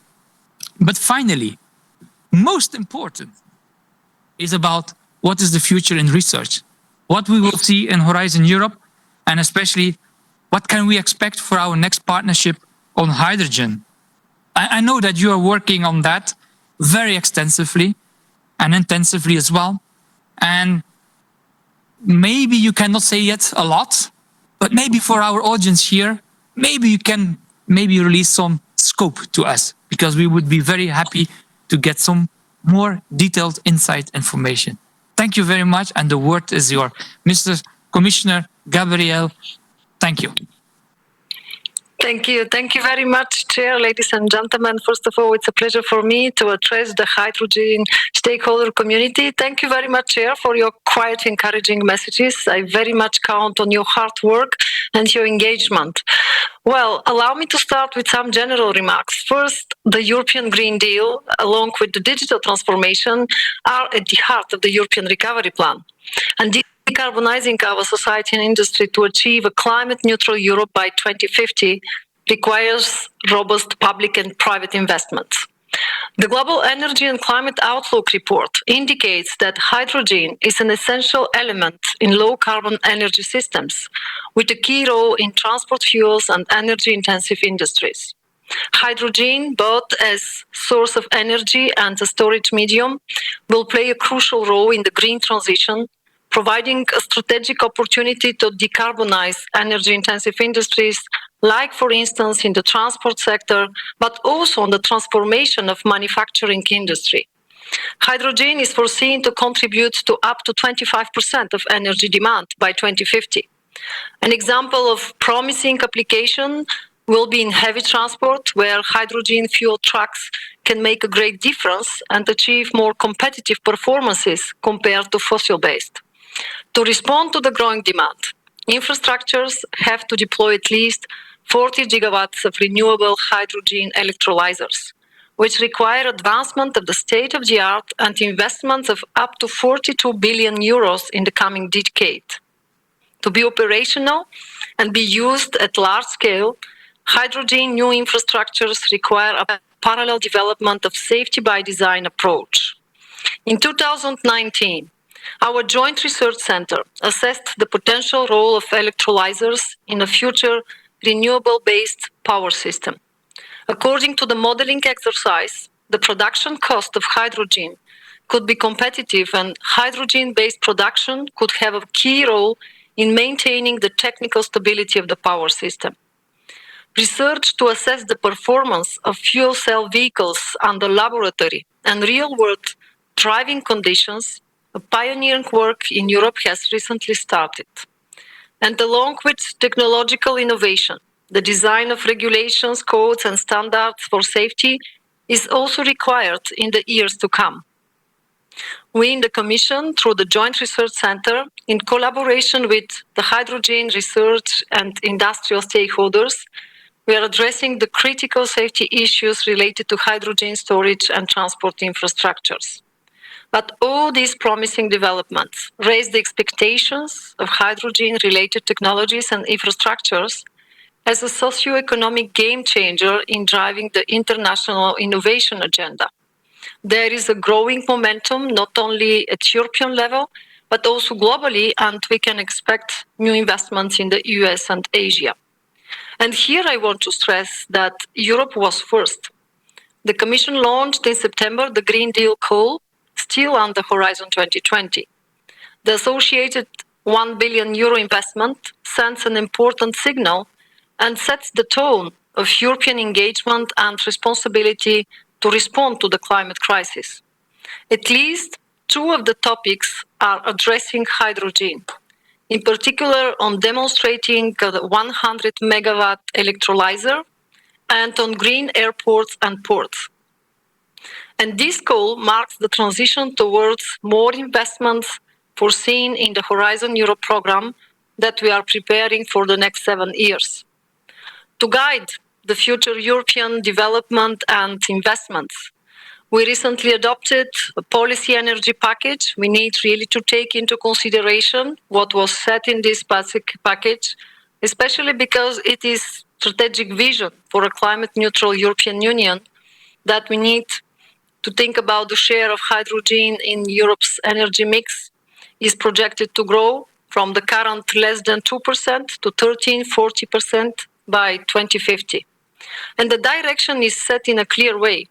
Hydrogen needs to become an intrinsic part of an integrated energy system with a strategic objective to install at least 40 gigawatt of renewable hydrogen electrolyzers by 2030, and the production of up to 10 million tons of renewable hydrogen in the EU. Let me highlight that the assessment is that today, neither renewable hydrogen nor low-carbon fossil-based hydrogen are cost-competitive against fossil-based hydrogen. That is where research and innovation can make a big difference. And the Commission has adopted an important policy framing for which the hydrogen research and innovation community is invited to contribute. First, with our communication on a new European research area for research and innovation. We adopted it in September, and the new era defines a clear framework and concrete actions for the wider research and innovation community and organizations from all disciplines, for industry, member states, regions, and it provides paths and instruments, in my opinion, to build a European area that is more than the sum of the national and regional areas, creating the critical mass that the EU needs to lead in creating the knowledge and the know-how we need for our future. I'm thinking here about the pact. The new era proposes a pact for research and innovation in Europe, a pact to be signed by member states early in 2021 that leads to increased cooperation and aligning of regional, national and European investments. A pact giving body to the 4 political objectives, prioritizing investments, improving access to excellence, translating R&I results into the economy and deepening the era. The setting up of an era forum for transition has started to facilitate the coordination with member states to jointly decide on key priorities for joint action in terms of research, innovation policies and investment. And we're here today addressing essential aspects for a European agenda. Let me quickly refer to a few of the proposed ERA actions. I think that at the level of investments, Europe cannot continue investing less than €2 of its wealth in research and innovation. It represents a gap towards our main international competitors.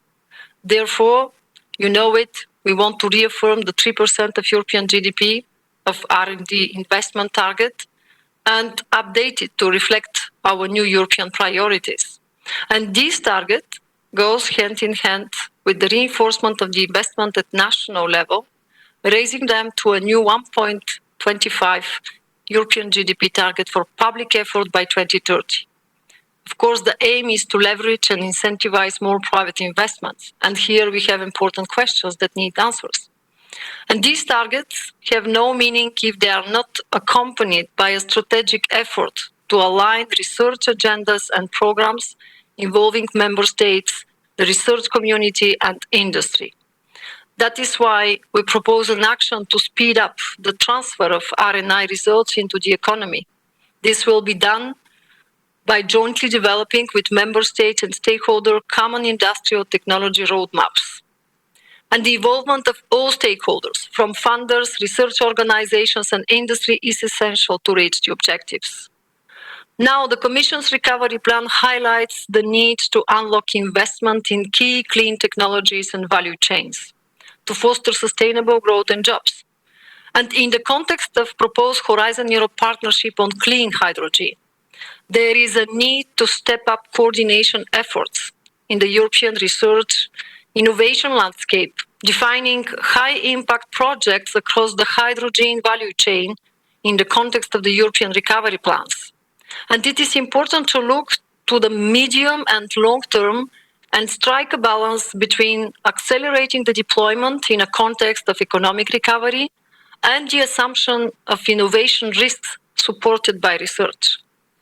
With the Industrial Clean Hydrogen Alliance, there is an opportunity to work with a vast set of stakeholders to prepare ambitious projects in view to a substantial contribution towards CO2 emissions reduction, while impacting on an economic recovery centered on research and innovation.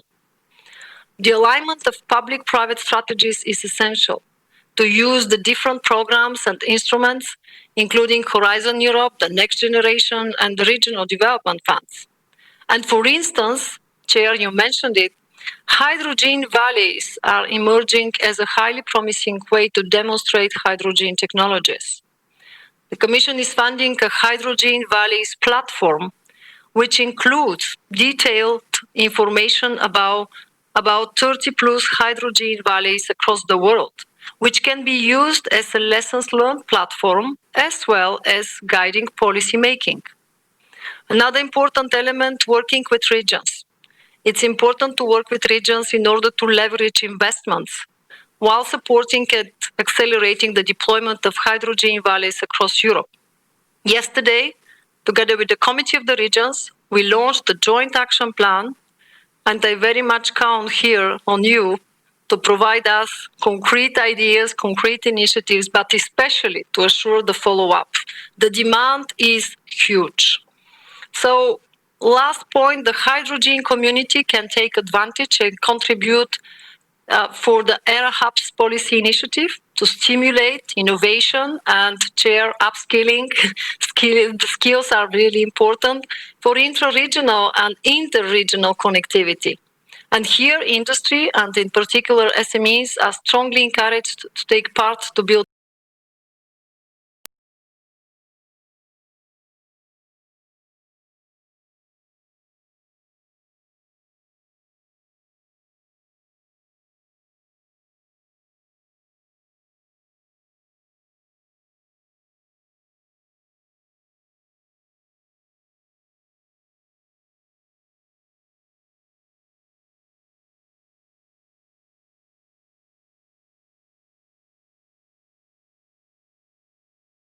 innovation to be decided at the COP26 in Glasgow, and for which we have proposed the EU to co-lead a mission on hydrogen.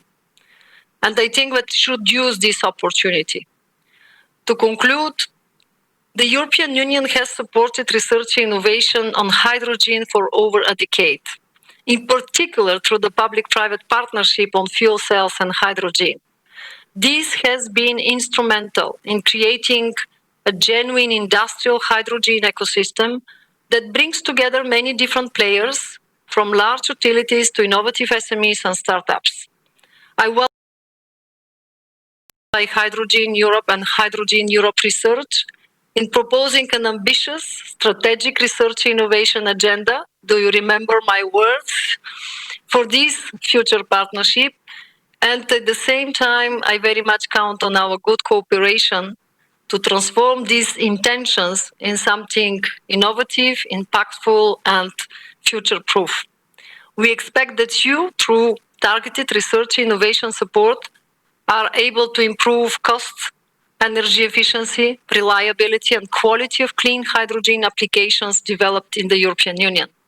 And I encourage you to explore synergies with other proposed partnerships, the role of road, rail, waterborne transport, and aviation in relation to hydrogen.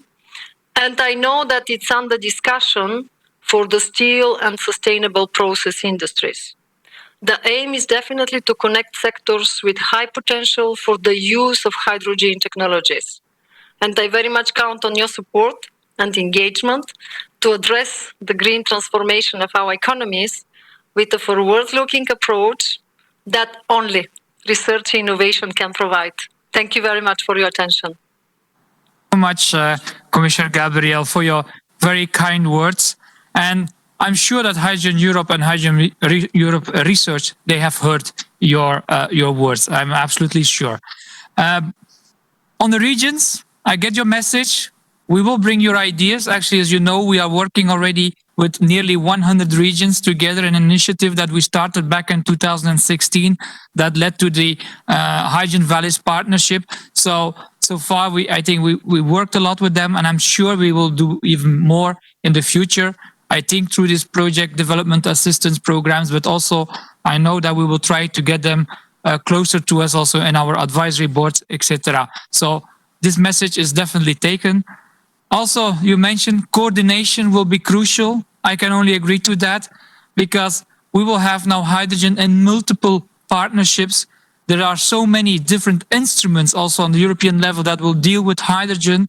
I believe it's crucial that we will coordinate even more than before.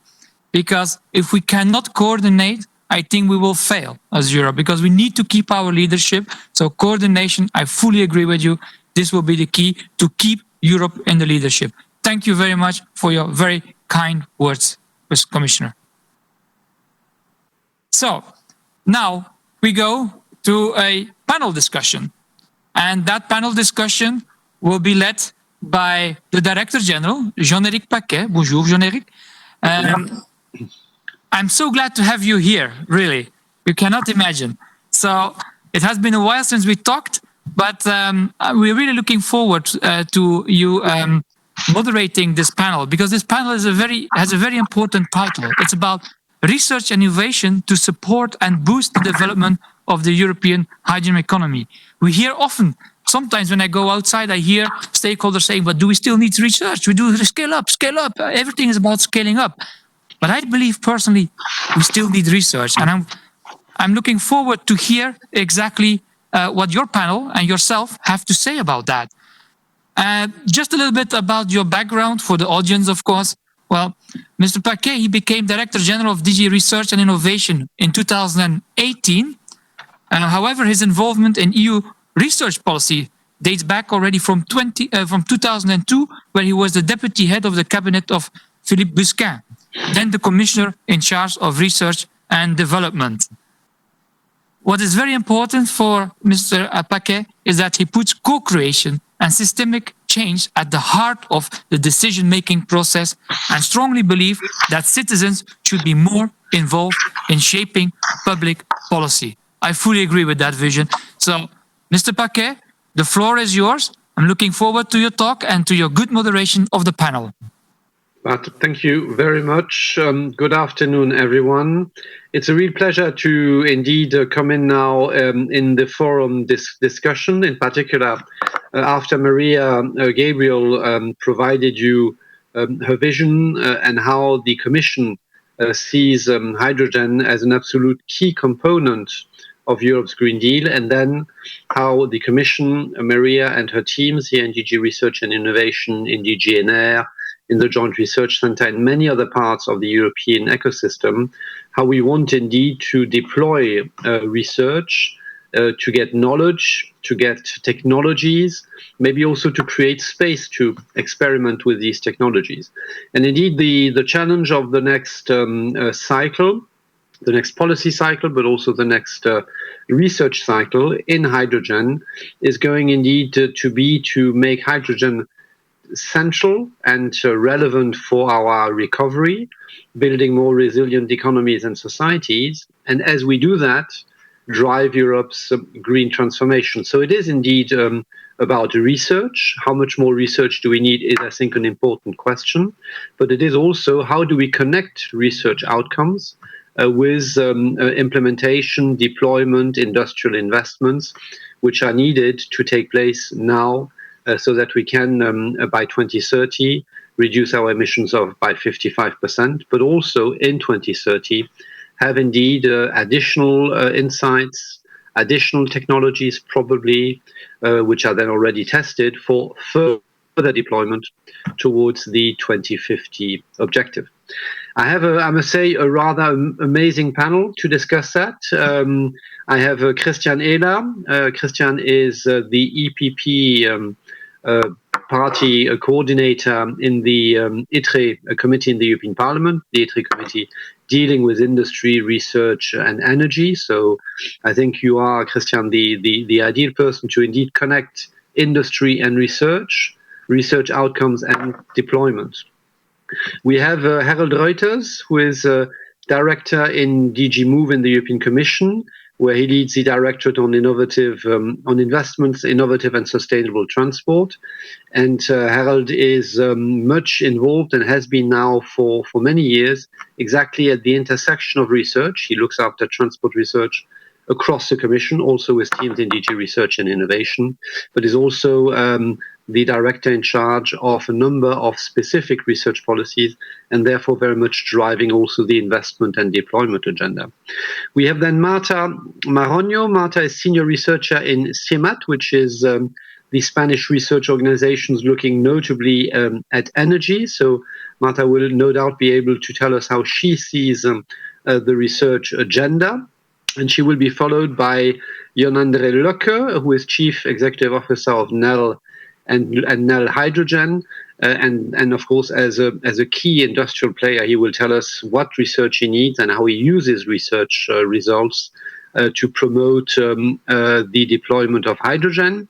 He is then followed by Patricia Vasconcelos, who is CEO of Caetano Bus, so a major public transport player and deploying already hydrogen solutions. So how relevant has been research for Europe to now, and what more do you need? And we then finish with Laurent Antoni, who is president of Hydrogen Europe Research, and therefore, of course, particularly well placed to advise on the research agenda connected to deployment. Colleagues, we have a bit more than 45 minutes, so there is time to have both a short presentation on each of your behalf, and then hopefully a bit of discussion, and we'll see whether the audience is also interacting with us, and I will try to convey some of their comments or questions. And Christian, if you agree, we would start with you. Christian, over to you. Thank you very much, Ulrike. Just to start, and not to swept away by all the enthusiasm, I would like us to remember that without the GU, hydrogen might have not survived politically. When we started the discussions on the next research program, which I happen to be one of the rapporteurs, I'm doing that for the third time, hydrogen was not on the top of the agenda. I mean, we were in the midst of an electrification discussion, and I think we should remember at a certain point. Why do I'm saying that? And what was the rationale in the Parliament when we started our conversation on the proposal of the Commission, which made hydrogen survive at that point? We shouldn't forget I think the Parliament was looking specifically to the question of sector integration. If you see what had been amended from my side in the proposal, it was specifically on the energy and system and grid. It was on the building industrial facilities, it was on energy storage, and it was on fuel cells in particular. I'm a little bit confused by this kind of pretended, let's say, contradiction between research and scale up. From my point of view, one of the top research issues is the question of system integration and scale up. We would know that industry, specifically the car manufacturers, lost passion over time. In the 2000s, there was much more enthusiasm. I think even the GU had to suffer a little bit from a lack of interest from the industry. But what we learned immediately is that it's crucial to think about sector integration, not just to the question of scale up. So what are the questions, or what is the discussion about that? I think the interesting thing about that is the nature of how we set up the GUs and the CCCPs, because there had been a lot of discussion in recent time on disruptive innovation. European politicians spent their 20 minutes with the DARPA in the US, and all of a sudden we had a very interesting discussion about disruptive innovation and new models to squeeze the innovation process. And I think the hydrogen is in midst of that discussion structurally, because what we are doing is we don't have a mono beneficiary as a DARPA would have, but what would need is that we start at the same time practically from basic research, but also from practical market application. So the interesting thing is how we are going to set up the structure of the joint undertakings and the CCPs. And it had been mentioned before that coordination is so important. I mean, from my point of view, it's a little bit of I mean, yes, obviously it's needed, but coordination is not the problem. The question is integration. How do we do an integrated research approach with industry, with the regulatory question, with the economic questions like the cost of opportunities, which will be very decisive in terms of, for example, whether we have an infrastructure and can set up with an infrastructure, because it had been mentioned before, the eastern part of Europe. I mean, I personally doubt that some of the Eastern and Southeastern European countries, for example, will invest in a complete mobility electricity infrastructure at the same time establishing a hydrogen infrastructure.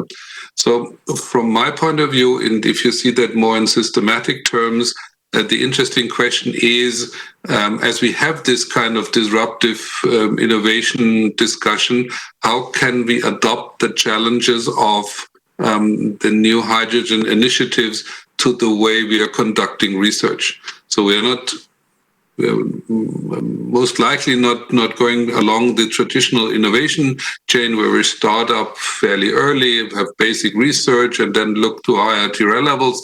Then it falls apart into the private sector, and then we might have a regulatory effort. We might have that all at the same time. So a lot of the regulatory effort is very much related to what comes out of research. The research program, by the way, had always a big kind of common market integrator, because what came out of the research program had a research effect, an economic effect, but very often we did shape the common market, and we had been using that as an instrument. So I think the challenge is we are putting a lot of expectations in one basket. And we should look for instruments how to deliver. And I think it had been referred to the needs to reach out for the cities, for the citizens. I think let's see whether the citizens are immediately cooperating with the joint undertaking. But I think that the instrument of LOEs, for example, with regions, the synergies to the structural funds, which are decisive for a lot of member states, what kind of infrastructure they're going to implement and in what kind of time frame. These are the challenges. So I think we have to broaden and to reshape a little bit the idea of CCPs and GU. We have to think about how they interact, because a steel joint undertaking will have a substantial role to play in terms of hydrogen. But on the other hand, how do they interact, a CCP with a joint undertaking with a more broader kind of marching perspective, and perhaps also a broader perspective in terms of basic research? So where I'm circling around is structurally how we are going to do that. And I think coordination describes it just vaguely. We need much more of an integrated approach between the different layers of research. So basic research, advanced research, and market integration.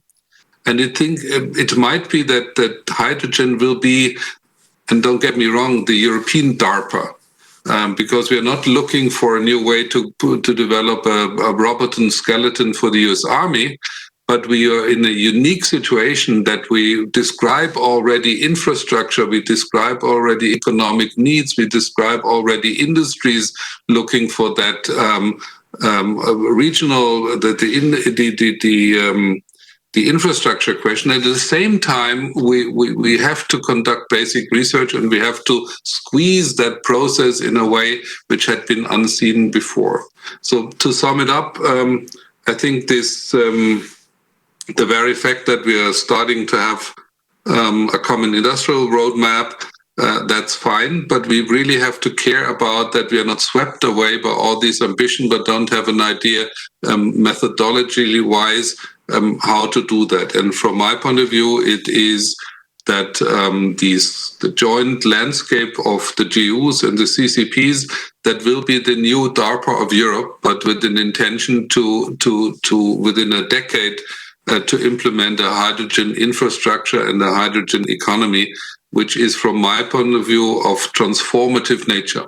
And Parliament, and there I would like to end, will do its utmost that also the funding is done in the right way. And I think this it's fairly unique that we have something like a joint undertaking on hydrogen, and then we go in CCPs, which are doing that sector-wise already for a certain industry like steel. So to sum it up, I think the challenge is not to create a contradiction rhetorically and even in terms of funding between scale-up and research. I think the challenge is how to conduct these huge programs and how to find an integrated approach and how to find new ways, perhaps new disruptive ways to squeeze the innovation process into something which has already has to lead into a kind of new economic setting which is unseen before. Thank you very much. Well, Christian, thank you. I mean, this was extremely, extremely powerful, and I think resonates very, very well with I think what our commissioner said a moment ago, and the way we hope to see indeed the hydrogen joint undertaking being central in engaging with the Alliance on Hydrogen, in allowing the broader set of actors in this forum, which will remain, to bring the full agenda to bear onto the research agenda, and then as you seek to also ensure that the outcome of the research done in that joint undertaking is informed by and feeds straight into solutions for steel, for aviation, for mobility, for rail, probably, as you suggest. I think we need broader integrated approaches and roadmaps for that. And I think the best person to speak about all that is Harold Reuters, because that's, I think, exactly what he has been aiming at doing for many years, and with the present setup, I think is better equipped than ever. Harold, over to you. Thank you, Jean-Eric, and good afternoon also from my side. And indeed, thank you, Mr. Ehle, for allowing to come in here on this specific thing. We are in the finalization of the processes to set up the new instrument and also of the MFF. And for me, what is key is that we translate this now into, as you say, the right framework to get the Green Deal and to get also our digital Europe completely realized in this setup. It is not only about co-creation, which we love. It's also about co-legislating, which we are doing. It's about co-implementing and co-financing. And these triple will allow to get exactly where, Christian, you would like us to get. Let me give a few examples. On hydrogen, I think that everybody agrees that hydrogen and also electric are the two strands that are absolutely needed for instance, the sector that I'm representing, transport and mobility, to get to the 55% by 2030 and the 90% 2050. So there is no discussion anymore how much it is needed. And we need research, as the Commissioner also said, to still get green hydrogen cheap, green hydrogen transported, produced and deployed. And so the FCH, which has been a tremendous success over the past 2 times, will be central in that role. But it has to work together with the other partnerships that are set up. And we have been pushing from our side on synergies between the FCH and all the other partnerships, because I cannot see, for instance, a waterborne partnership or a clean aviation partnership without a conducive, I would say, co-created program in research leading to afterwards deployment. If there is no, for instance, synergetic programs, if there is no cross-reliance on what each of them are doing. This is, let's say, the crucial fix that we are trying to set now, and I think that RTD and Jean-Henrique are fully on board of that. And we will push that alongside, because we cannot have stakeholder communities which are split on it. But then we also need to translate that into legislation, because if we have only the research components and they will deliver, I'm quite sure that they will deliver, because we are so much driven by the Green Deal, then there also needs to be afterwards a legislative framework for the rollout. So we will have a package, a so-called 55 package in June, where we will tie together alternative fuel infrastructure, renewables from the ENA side, so for the sector integration, taxation aspects, also fuel quality aspects, all together in one package to ensure that indeed it is not just a sector, a certain sector or a certain geographical part of Europe that will deploy, but that also in the broader European Union, east, south, north and west, we have this infrastructure rolled out everywhere. And of course, therefore, we need to combine what is available in Horizon Europe with what is available in other instruments like the Connecting Europe Facility, the structural funds, the Invest EU and the Recovery and Resilience Facility. We have a unique chance, if we get to the finalization of the MFF, to do that now for once.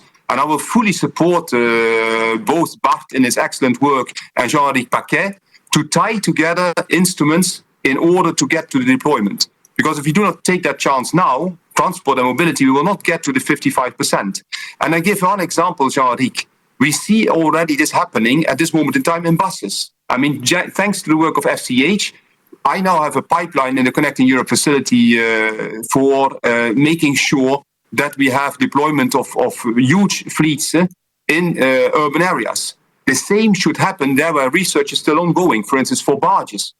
Virtually zero at the moment. But it will come quickly through the research work and then can be deployed in the second half of the MFF. And so we can demonstrate that this is certainly a work stream that we can do co-creation, co-legislation and co-financing together. Back to you, Jean-Henrique.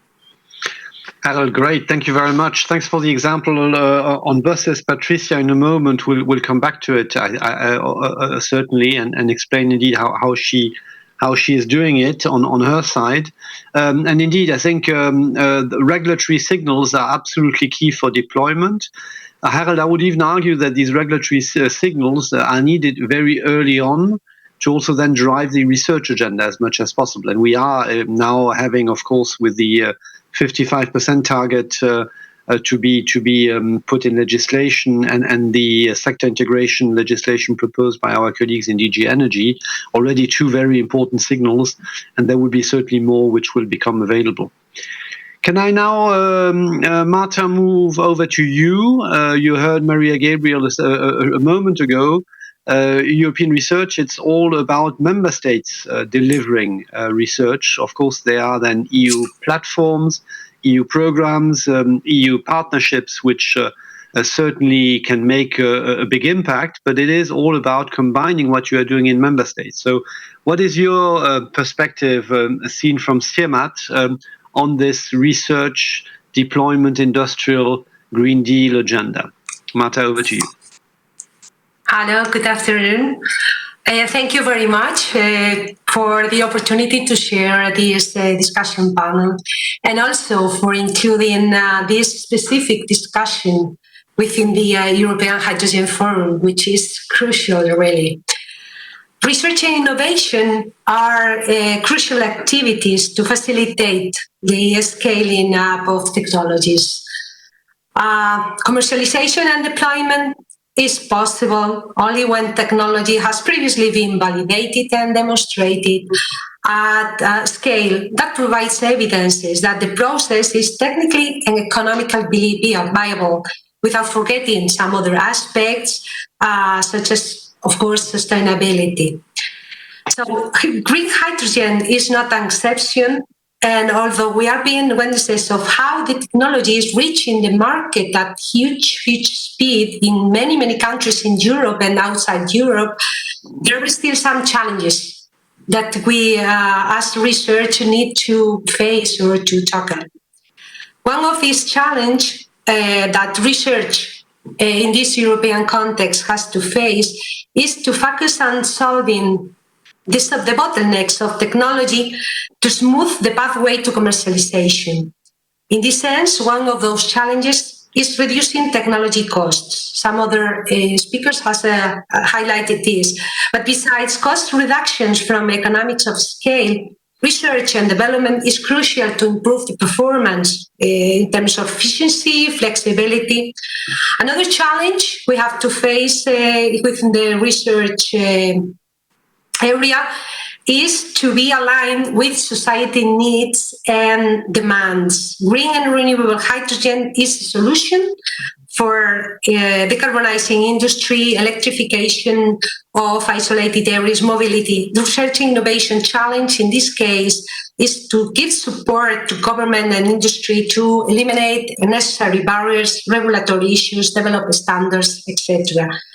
And perhaps a third challenge could be, and this is very, very important, is to identify opportunities and needs for improvement. The more we learn about the opportunities that green hydrogen can bring to our society, the more research and innovation will provide solutions, not only for supporting the full deployment, but also in searching for new applications.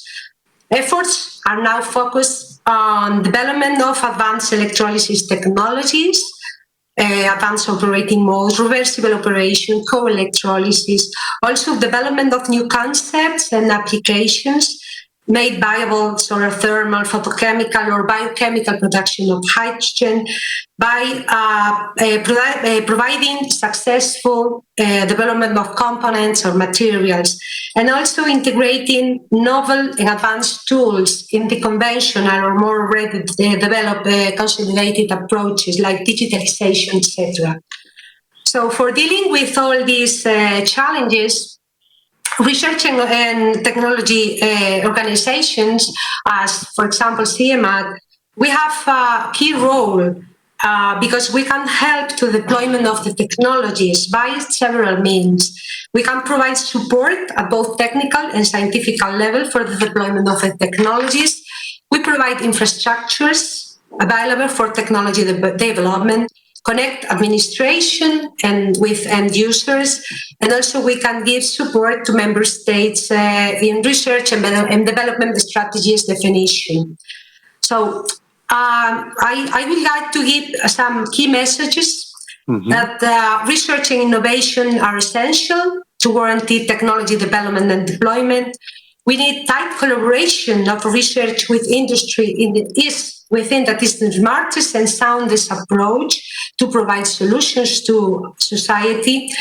And perhaps finally, the research and innovation needs the institutional support and funding at national and international level to foster new routes, applications, solutions that in the end will enable a full deployment of the green hydrogen.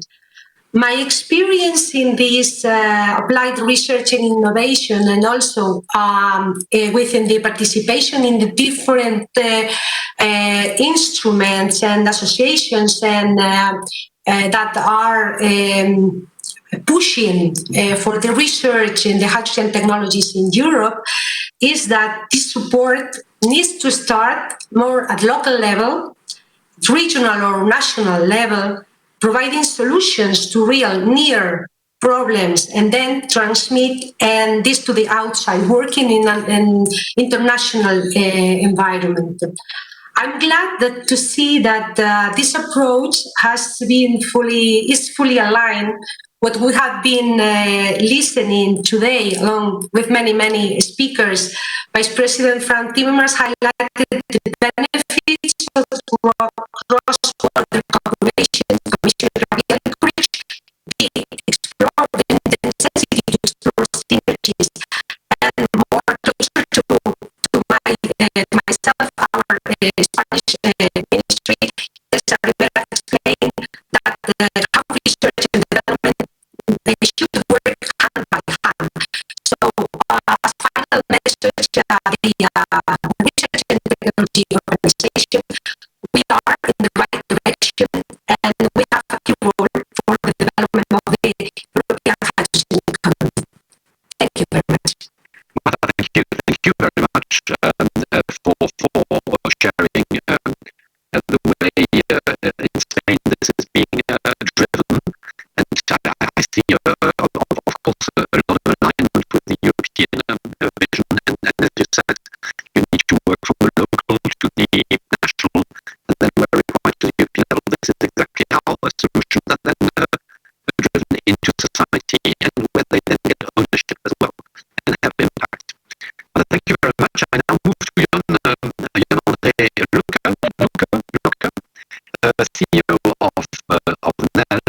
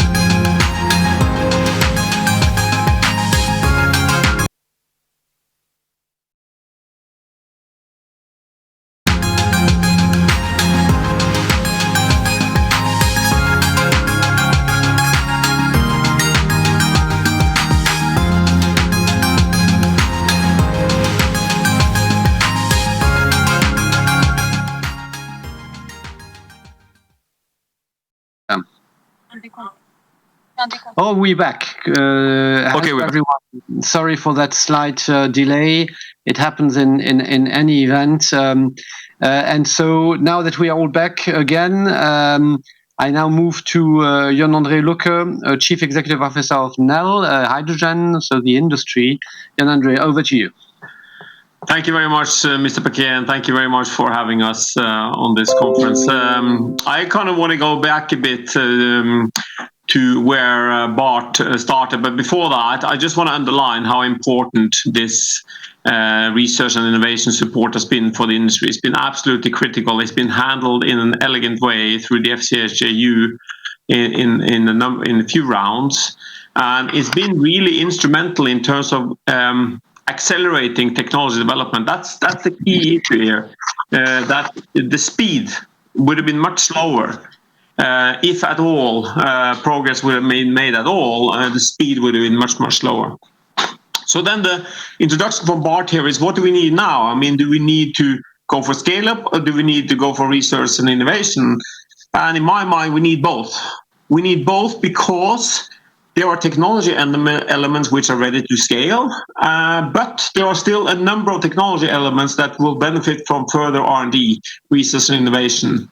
And let me give you an example from my own company, but it's the same. You will find the same examples in many other companies around. The electrolyzer piece, the alkaline electrolyzer piece, we are currently scaling up to 500 megawatt and then up to 2 gigawatt. There we have the building block.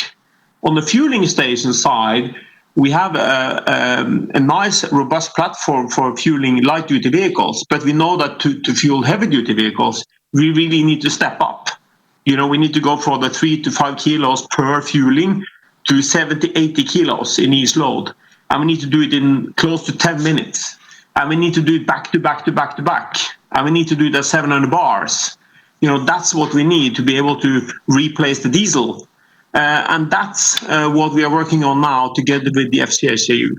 So I think we need both. It's extremely important. Now, in terms of advice, I was asked also to kind of maybe give some piece of advice in terms of how to move forward.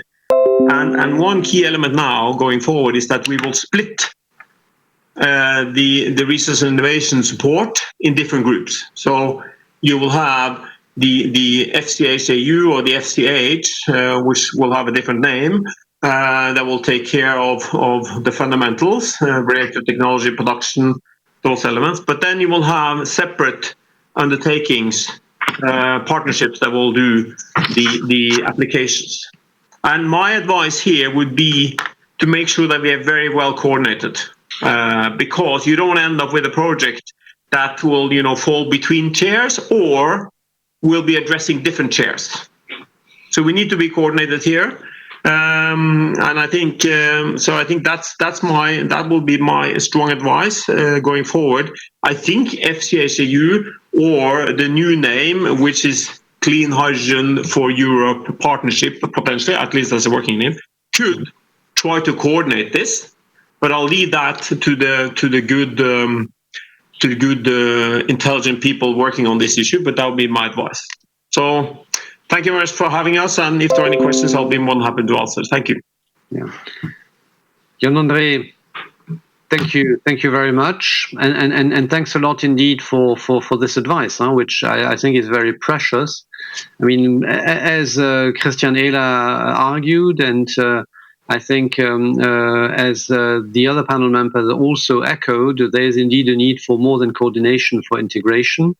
And yes, the fuel cells joint undertaking today, its successor, including with the forum, is indeed quite a precious place for that. Is it the only place? I don't think this is really the question, but it is obviously a very central place, and we will certainly listen to that advice very carefully.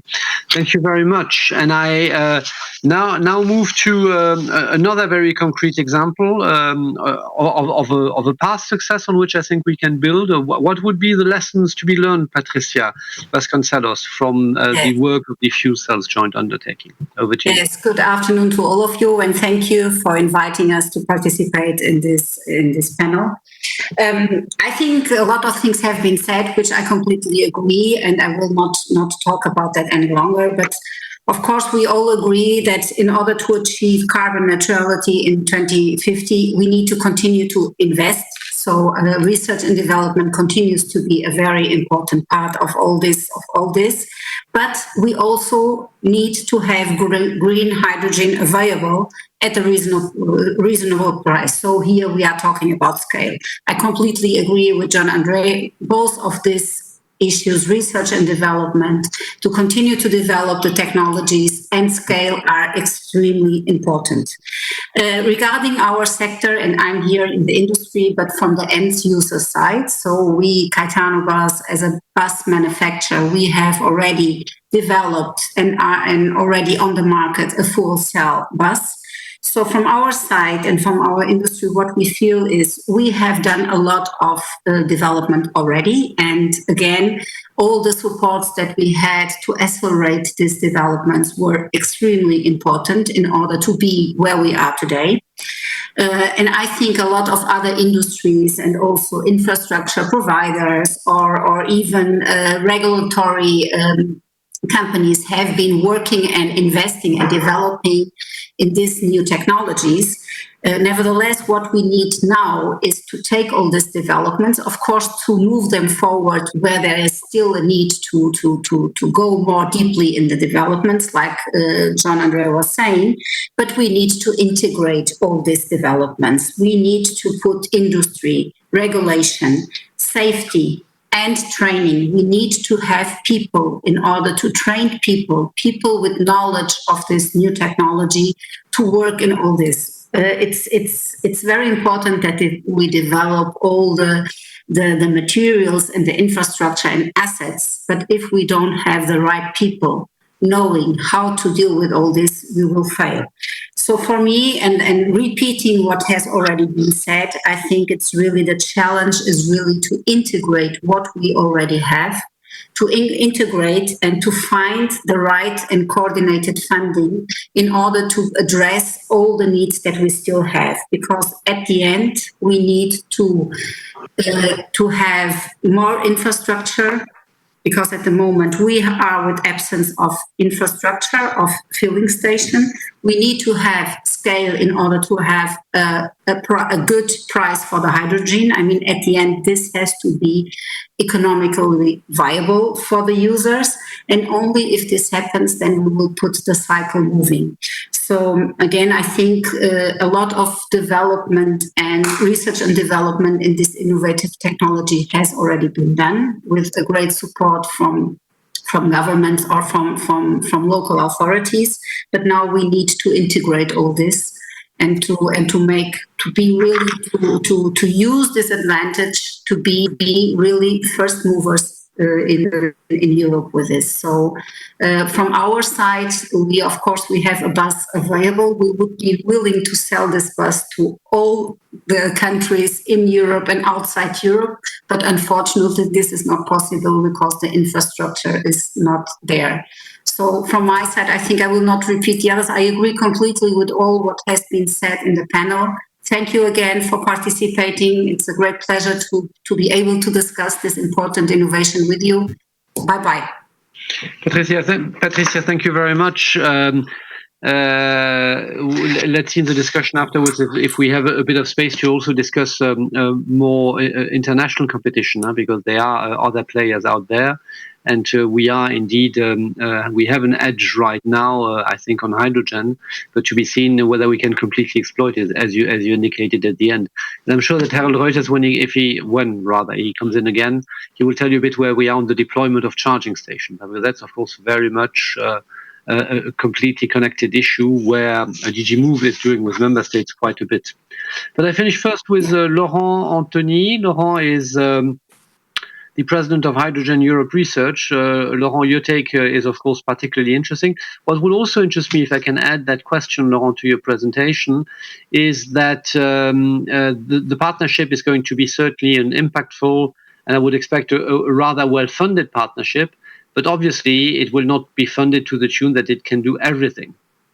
So, I mean, any advice on priorities would also, I find, be interesting. But over to you. Thank you very much, Mr. Paquet.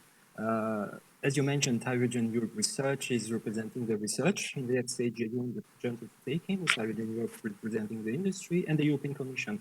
And it is one advice. The first one is, it is as we could work very closely together that we could achieve the results from the FCH1 and FCH2. And so I fully support also what the preceding people told, and Mr. Ehler, that the JU was a real good instrument. And as it has also been mentioned many times today, but also demonstrated with results since the beginning of this week, that clean hydrogen technologies have reached a technological maturity, allowing first commercial deployments, and the European industry and research, owing to the continuous support of the European Commission, holds today global leadership, or at least a strong position in key parts of the hydrogen value chain. However, to create a hydrogen economy, there are indeed several research and innovation challenges to be addressed in the short and medium term. And market development, as mentioned, and scaling up are major issues where further efforts are needed. And research here has still a major role to play in the coming years. And so to answer your question on the challenges, I could see at least 5 main topics divided in 2 aspects, a technological aspect and a societal one. So regarding the technological aspect, I would mention 3 main challenges: technology readiness levels, manufacturing readiness levels, and prepare the future.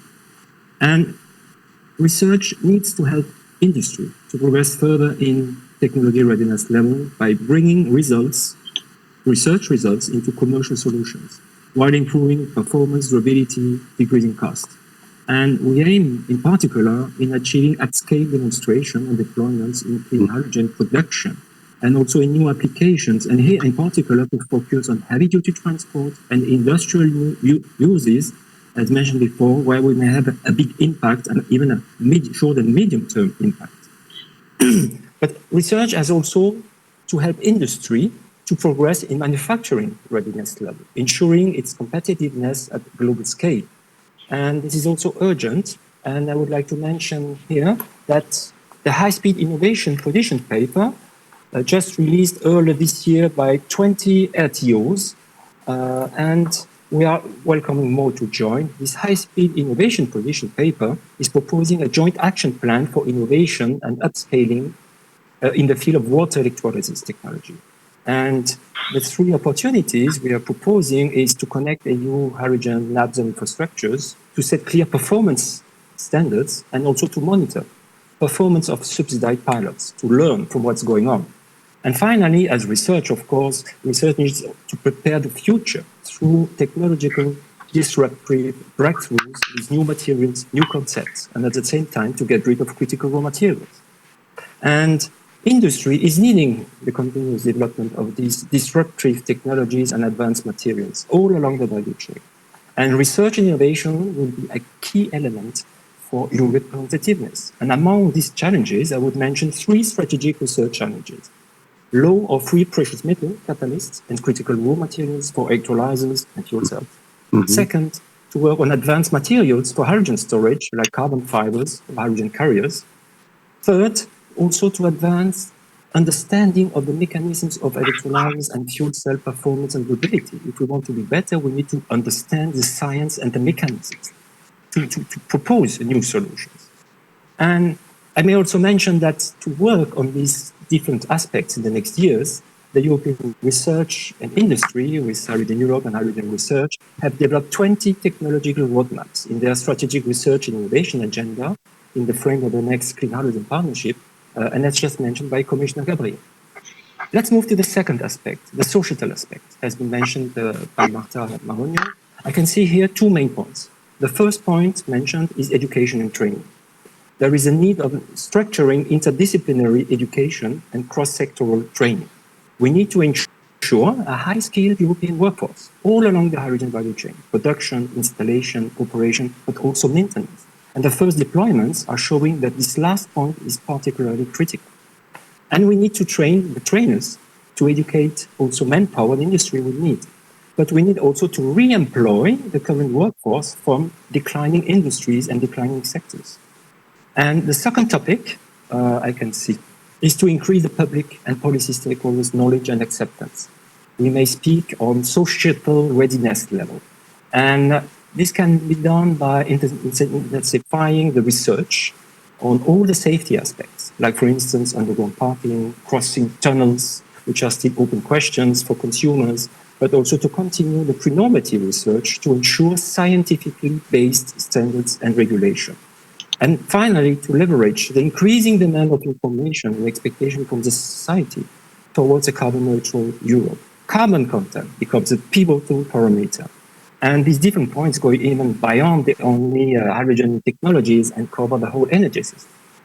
And to give consumers a choice by disclosing the origin of energies, there is a demand of the European standard, or even an international standard, to develop a comprehensive classification and certification framework. This has also been mentioned several times today. And it has to include information on sustainability, as well on CO2 and other greenhouse gas footprints across the whole life cycle, as well as their production and transport modes and the overall fuel mix to ensure traceability. I think we need now to take into account the carbon footprint and not only the CO2 emissions. Such activities have already been initiated with the European Certified project, and there is also a specific task force at the International Partnership for Hydrogen and Fuel Cell Economy, the IPHE. And research is really looking forward to continuing to contribute to ensure a scientific-based approach. So in conclusion, clean hydrogen technologies have already reached a technological maturity, allowing first commercial deployments, but the now high expectations put on hydrogen, as expressed many times today, to significantly contribute towards a climate-neutral Europe, and as energy sovereign Europe leads to scale up and speed up to show impact at short term. There are several research and innovation challenges to be addressed, and you can be ensured that European research, and in particular through hydrogen research I'm representing today, and also as asked by Commissioner Gabriel, which gave us the honor to participate to our last General Assembly, is really ready, fully mobilized and fully engaged to solve these exciting and ambitious challenges. Thank you for your attention.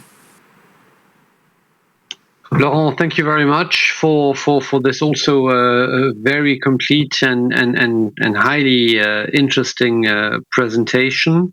There's not real time for discussion left, I'm afraid.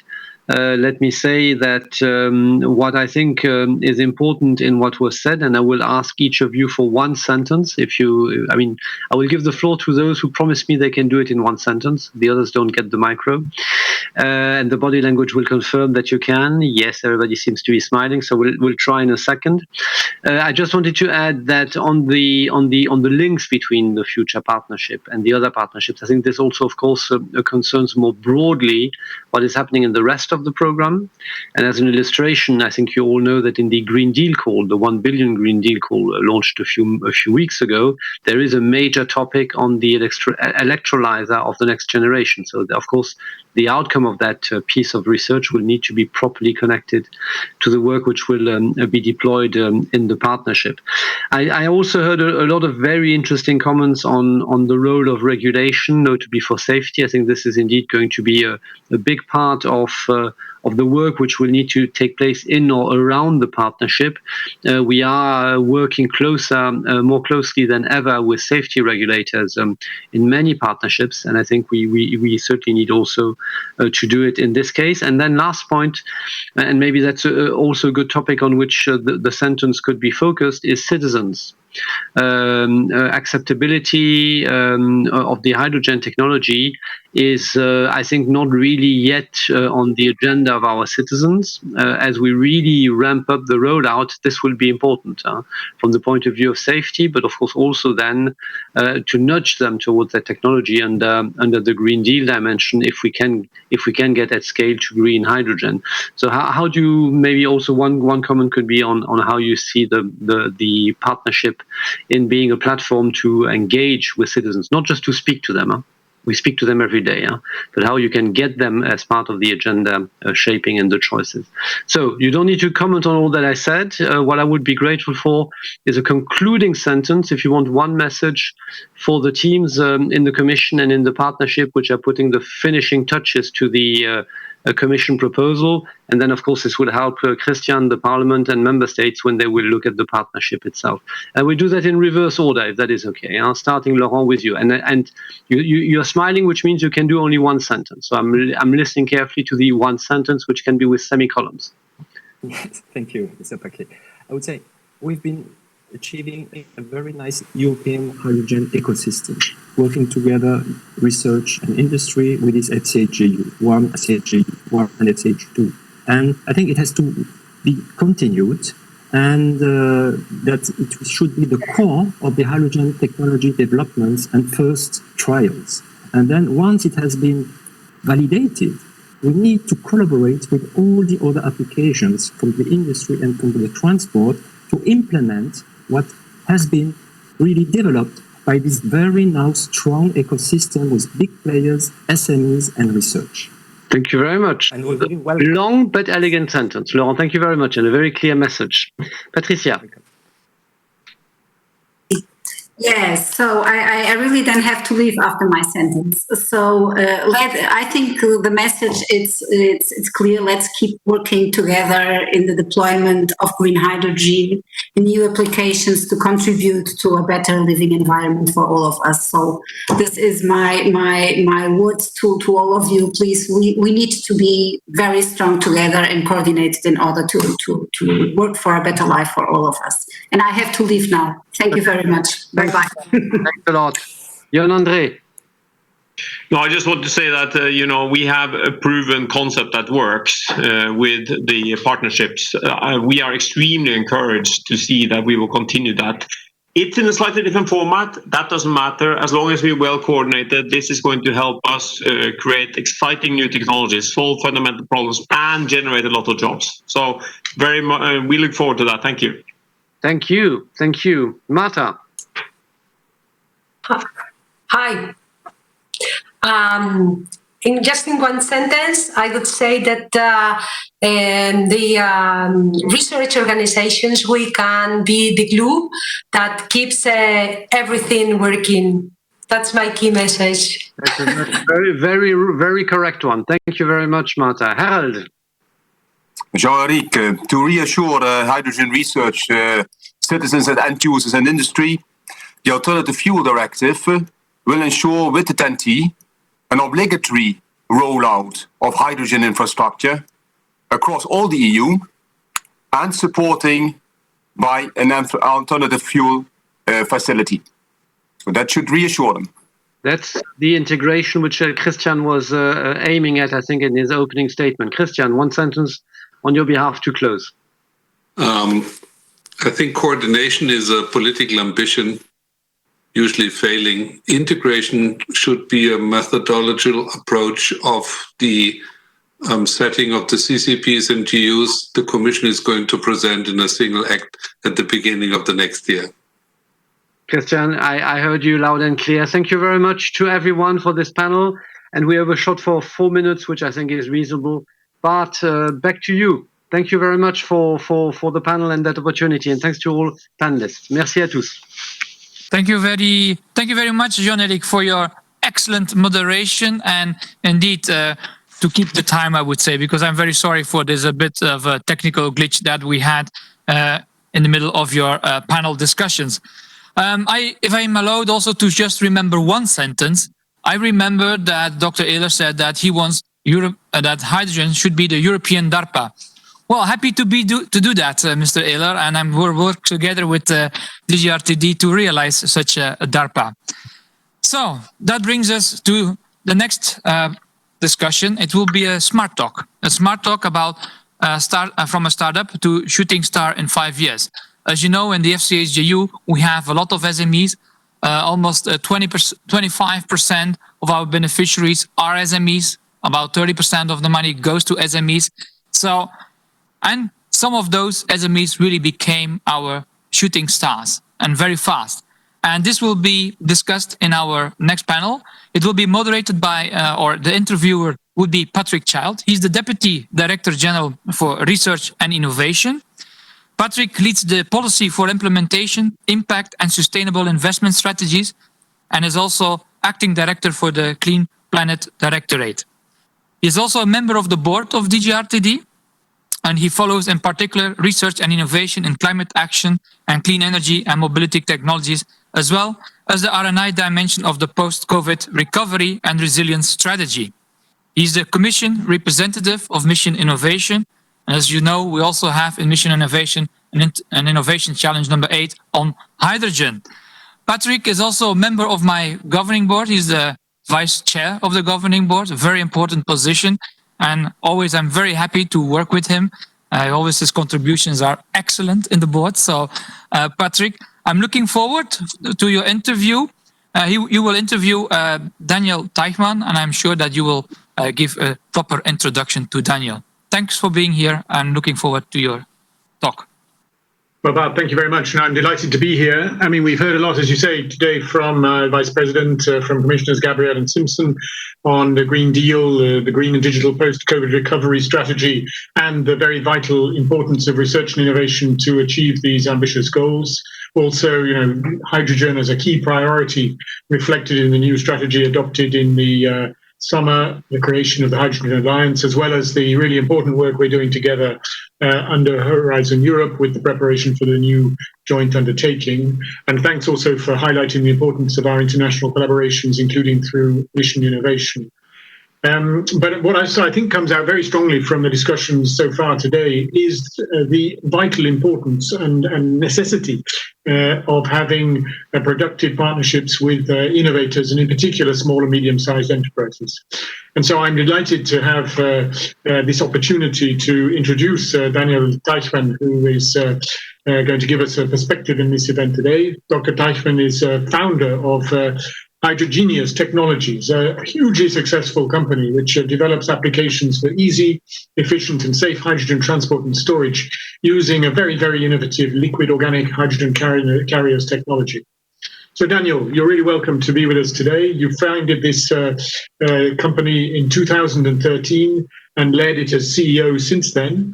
Can you kick things off by just identifying for us the main success factors in the spectacular development of your company, and explain a little bit the innovative technology on liquid organic hydrogen carriers that your work is based on? So Daniel, please. Mm-hmm. Yeah, thank you very much, Patrick, for inviting me. It's of course a pleasure and an honor to be here today and to speak to you, and also thank you for the nice introduction. Yeah, let me maybe start with a short introduction about the company. Actually, Hydrogenious has been founded in 2013, so we are 7.5 years old now. That means we are not a very early phase startup company anymore, but we regard ourselves as already a grown-up, but of course still young and still comparably smaller company compared to very big corporates. And we are a spin-off of the University of Erlangen here in Germany. And we have grown to roughly 104 employees over the last years. So especially over the last 2 years, we have grown. We have developed a technology for the transportation, handling, and storage of hydrogen at ambient conditions in the existing infrastructure for liquid fuels that we already have today. I mean, that's on the basis of the so-called LOHC technology, liquid organic hydrogen carriers, which I guess is known to most parties in the hydrogen world. I mean, there is, for example, also a bigger company in Asia working on LOHC, but I think it's fair to say that Hydrogenious is the European LOHC company. As mentioned before, we have developed from the university. I personally have been working at BMW Group Research and Technology on hydrogen storage, back then more focusing on passenger cars, and during that time I was also doing my PhD. And together with my co-founders, 3 professors, we believed in hydrogen, and we thought that would be a big thing. And that's why I dropped out of BMW. We founded Hydrogenious. And that brings me a bit to what you asked for, like the success factors. And I think the first one, of course, is especially very recently, this very large dynamics around hydrogen, the big interest, the urgency of this climate change, the role that hydrogen needs to play in that. I mean, that is, of course, great for a company like us. And I want to put that into perspective with, of course, also having founded the company not last year, but 7.5 years ago, when certainly it was still a bit a different time, right? And I think many players in the hydrogen economy know that and have experienced that themselves, that there had been times which were pretty difficult, right? Because, I mean, there was not so much interest around. Still, you had to fund your company, your project, and so on. But of course, the difference that it makes is that, of course, if you're not starting from scratch now, but you already have a certain track record of technology, of demonstration of systems, you have a certain organization in place, that of course now helps us a lot to tackle these opportunities and to tackle this huge challenge of building up a hydrogen infrastructure across Europe. So that's maybe the first success factor I wanted to mention, which is in the end a bit timing, right? Which of course also always involves some luck, but maybe also some believing in a vision like in that of hydrogen. And the other thing is, which I'll mention shortly, is the strong cooperation and the synergies between, let's say, R&D on the one hand side and commercialization on the other. And I think Hydrogenious is quite a good example in that. We heard in some talks today that, I mean, sometimes it's seen as two different things, right? But many people said, no, it's not two different things. There is no difference between like research and development and commercialization. I think at Hydrogenious, we have this background of coming from a very fundamental research university environment. And I mean, 3 of my co-founders are actually professors of the university here.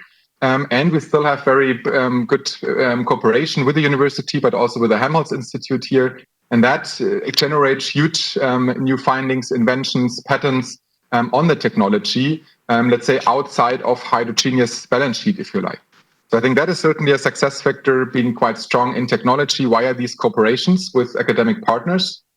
And the third thing that I wanted to mention is really having the right partners, especially having long-term oriented investors. Hydrogenious still, I think, roughly 95% of our shareholders are from Europe. So also under the investors, we have investors from Netherlands, from UK, from Germany, so far from Europe. And I think we had the big luck to have investors on board already from the beginning that really had a long-term vision, also believed very much in hydrogen, have a very strategic view. And that, I think, is especially in the hydrogen world very important, because it is not a quick win, right? It's not something that happens overnight. It is certainly a very big challenge, but also a very exciting endeavor. But of course, you need the right partners that also see it the same way. Okay, thanks very much. I mean, you're an organization, company, which has a lot of experience of working with the European Union and other public authorities. I mean, we've heard you've been a partner with the hydrogen fuel cell joint undertaking. You're associated with the emerging work on the Hydrogen Alliance, and I understand you're also talking to people over the new instruments on important projects of common European interest. So I think you'd be uniquely placed to give us a little bit your perspective on your experience of working with the EU institutions and maybe other public authorities, and maybe give us some pointers of how that could be made even more successful. Yes, absolutely. I mean, I believe that the importance of the EU in the field of hydrogen can actually not be overrated. I think hydrogen definitely needs to be thought big, and it needs to be thought multinationally and internationally. That's exactly why it doesn't make much sense that member states would push it on their own, right, in an isolated idea. And I think we definitely need the EU to think it in a European size, to think it cross borders, to think where in Europe are the best spots for generating green hydrogen, where are they needed, connecting all of that. And of course, in the end, it needs also to be thought even bigger than Europe, of course, also looking into Northern Africa, into Arabic countries, into Asia, and really spinning a global web for this energy transport and import. And therefore, I believe the European Union is very, very important in that process. We have indeed made very good experience with the EU over all the years that we existed, basically. I mean, actually starting with the SME instrument, phase 2, several years ago, which allowed us to really build up one of the very first early phase demonstrators of our technology. That was extremely helpful because, as we all know, having a hardware technology, having a deep tech technology is something you just need money in the end. Of course, it's great to have the right partners and investors, but in the end, you need money. So that was certainly extremely helpful. Also in the fuels and hydrogen joint undertaking, we have a project which was just delivered this year to Finland, together with a number of partners. And what I believe is now really the key instrument to bring this all forward is IPCEI, so the important projects of common European interest. I mean, we are involved in at least 2 quite specific projects that have been developed. The one is Blue Danube, which is about importing hydrogen from Eastern Europe via the river Danube to Central Europe via LOHC technology. And the other one is Green Crane, importing green hydrogen from Spain to Rotterdam and then further on. And I think the biggest hurdle or challenge for hydrogen is still that, of course, compared to today's fossil fuel, it's not economically feasible yet. And in order to get there, I think 100% gap funding, what IPSA in the end is promising, is exactly what is needed to overcome that hurdle, to make it possible and to scale. Because I think what the good message about hydrogen, I think, is that in the end, if we're really at this fully rolled out scenario, hydrogen and renewable hydrogen energy will be as cheap as today's fossil fuels. But in order to get there, that's not so easy. And I think instruments like IPSA are extremely important. And last but not least, you mentioned it, I mean, we're also very proud to be a member of the European Clean Hydrogen Alliance in the sector of transportation and transmission, which will kick off shortly. And I'm very much looking forward to work together with the other colleagues and companies in that working group. Daniel, thank you very much. I'd like just to round things off with a last question. I mean, you just mentioned, the very ambitious objective we have of making the production and distribution of hydrogen commercially viable by 2030. I mean, is this a realistic goal? And apart from the IPSA that you just mentioned, I mean, what are the priority steps that we need to achieve it? Yes, I think it is ambitious, but it is possible, and I think it is necessary, right? I mean, we have talked about the urgency of climate change.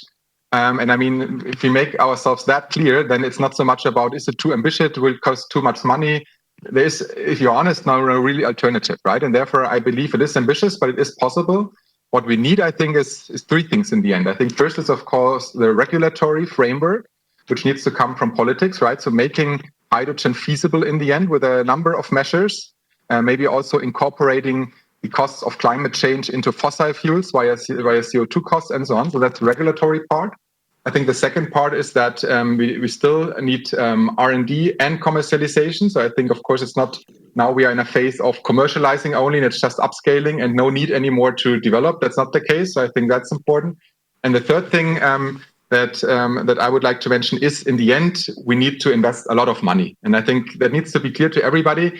It is, and I mentioned this with IPSA, there is a gap still. And if you want to upscale, if you want to come into a size that can really work, in order to get there, it costs money, it involves money, it involves funding. And I mean, that must also be clear. I mean, we see it in Asia, we see it in China, we see it in other parts of the world. Money is being spent. And I think the European Union is very well prepared to do the same, to spend. But I think that needs to be clear to everybody. It might be painful over the next years and maybe even next 10 years, 15 years. I think the big goal out there is to have a renewable, emission-free energy system at more or less the same costs than we have it today with fossil fuels. And that, I think, is a great ambition to work towards. But it will definitely also mean that for a couple of years, there will be a lot of money that needs to be invested. And because without that, we cannot be successful in the end. Daniel Teichmann, CEO of Hydrogenious Technologies, thanks for being with us today. I mean, thanks for sharing with us your success story, which to some extent we also see as a success story which we can bask in the reflected glory. So, but well done on your achievements, and we look forward to a continued close and successful partnership with you in the future. Thanks a lot. And over to you, Bart. Thanks. Thank you very much, Patrick. Thank you very much, Patrick. And thank you very much, Daniel, for this very interesting talk. And I'm sure, Patrick, that we will have in the future much more of these rising stars. I remember three things: ambitious, it's possible, and it's necessary. I think these are three very nice words. And with this, I would like to close now for the 1 minute, because we need to switch from panel. And for the technical reasons, we need just shortly 1 minute break. We will be back in a minute with another panel discussion. Thank you very much, and see you soon.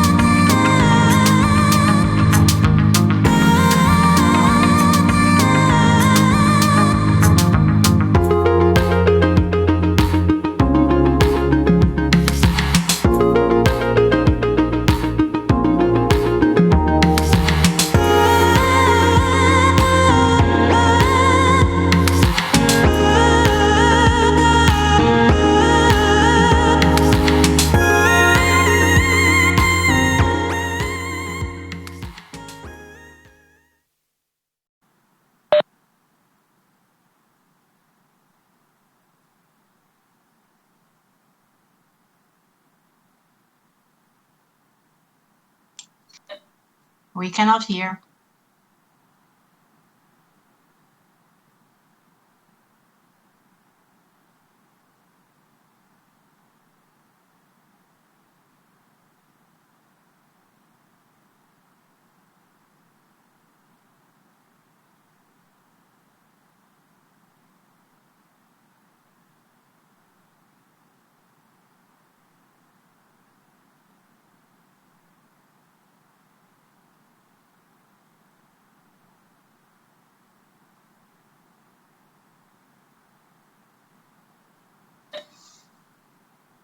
No.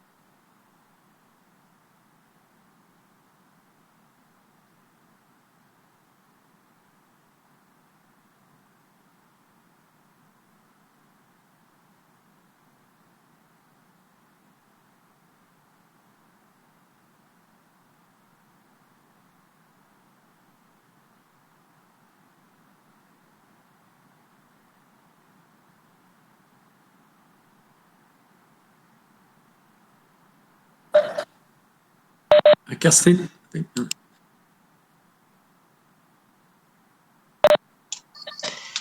Hello, everyone, and sorry for the little glitch that we had in the beginning.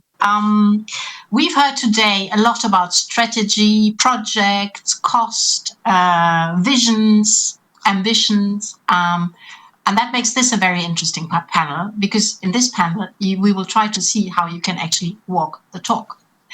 I'm very happy with the very distinguished members on my panel. First of all, we have Thierry Leperc, who from Soladvent, whom I would say is the midwife of projects, because he brings together projects and he will pitch his latest project to the panel. Now, the other members of the panel, they come from different strands of the financing world. There's Peter van Es, the private banker from ABN AMRO, very much involved in the Portuguese and Dutch project that we already heard about today.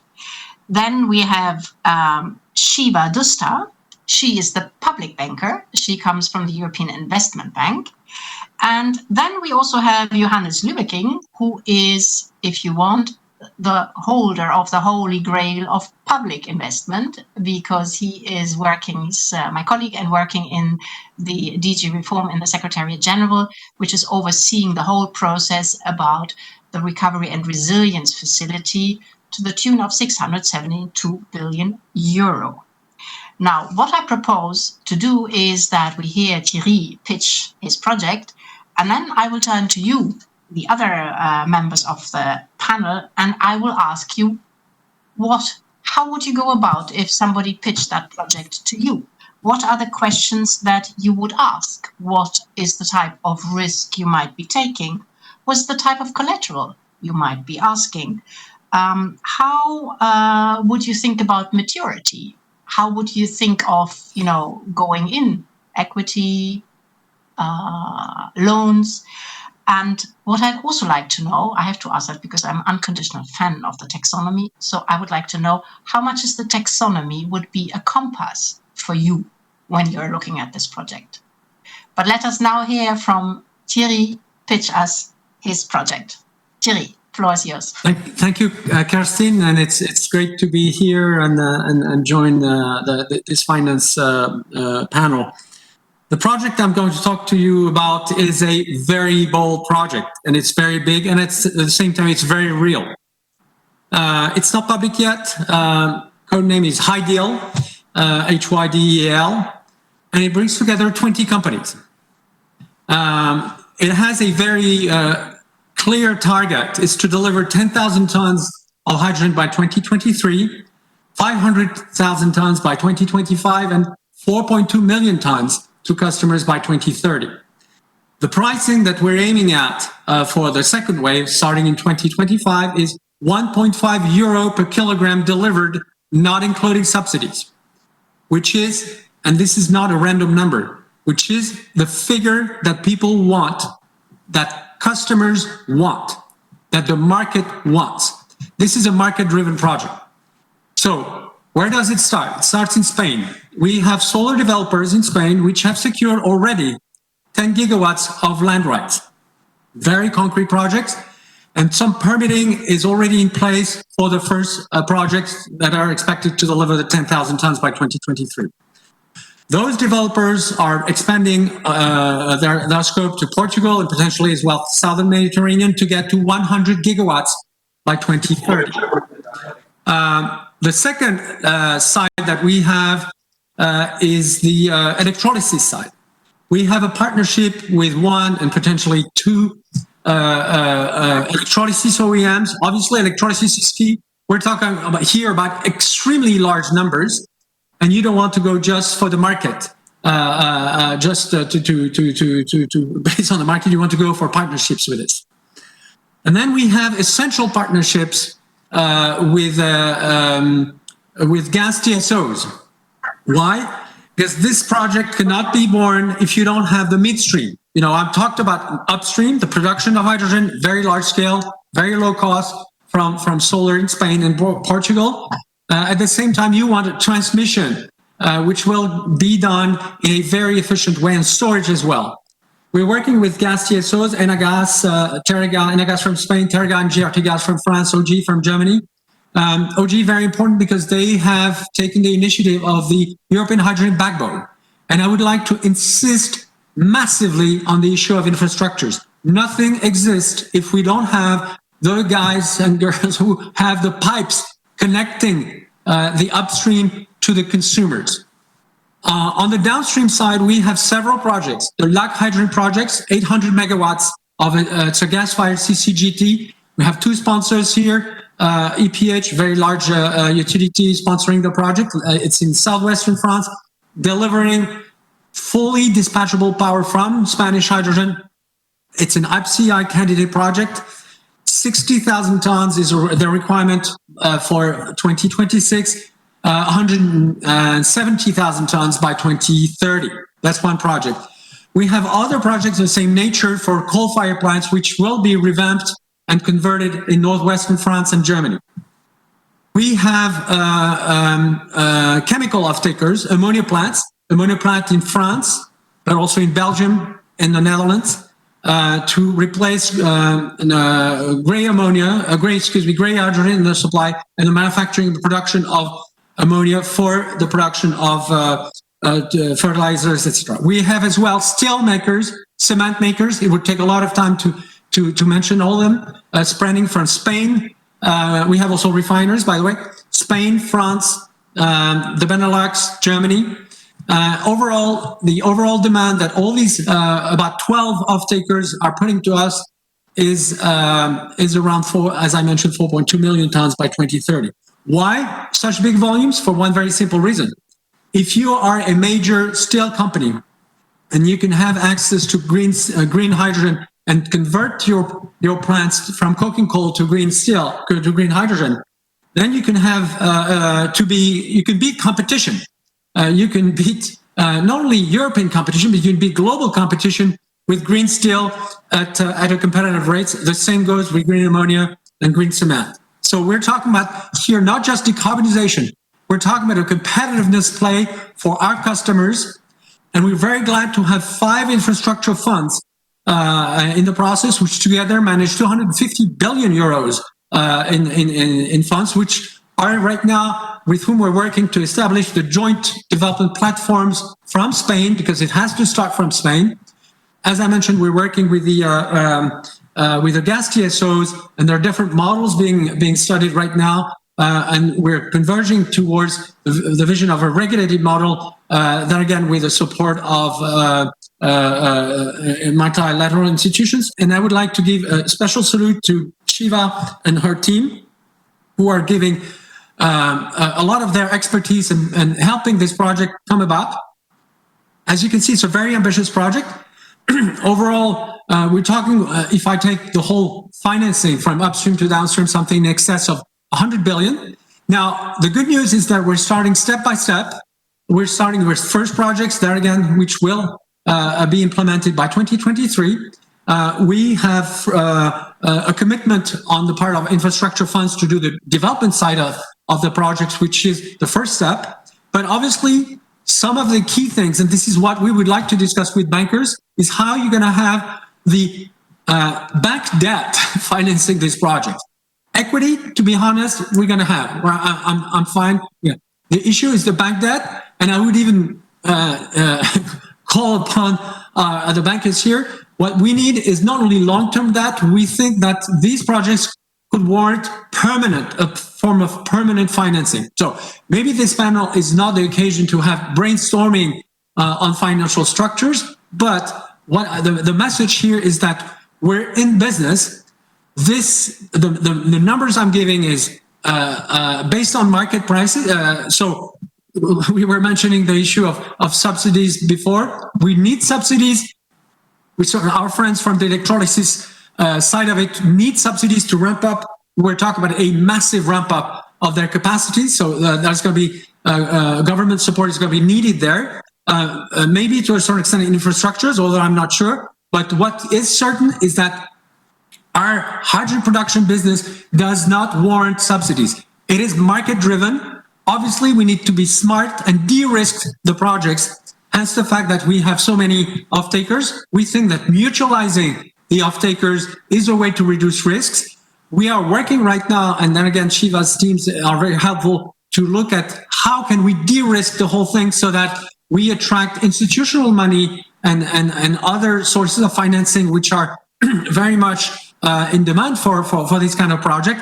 So this is a very ambitious program. Very happy to have this interaction with financiers to discuss the project.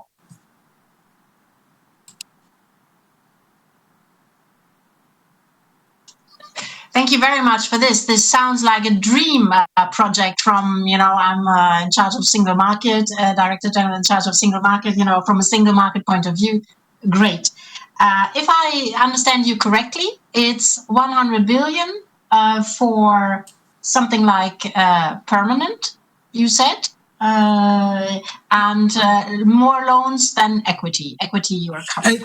Let's put it that way. It's not 100 billion. It is, where is the money going to be needed? We need money for the hydrogen generation. Hydrogen generation is solar and electrolysis on the same sites in Spain. So that's SPVs which are going to carry the projects themselves and are going to sell the hydrogen under hydrogen purchase agreements to off-takers. So that's the first area where we need the financing. Another area where financing is needed for the infrastructures. Obviously, our friends, the TSO friends, have very strong financial power. A question is being asked, could the off-takers and the finances contribute to the financing of those infrastructures by having, for instance, down payments? It's something that is on the table that we're discussing with the TSOs.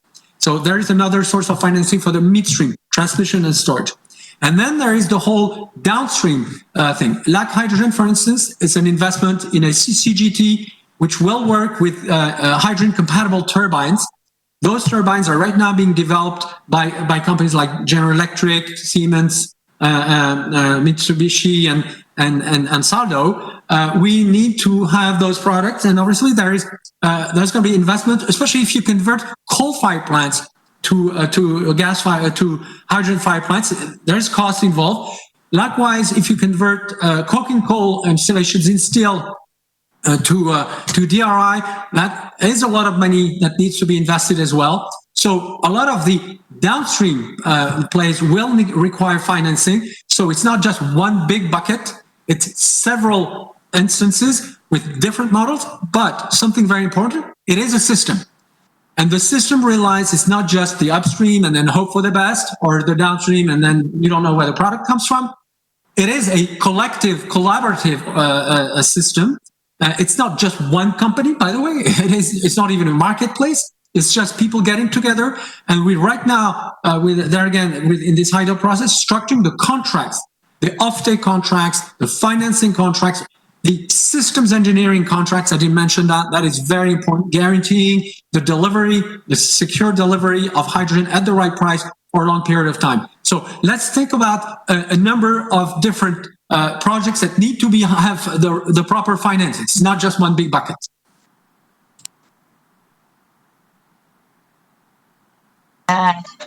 Good. I just wanted to give kind of the scale, and before we give it to our bankers, and I think I'd like to start with Shiva, because you're very much in the de-risking business already as the public bank. You go where others don't go, where maybe Peter won't go. So what's your take on the project that Thierry just pitched to us? How can you help? Thank you very much, Kirsten.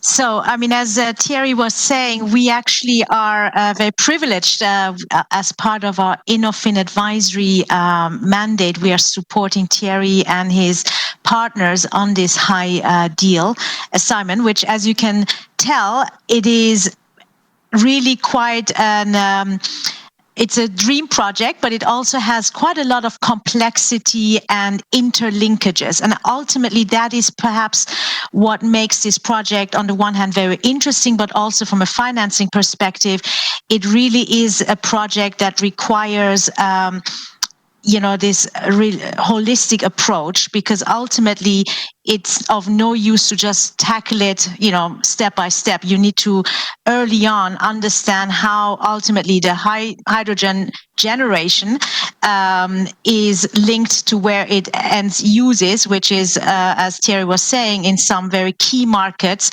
with some key industrial players who, increasingly will be under immense pressure to decarbonize.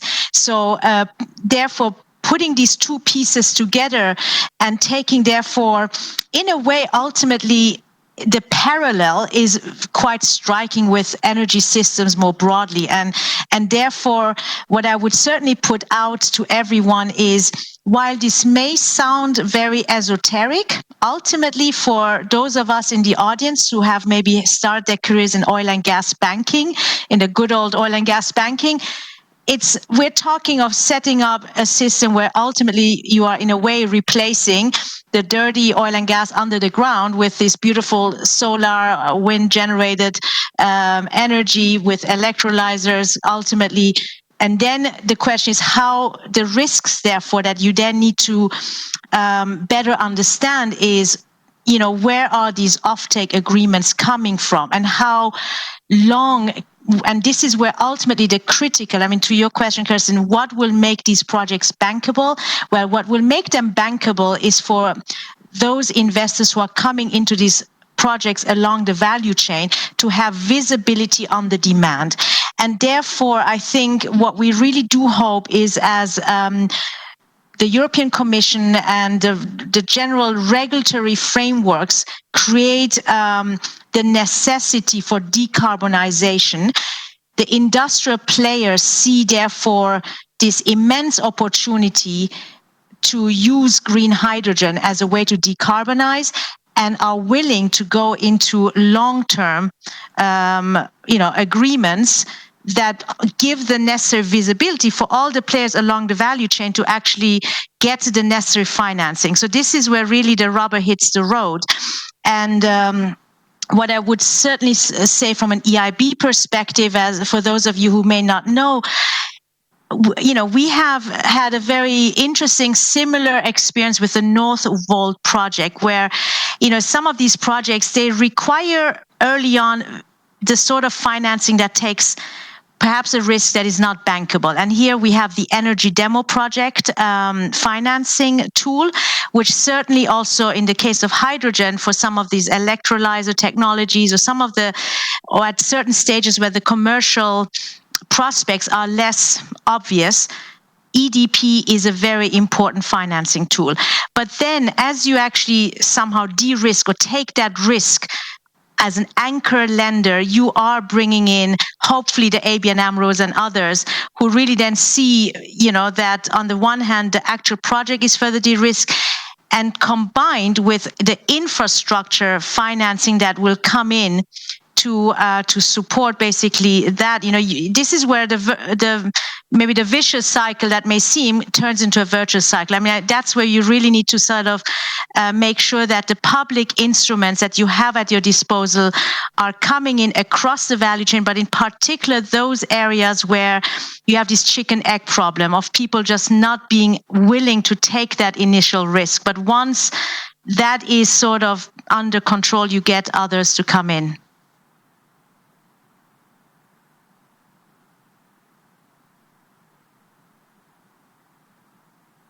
I'm sorry, I'm getting carried away. So it's really what you say. It's about making it bankable, and there's already a whole path to pursue.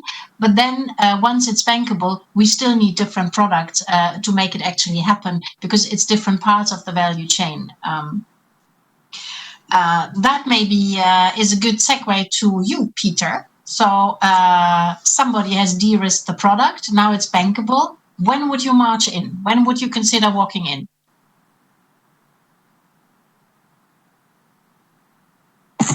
Well, we would like to get involved in these sorts of projects as early as possible. So even already when the EIB is working on it, would for us already be a natural place to start, just to figure out what exactly the risks are that we face. And in a way, what Thierry has described matches a bit, as you discussed earlier or mentioned earlier, the Dutch-Portuguese situation, where we also, let's say, take the entire value chain in one go. And the way we have cut up that particular exercise is that the Portuguese will take care of the solar power, the wind power, if necessary or possible, the electrolysis, and making sure that it is ready to board on a vessel.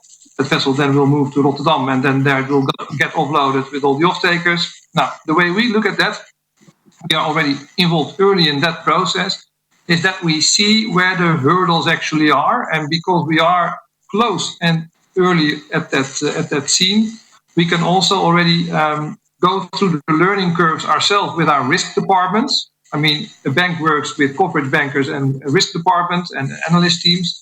And the coverage banker wants to get the deal done, and the risk department wants to keep the deal out. And there's the conflict.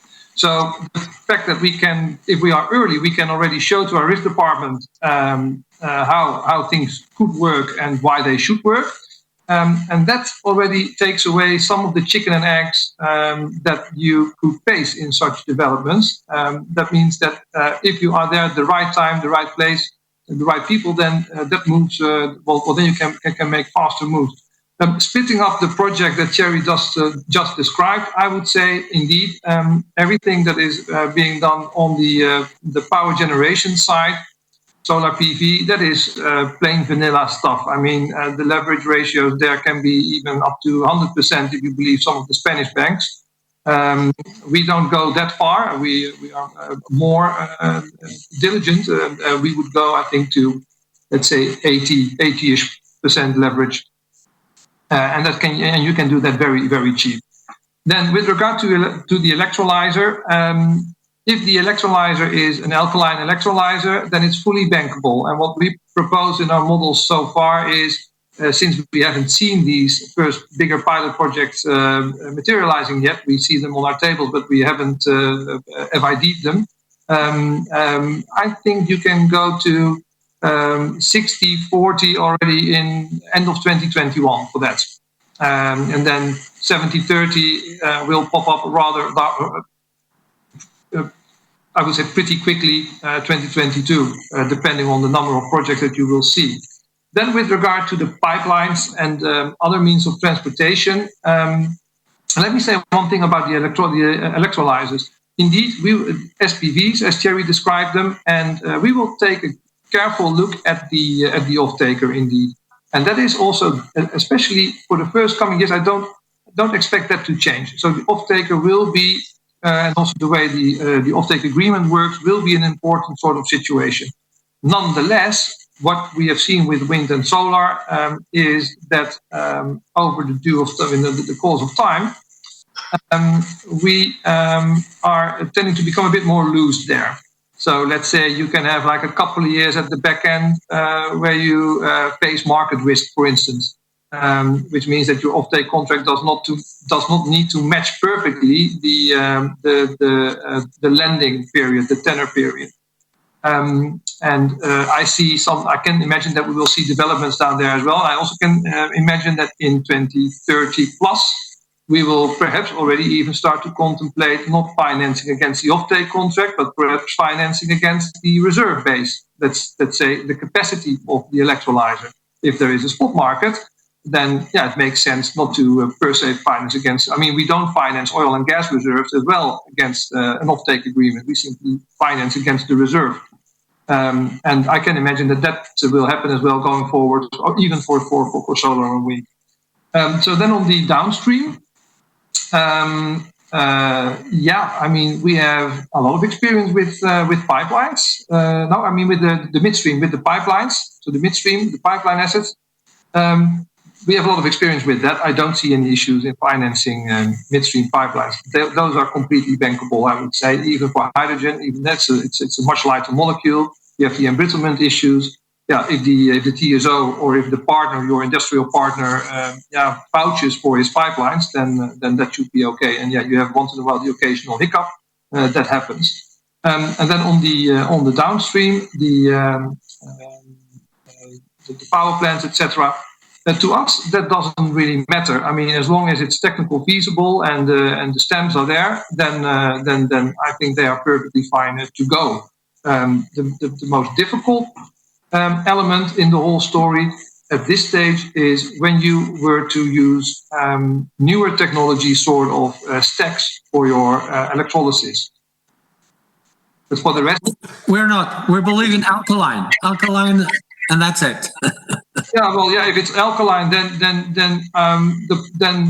if you have everything in place, your contracts and stuff, and your technical advisor and your legal advisor and everything is there, and the off-takers are investment grade, then why should we not be able to finance it? That would be my first remarks here. But Thierry, I find because you are there, because you are involved, the project is totally unbankable. Ola, I think you had a very good story for so far, and now comes the last conclusion. What I heard from what you said, Peter, is that the system approach, as Thierry put out, is very important for you. Although you do look at every single step of the chain in every single project. Exactly. So it's still a project-based, you will look at every project, but it's important to have the bigger picture and the system as well, which I think is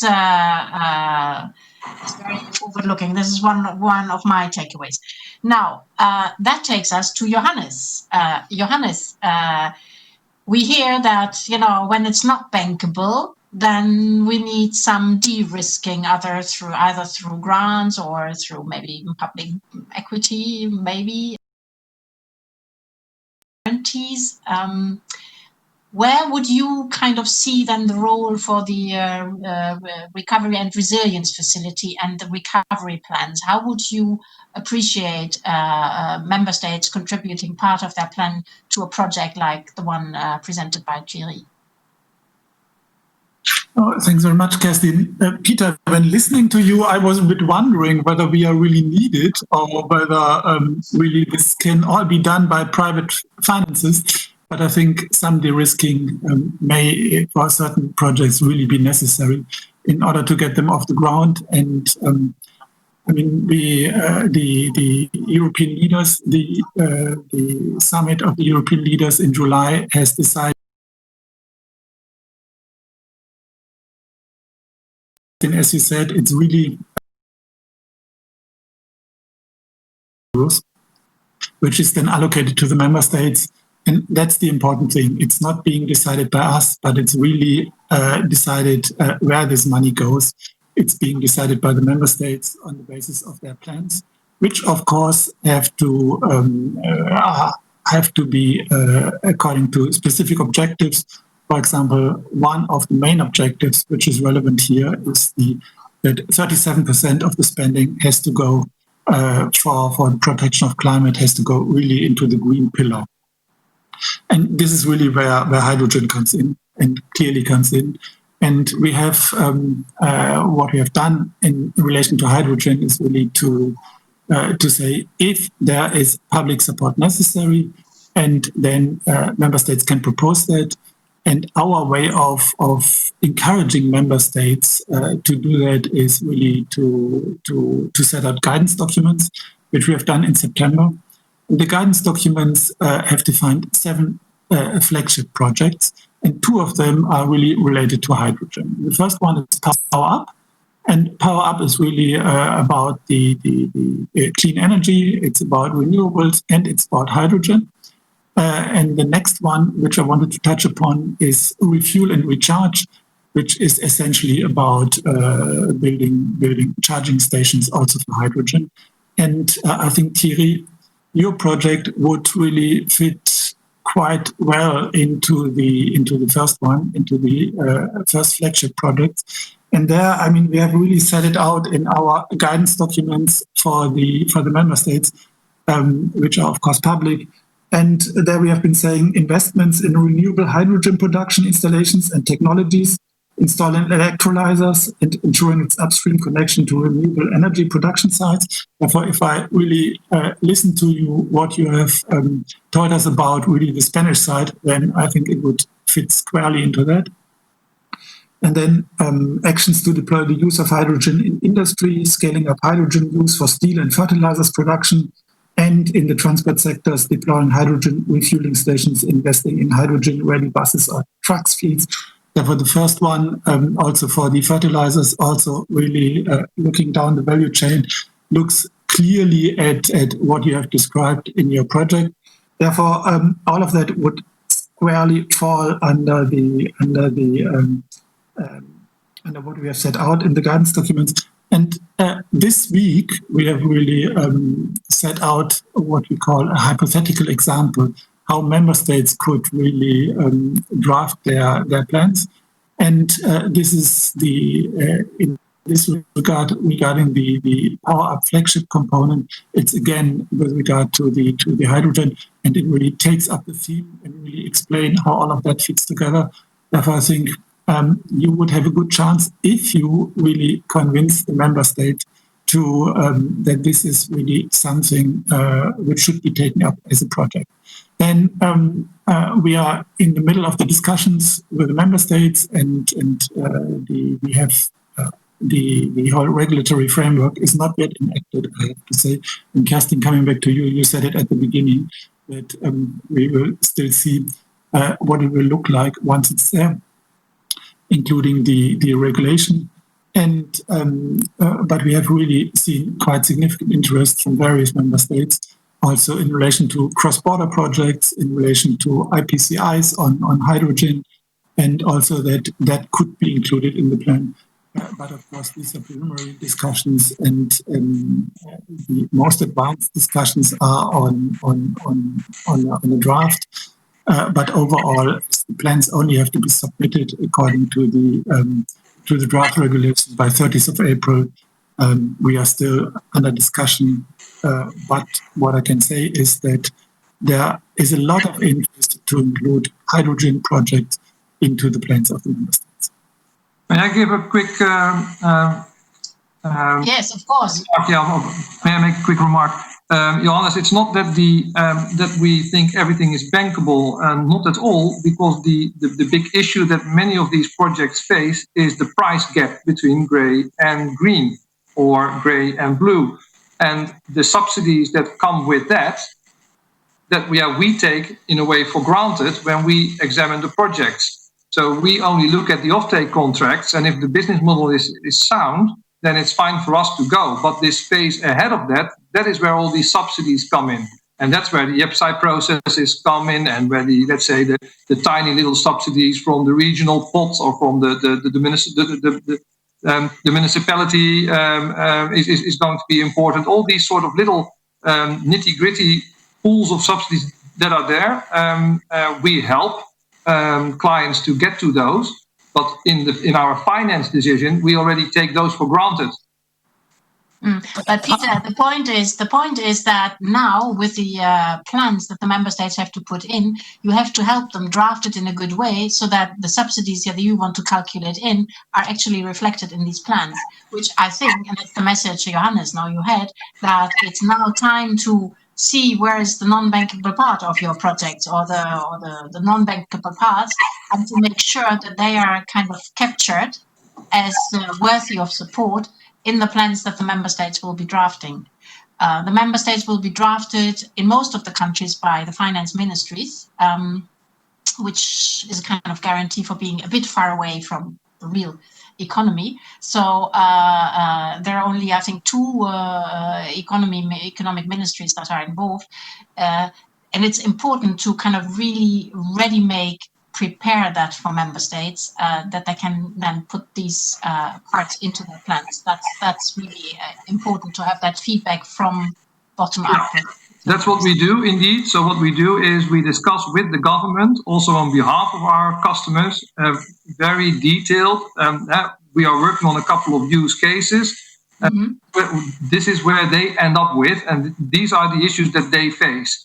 And indeed, in many cases, it is about the price gap, or about the, let's say, it's still not allowed to stack subsidies, for instance. So that if they get one subsidy, they are not allowed to take another subsidy. Well, these sort of things indeed do occur.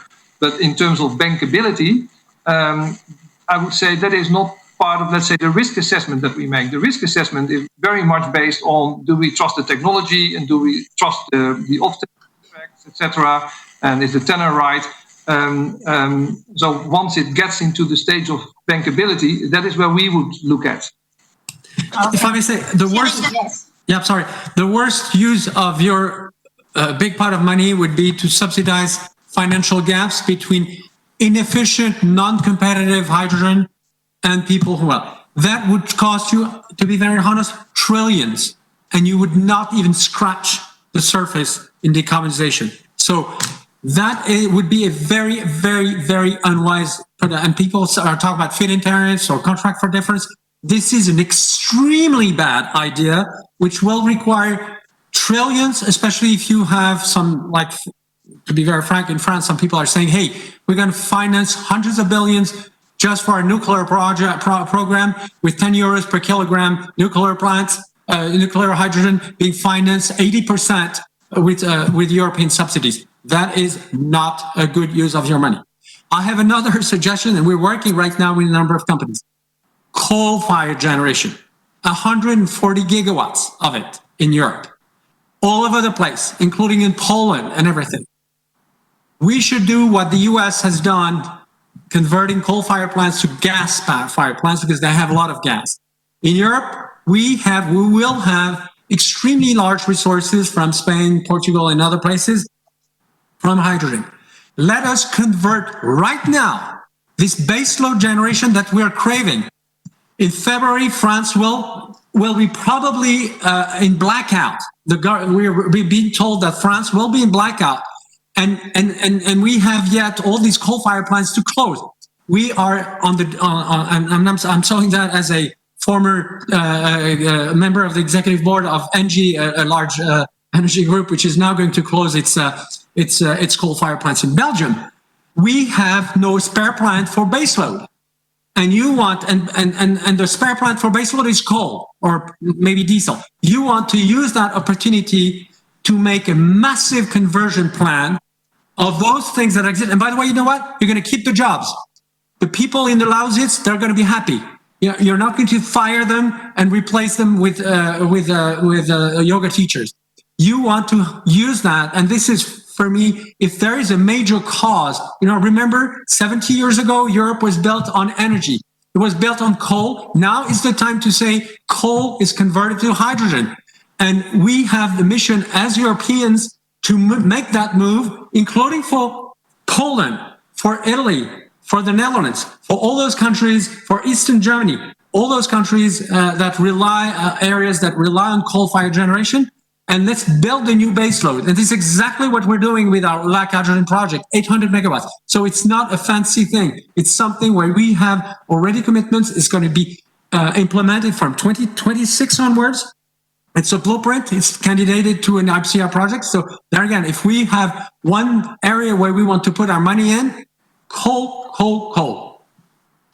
Okay, thank you, Thierry. But what the debate also brought out is how important it is now to make sure that in the plans that the member states have to deliver by 1st of April, so that's by April, let's put it that way, is not such a long time. And that's for 6 years. I mean, that will determine where the subsidies go for the next 6 years. And therefore, it's really important to make sure that there is this conversation that we are having here, but that this conversation goes to the member states and those who are drafting the plans to be sure that, the right products and the right areas are focused. You said that, it starts with Spain and France. Both have big hydrogen projects. Do you have these conversations with the governments or on your project? We have this conversation mostly with the energy players. FCH, which is spearheading the Lac Hydrogen project, has 20 gigawatts of coal and gas, mostly coal-fired generation in 7 countries across Europe.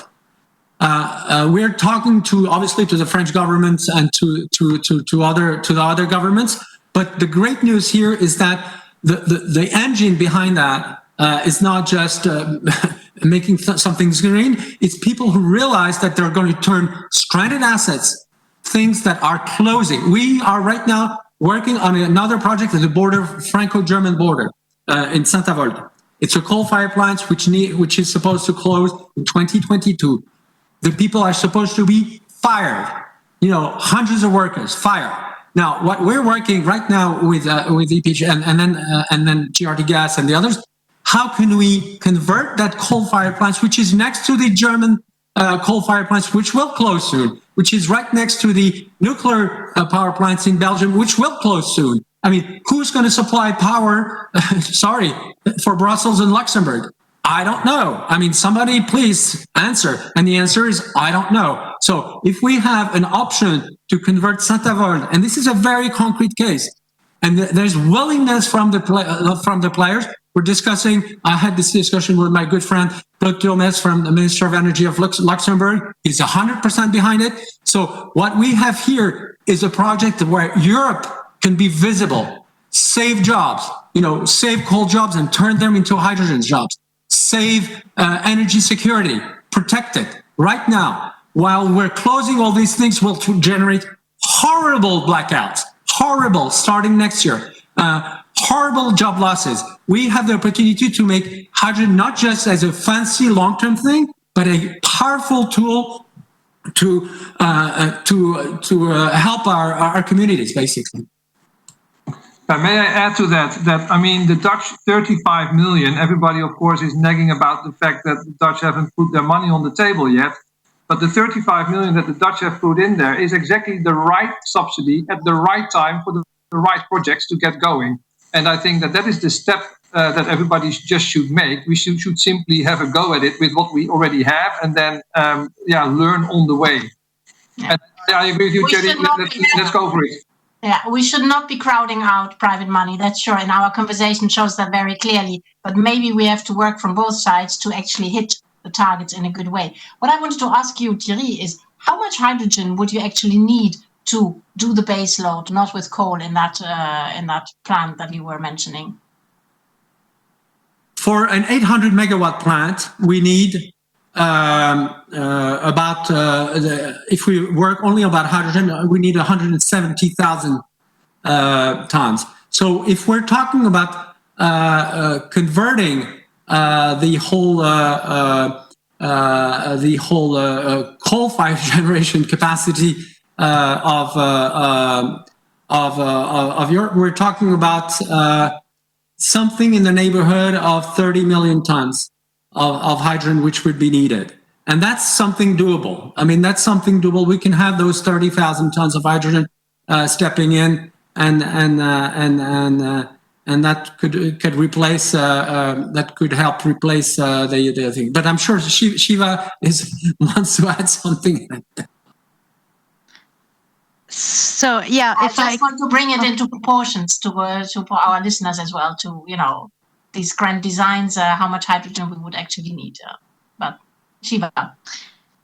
Thanks, Kirsten. Thanks, Thierry.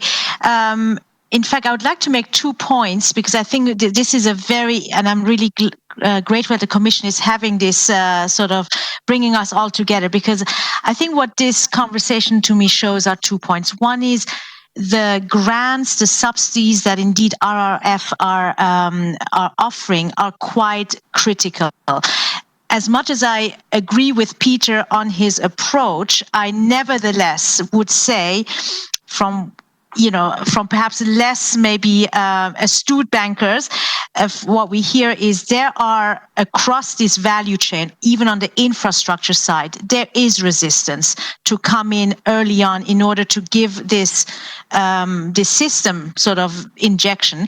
And hence, if you look at the complexity of Thierry's project with different member states involved, what really would help is if some of these grants could actually come across that value chain selectively in those areas where you need some push mechanism in order to get these projects, whether it's readaptation of gas pipes and whether it is to motivate some of the industrial off-takers to sort of make certain investments in order to give these longer term contracts, whatever it is to give a bit of a bit of a push into the system, because I don't necessarily see that every banker out there has the same level of perhaps risk appetite as maybe as ABN AMRO, but I would hope so. So that's obviously an important therefore role for RRF. The second point is nevertheless, and I think this is also quite critical. Indeed, when we look at projects, we look at how much grants go in, but then we look at a sound, we need to have a base case, a bankability case. And there we really are, I'm speaking on behalf of the EIB now, we will look at ultimately some key factors. And therefore, I would also make a plea, so to speak, that the long-term capital that comes in as bank loans from national promotional banks, from the EIB, who use very rigorous loan criteria, will also give confidence to the large infrastructural players and the banks to come in maybe on the same pari passu terms, or perhaps with maybe less mature, less tenor. But I think therefore, there is a place for the grants, and I think there's plenty of that. I mean, given the scale of the financing needs in the hydrogen, so just bringing in hydrogen into the energy system. But there is definitely also a place for long-term, bank lending by the public sector players to really establish a bit the market in this. So I see therefore room for plenty of various financing happening in the future. Can I maybe give the example of the first project in Holland Go in terms of bankability? I mean, the way that works is that in principle they are not bankable. I mean, but then we say, well, let us, all the banks, have a look at it so that we can start learning. And then we already figured out, oh yeah, I mean, there are many similarities with stuff that we are already doing. So in that sense, I see also there this learning curve, right?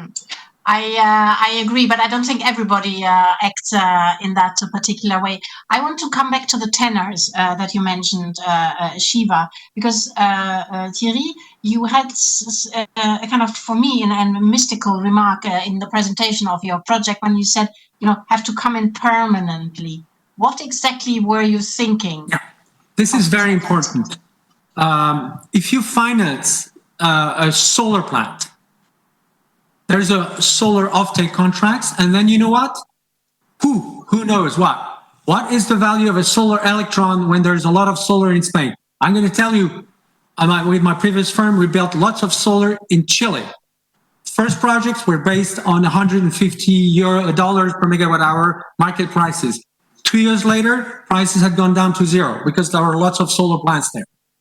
You are not going to see a very good future for solar electrons for that reason. Now, the good news about hydrogen is that it's just as good as oil, gas, and coal, except two things: zero carbon and indeed endless, infinite. Imagine an oil well. It's good to have an oil well. It's even better to have a permanent oil well that will produce just as much oil 1 million years from now than it is today. That's a good oil well. And by the way, on top of it, it's zero carbon. So if you look at it, that is a different kind of asset. It's a permanent asset. It's not something that has a lifetime. It's a permanent asset because you can replace the solar modules, you can replace the stacks and all these things, like you replace tire in a car or something. So it's okay. You can replace these things just like you replace a turbine in a hydroelectric system as well. So if investors and banks end up, and I'm not saying that should immediately, but end up the specific nature, the actually very low risk nature of these assets, because they will produce something that will be in demand, we know for sure, 50 or 100 years from now. What product can you talk to about a product? You know it's going to be in demand. And you know what? The pricing, this is what our investors like. At 1.5 euro per kilogram, we're talking about something which is 1 euro, which is the value of the equivalent of the natural gas delivered, and 0.5, which is equivalent to 50 euros per tons of CO2. When our off-takers and our investors look at that, they're seeing this price holding on for the next 100 years. Why? Because we're going to have maybe lower energy prices, but we're going to have maybe higher carbon prices. Overall, you're going to stay more or less in the money. So this 1.5 is not just one number, random number. It is firm ground. And when you have firm ground for a long period of time, you have a rent. You know what the people in the 19th century were after? A rent. And this is, it's not like fancy thing, project financing, it's a rent. Now, we need to bring that in financial parlance. And obviously it's, and to make it understandable, to analyze it, to put the right structure, the right instruments. It's about having the right instruments. And this is why the finance industries and all the companies that are on this table and many others are absolutely needed. What kind of instrument can we do to bridge that rent, which will be physically a rent, with the right level of savers or pensioners who want to save money? And bridging that is the key thing. But there again, we're going to have a unique asset, something which is going to generate zero carbon product and oil and gas, if I use the comparison that I made in my book as hydrogen is the new oil. And once investors understand that, they're going to see that it's far less risky than any other energy assets. And this is I hope all the Danish and the Dutch pension funds are now listening to our conversation. So this is the point to make. I'm afraid we come to the close of our panel. I would like to ask you one question, same to all of you at the end, and I only want a number as an answer. I want to ask you how you personally, how many years do you think personally will be involved in this hydrogen project? Shiva. A number, I would say at least for the next 15, 20 years. Thierry? Until we get collectively the Nobel Peace Prize. That's my personal objective. Nobel Peace Prize. I'm not sure we're going to get it next year. So it might take some time. But say, well, 10, 15 years, okay. Okay. Let's aim for the 2030 Nobel Peace Prize. Shiva, are you in? Okay. Count me in. Peter, are you in as well? No, I'm definitely in as well, and I would add to that. Indeed, the minimum time is already. Put it that way. We need the hydrogen in the north in enough quantities to get the economy going there where we can use it. You have electrification, and you have the electrification of the molecule. Now, we need to solve that first. And that is the first, let's say, limit. And then after that, we decide what else to do. And Johannes, your hydrogen story. I would say at least until the end of the facility 2026. Okay. Well, I'm relieved that you all have such long-term perspective on hydrogen, because that allows me to share my dream with you, which is when we have a spot market for hydrogen, it will be quoted in euro and not in dollar. I thank you very much for this panel and very good exchanges. I think there's a lot of work still to do, explaining to each other how to best define the financial means to support that great transition that's in front of us. Thank you very much, and I give it back to the panel. Thank you very much, Kirsten. I found it a very, very interesting panel discussion. I remain what I heard mainly is that the banking of projects already exists. I mean, we can make money already today in financing hydrogen projects. So this is great to hear. And I can only agree that also we should even inform more the financing world. I mean, last year we had organized a first session with a lot of financing people. And still, what I learned over there was that a lot of those persons, they are not yet very well aware about the potential of hydrogen and the opportunities to financing hydrogen projects. So I still believe we need to get out there and tell even more in the financing world what hydrogen can bring for them. So this brings us to the next topic, the next smart talk. Actually, it's the last smart talk of the day. And I found this also a quite interesting topic or smart talk, because we will talk about what we can learn from the European Batteries Alliance. The interview will be done by Maeve Rutte. She's the Deputy Director General in DG GROW, mainly responsible for the industrial policy. And she has already a lot of experience also in banking, because I understood she comes from the financial world before she joined the Commission, and I think this you're really the right woman at the right place in DG GROW, because with all your experience, I'm sure you can make it happen. And also I learned that you have experience in the DG RTD in the research area and also in the GRC. So I think you also understand very well the difficulties sometimes to bring research projects to really bankable commercial projects. So I think you really are the right person there in DG GROW to tackle the hydrogen file. For the audience, a little bit background also. Mrs. Rutte graduated as an agricultural economist from the Estonian University of Life Science, and she holds an MBA from the Danube University in Austria. As I said, the title is What Can We Learn from the Battery Alliance? And I would like just to make here a very small comment. I mean, the Battery Alliance was all about catching up. It was about Europe was losing in the battery technology, so the European Commission said, let's make a catching up, and that's why the Battery Alliance was launched. It's very different for hydrogen, and I think that's here where the Commission has learned, because in hydrogen, we have the leadership position today. So if now this new alliance, the Clean Hydrogen Alliance, is all about keeping that leadership in Europe. And I think we will be able to learn from the Battery Alliance, I'm sure, but I would also like to hear how can we keep the leadership and in this alliance. Thank you very much, Mauve. The word is now to you, and looking forward for your great talk. Thank you very much, and hello, good evening to everyone. Well, you said we are among the last, but certainly not least, smart talks. And I really have the pleasure to have today with me a very prominent person in the energy landscape in Europe.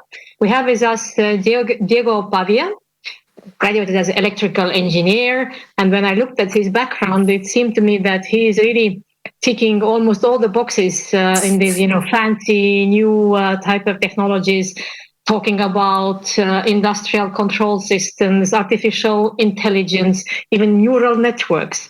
So he has a long career actually in the private industries. And what is very important for us today is that since 2010, Diego has been the Chief Executive Officer of the InnoEnergy. As most of you would know, is one of these centers that has been established under the European Institute for Technology. So one of these engines that is really pushing for innovation, technology development in Europe. And there is, of course, a broad range of activities that InnoEnergy is covering. But among other things, Diego has been one of those who has very much been pushing for the Battery Alliance to come forward. So the Battery Alliance is the very first EU large-scale industrial alliance, which we are now hoping will help us create these new value chains that would accelerate getting new technologies to the market, would accelerate getting the value chains created. So today, as already the introduction also was announcing, we would like to hear from Diego, and we learn something from the Battery Alliance, and if, then what could it be? And perhaps I would, in fact, open the conversation with a question, why do we think Battery Alliance is a success? And can you explain why it is a success, Diego? Thank you, Maive. Welcome to everybody. So, yes, the question is, has the EBA, the European Battery Alliance, been a success? So we launched the EBA back in October 2017. So Vice President Zefcovic, he gave us the mandate to animate the EBA, and as Yannick was saying, to catch up, to be the fast follower. And the first thing we did, that's one of the first learnings that the hydrogen strategy for Europe should recover, is put a stick on the ground, a very out-of-the-box objective to create 250 billion euros worth of new business around the battery value chain by 2025. Just to put that in perspective, 250 billion euros is the size of Denmark. So back in 2017, we said by 2025, year in, year out, a new Denmark on European footprint. That's impressive. But not only this, that we also create 3 to 4 million jobs, both direct and indirect. So the first thing we did again, Maive, is to put a very ambitious and disruptive goal. And what have we done since then? So 2017 were nobodies in the battery world as far as Europe is concerned. Today in 2019, last year we captured 60 billion euros worth of investments for Europe. That is 3 times as much as China. So in 2 years' time, we have catched up and tripled the investment captured in Europe. And a very clear fact, today we have 28 ongoing industrial projects creating growth and jobs in Europe, where 2 years ago there was only 2 industrial projects. So those are KPIs that show, that we are delivering. I think these are very important KPIs that you're mentioning, since they really refer to not only, let's say, having nice round tables where we can all discuss how at some point things will materialize. What you are showing is that things can materialize really in a record speed if we put our efforts, our energy, our funding together, and indeed that things can come to the production stage in a good kind of pace. But then what also is of course interesting is that batteries perhaps are a bit more advanced. And if we think of the hydrogen and the things that we have heard today throughout the day, hydrogen is quite a complex, nut to crack. So what would you say if we think of the setting up of the Battery Alliance and you now compare it to the challenge we have with the Hydrogen Alliance? So what would you say? Would you kind of throw some immediate, let's say, little warning signs, or would you have some good points to suggest how could we build on the experience you have had with the Battery Alliance so that the Hydrogen Alliance could also be a success? Thank you for the question, Maive. So we have identified in the Battery Alliance 10 key success factors. And as you offer me, I'm going to take 5 of them and to compare whether the Hydrogen Alliance today could piggyback on those learnings. The first one is the ambitious disruptive objective. And there, if I look at the strategy that we as Europeans have published in June, the 6 gigas by 2025, the 40 plus 40 in 2030, I think we could be at least 10 times as ambitious as what we put on the table in June. And if you just look at an example, a couple of days ago, LKAB, the big iron metallurgy in upper Sweden, they have decided to invest 40 billion euros to turn their iron into a green iron. So I think that, again, the 6 and the 40 plus 40, easily we can do 10 times as good in the same time frame. And that I would just break to say that this is actually interesting, and I hope that our good listeners will take a note and perhaps find an opportunity to chat with you, because you are really pushing the ambition so much higher. If that's the first lesson, then let's hear what the next 5 or 4 or 5 are. Yeah. So the second is, once you put something that is structuring in terms of jobs and growth, and that becomes with the objective that is disruptive, then you get the political sponsorship. In the EBA, since day one, the Vice President Zefcovic has been really playing ball, has been mobilizing all the Commission and EU resources, also the EIB, to create the enabling framework for the industry to invest. And only when you put such an outstanding objective, then you get the buy-in and the sponsorship of, in this case, will it be Thierry Breton or Mrs. Simpson. And that is required, because at the end is the aggregated movement. That would be my second. That a political sponsor absolutely straightening the shirt with the ecosystem to make things happen. The third, and then I'm going to be a bit disruptive again, is the value chain approach. The batteries were not the core. The core of the Battery Alliance is to create an EV that is in the money and competitive with the combustion engine automobile car. The same thing with hydrogen. We should not be focusing on the molecule. Whether it's 1.5 or 1.8 euros a kilo, that should not be our goal. Our goal is that the steel that we do with hydrogen instead of coal or gas or methane should be much more cheaper and, by the way, CO2 free, or the cement, or the fertilizers, or the fuel for maritime transport. So we have to look at the value chain end to end, and mainly from the application, from the off-taker side. And then that will drive the hydrogen. And maybe for steel, it's not at 1.2. Maybe for steel, it's going to be steel in the money for 2, because what needs to be in the steel in the money is the steel, not the hydrogen. That's extremely important. Thank you. Particularly, I like several of your points that you make. On the political sponsorship, you have certainly noticed that this day already shows a good commitment at the high political level in the Commission, and I do hope that, of course, this commitment will be kept throughout the years, because we are not here for a day; we are here for a long ride together through the years to come. But then the other point you make about the ecosystems, this is something that is also, I think, worthwhile maybe really looking into. We are not talking about only large infrastructures, but we're also talking about many of the smaller players to be brought to these ecosystems. And even conceptually, we in the DG Grow, we are now very much working on this concept of these ecosystems, and not only thinking in terms of what the supply chain is, but we are also thinking of the local communities where our industries are located. How can we really create kind of a fabric which would be nicely kind of brought together, where the various elements are supporting each other? And we are creating also our own analytical capacity so that we could better understand how the industrial ecosystems could be really reinforcing the elements there, and how we could support with our various tools and measures. But then coming back to this ecosystem thinking, if you, with your experience now in the Battery Alliance, but also, of course, in your main job, so to say, being in the InnoEnergy, if you think of your experience on bringing the smaller businesses on board, kind of reaching out and enlarging, so what would you say would be maybe some good ideas or lessons from this front? On this front, that will be, again, one of the 10 key success factors. The ecosystems fit for purpose, not any, but fit for purpose ecosystems, and bringing those challengers, those SMEs, those that do not have any balance sheet, where they have to still depreciate a lot of assets, where they will be very bad for the shareholders to write off. So we need those crazy guys and in those ecosystems. And Yannick said, well, it's very good because Europe, we are leading in hydrogen, but sometimes when you're leading, it's very difficult to disrupt yourself.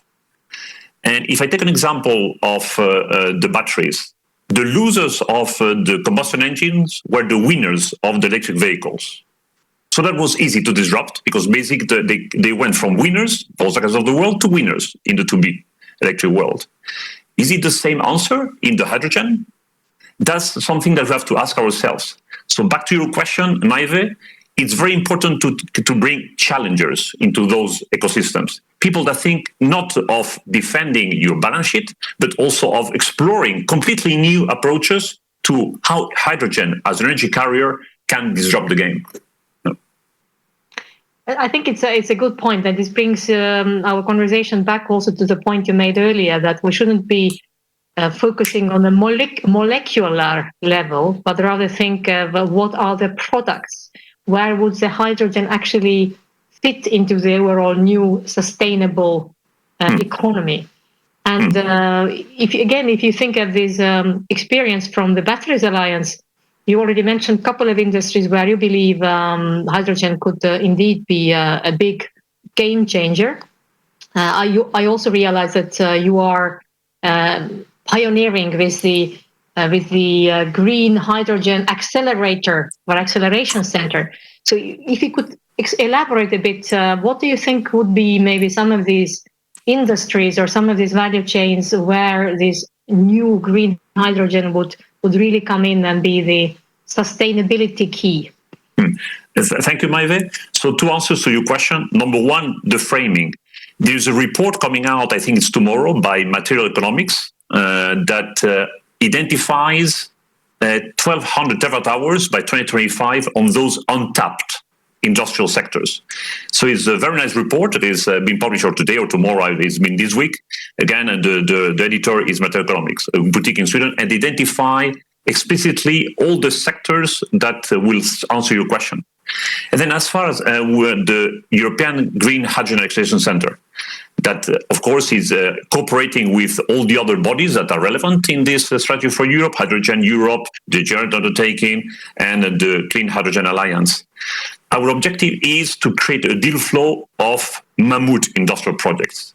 And we already have the first one that is in the money. It's going to create 5 million tons of steel, already off-takers, and again, green steel, CO2-free for those off-takers. But we have looked, again, outside of the molecule. We have just disrupted a bit or innovated a bit in the end-to-end value chain, from renewable sourcing of energy to the electrolyzers to the last rolling of the steel. If we would have looked only on the electrolyzer and the molecule, we'll never have achieved this. By looking wide, then we have found the economies across the value chain that delivers the steel for the off-takers in the money and clean. I think this is really a good point from the lessons that you are bringing to us. And I'm also wondering a bit about, well, in the introductory remarks, it was mentioned that I have also the financial background. So, of course, I'm wondering how do you get the funding together? Because a lot of these projects are really innovative. Not so many examples exist based on what one can do, proper due diligence and so on. So how do you convince the funding side to come along? So, two answers to your question is an extremely good question. It's first a lot of pedagogy. So in the batteries, there was a second hockey stick in the adoption of the strategy of batteries value chain in Europe. But we spent like 1 year by doing pedagogy with the private side of money. First, and sorry to say, also with the EIB. So the EIB batteries was something new. So to de-risk their judgment and the decision, you have to tell them about the demand side, about the supply risks, about the regulation, how it's coming. So the decision of the public and private money will be as de-risk as possible. And I'm happy to quote that Andrew McDowell, the former VP of the EIB, he said, hey, energy is always de-risking my investment decisions. Why? Because we have been doing that for 10 years. And since we're also an investor, then we're talking the same language, but not only financial in all dimensions. And the second is that for this Green Hydrogen Exchange Center, we have joined party with Breakthrough Energy. And as we know, Bill Gates, that's one of the Bill Gates investment arms. That's a very sizable arms. And that's at the core of Mr. Gates' strategy going forward, not for Europe, for the world. But Europe is leading. So that's good news for all the potential investment cases. That's actually a very interesting piece of news indeed, that in order to get the money flowing, you have to know your business extremely well. But not only know it well, you also have to be able to explain it well with the figures, examples, and to do the right thing to de-risk the funds that would come back. Happy to hear that you mentioned also the important funder, coming from private side, Bill Gates, which is good to hear that they also engaging in hydrogen. They're certainly looking at cutting edge future technologies, and certainly hydrogen counts as one of those. Now back to Europe. So what you're saying is that for hydrogen, as far as you can see, there are some important steps to be followed. For the Hydrogen Alliance here, we can learn from the lessons of the Battery Alliance. As to the timing of things, some of us, we are quite impatient. We would like to see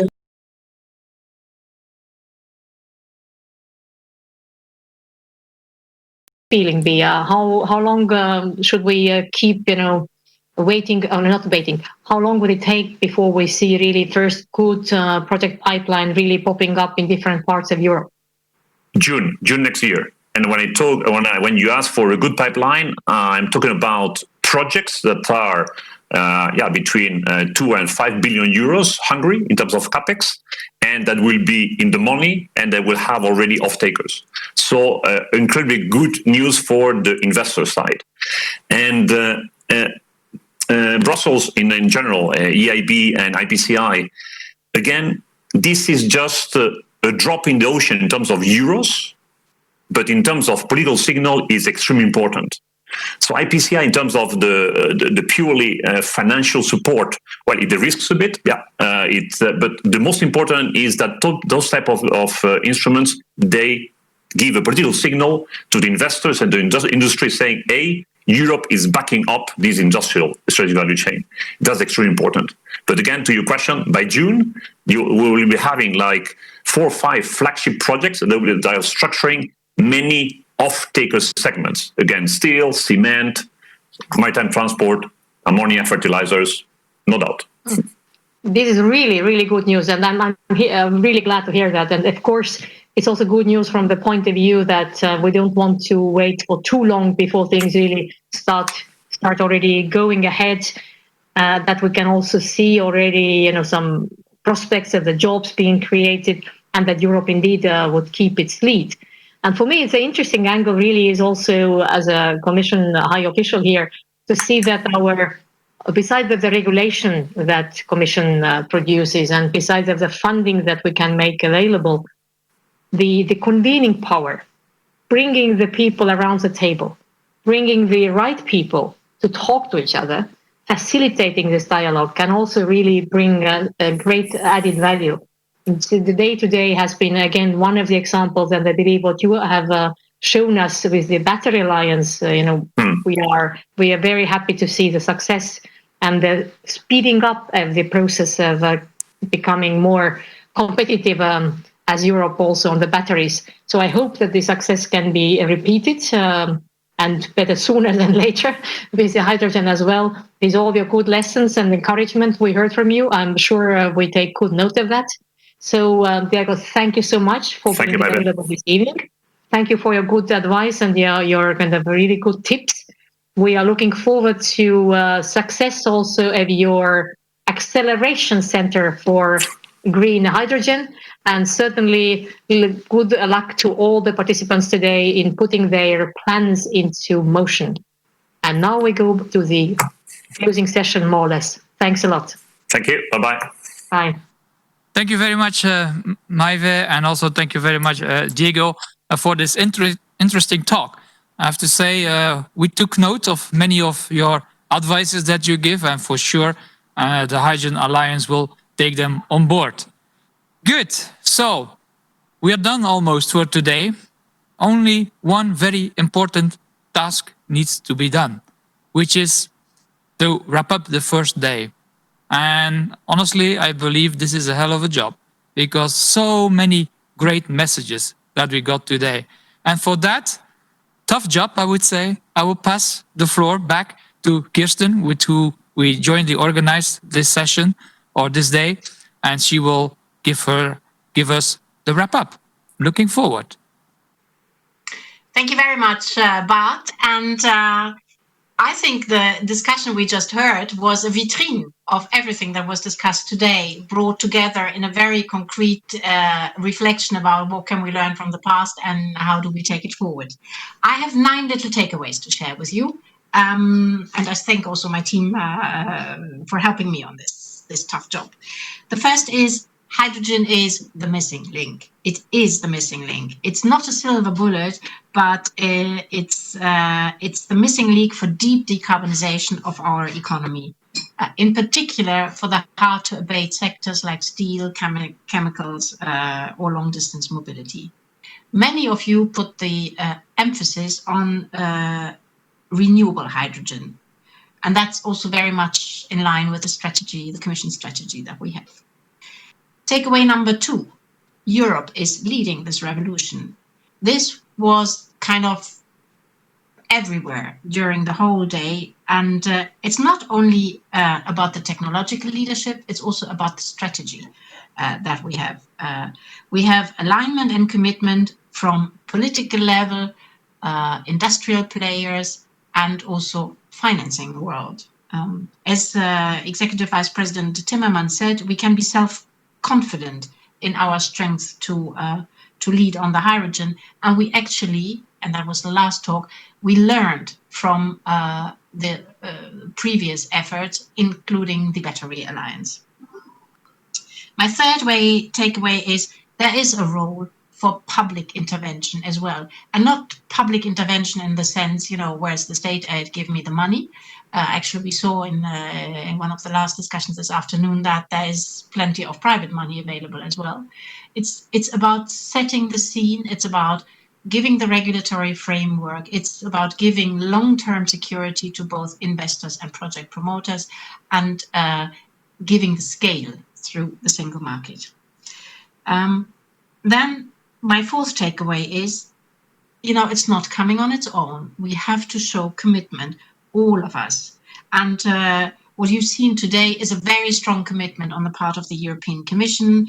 You've seen Executive Vice President Timmermans, the Commissioner Breton, Commissioner Simpson and Gabriel, the European Parliament, member states, regions, and industry, civil society. There is a strong will to act together.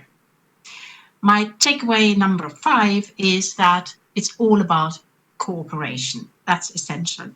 We have heard from a number of speakers repeatedly that it's not about a kind of accumulation of projects. It's about the system approach. It's about how all this will work together. And this is also what Maive said before. This is the convening hub role also for the Commission to play. Different member states have different strengths. Some have wind, some have solar, some have industry. So that has to come together. And ministers really asked for a common approach and collective commitments. And they, many of them announced specific and very concrete steps ahead. My sixth takeaway from today is that the Hydrogen Alliance is a game changer. That was one of the participants termed it that way. It's about cooperation across the value chain, across borders, between public and private and civil society. And I'm really very pleased that so many organizations, companies, actors have come together to work on us on this, over 900.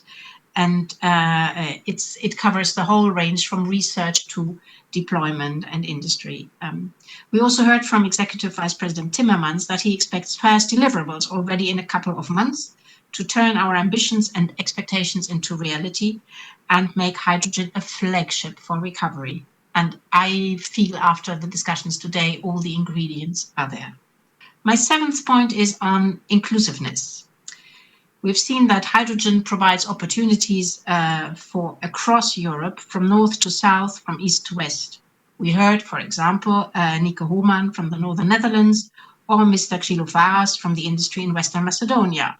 How hydrogen provides a perspective for regions in transition.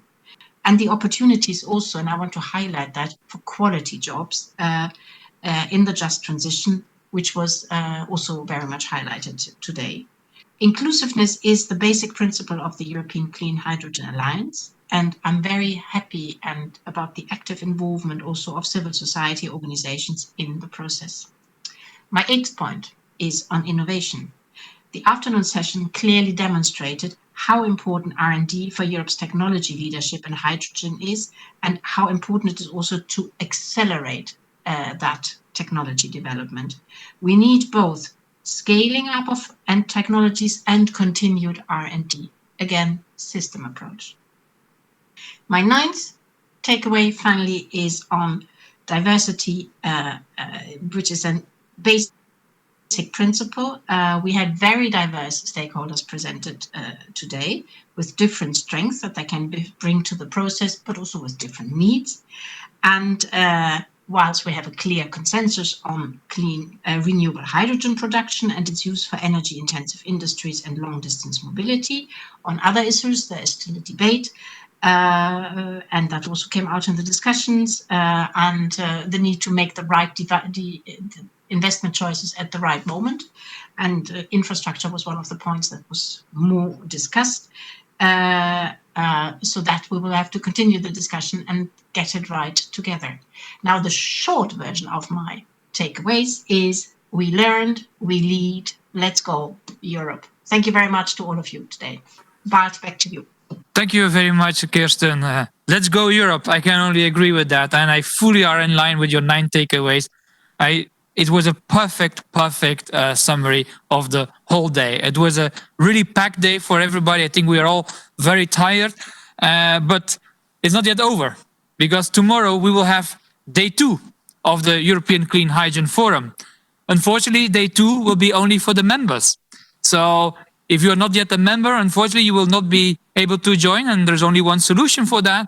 Please join the Alliance. And then next May, you will be able to join also this closed session. We will start tomorrow at 9:30 sharp, so be there, I would say. Unfortunately, also today, I mean, we saw there was plenty of questions in the chat box and so on. And yeah, unfortunately, we didn't have the time to answer all those questions. However, we read them, and we will take them with us in order to prepare next May well, and we take definitely all your remarks into account. And now finally, I have one last message, because tomorrow is closed session, so I want to use this opportunity where everybody is still allowed to follow. I would like to thank my team, because without my team, honestly, I can do nothing. I mean, I have I mean, I'm privileged to have a fantastic team. And everybody is really working so hard to realize this European Hydrogen Week, but not only the week, but also all the achievements that we have done in the past 12 years. A special thanks I would like to make, especially also to Mirella, my head of unit for operation and communication, who was responsible to set up this amazing task. I mean, it was almost like above human effort to realize this European Hydrogen Week. You did really a great thing. I mean, great job, really. Thank you so much, Mirella. But also your entire team of communication, Tim, Lara, Dimitra, and also Joanna for the social media and all these things. I mean, great. I mean, I saw that almost the social media exploded of all these messages that we got today, but also the past week. Really, thank you so much.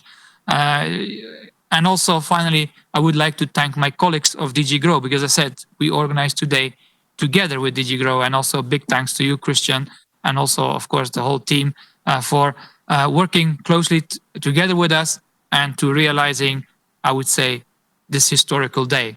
Because having 4 commissioners, 4 director generals, so many CEOs, and then in addition, top scientists, this is really an amazing job that we did. Thank you so much for everybody for contributing, and see you tomorrow, 9:30 for the Hydrogen Alliance members only. Thank you very much.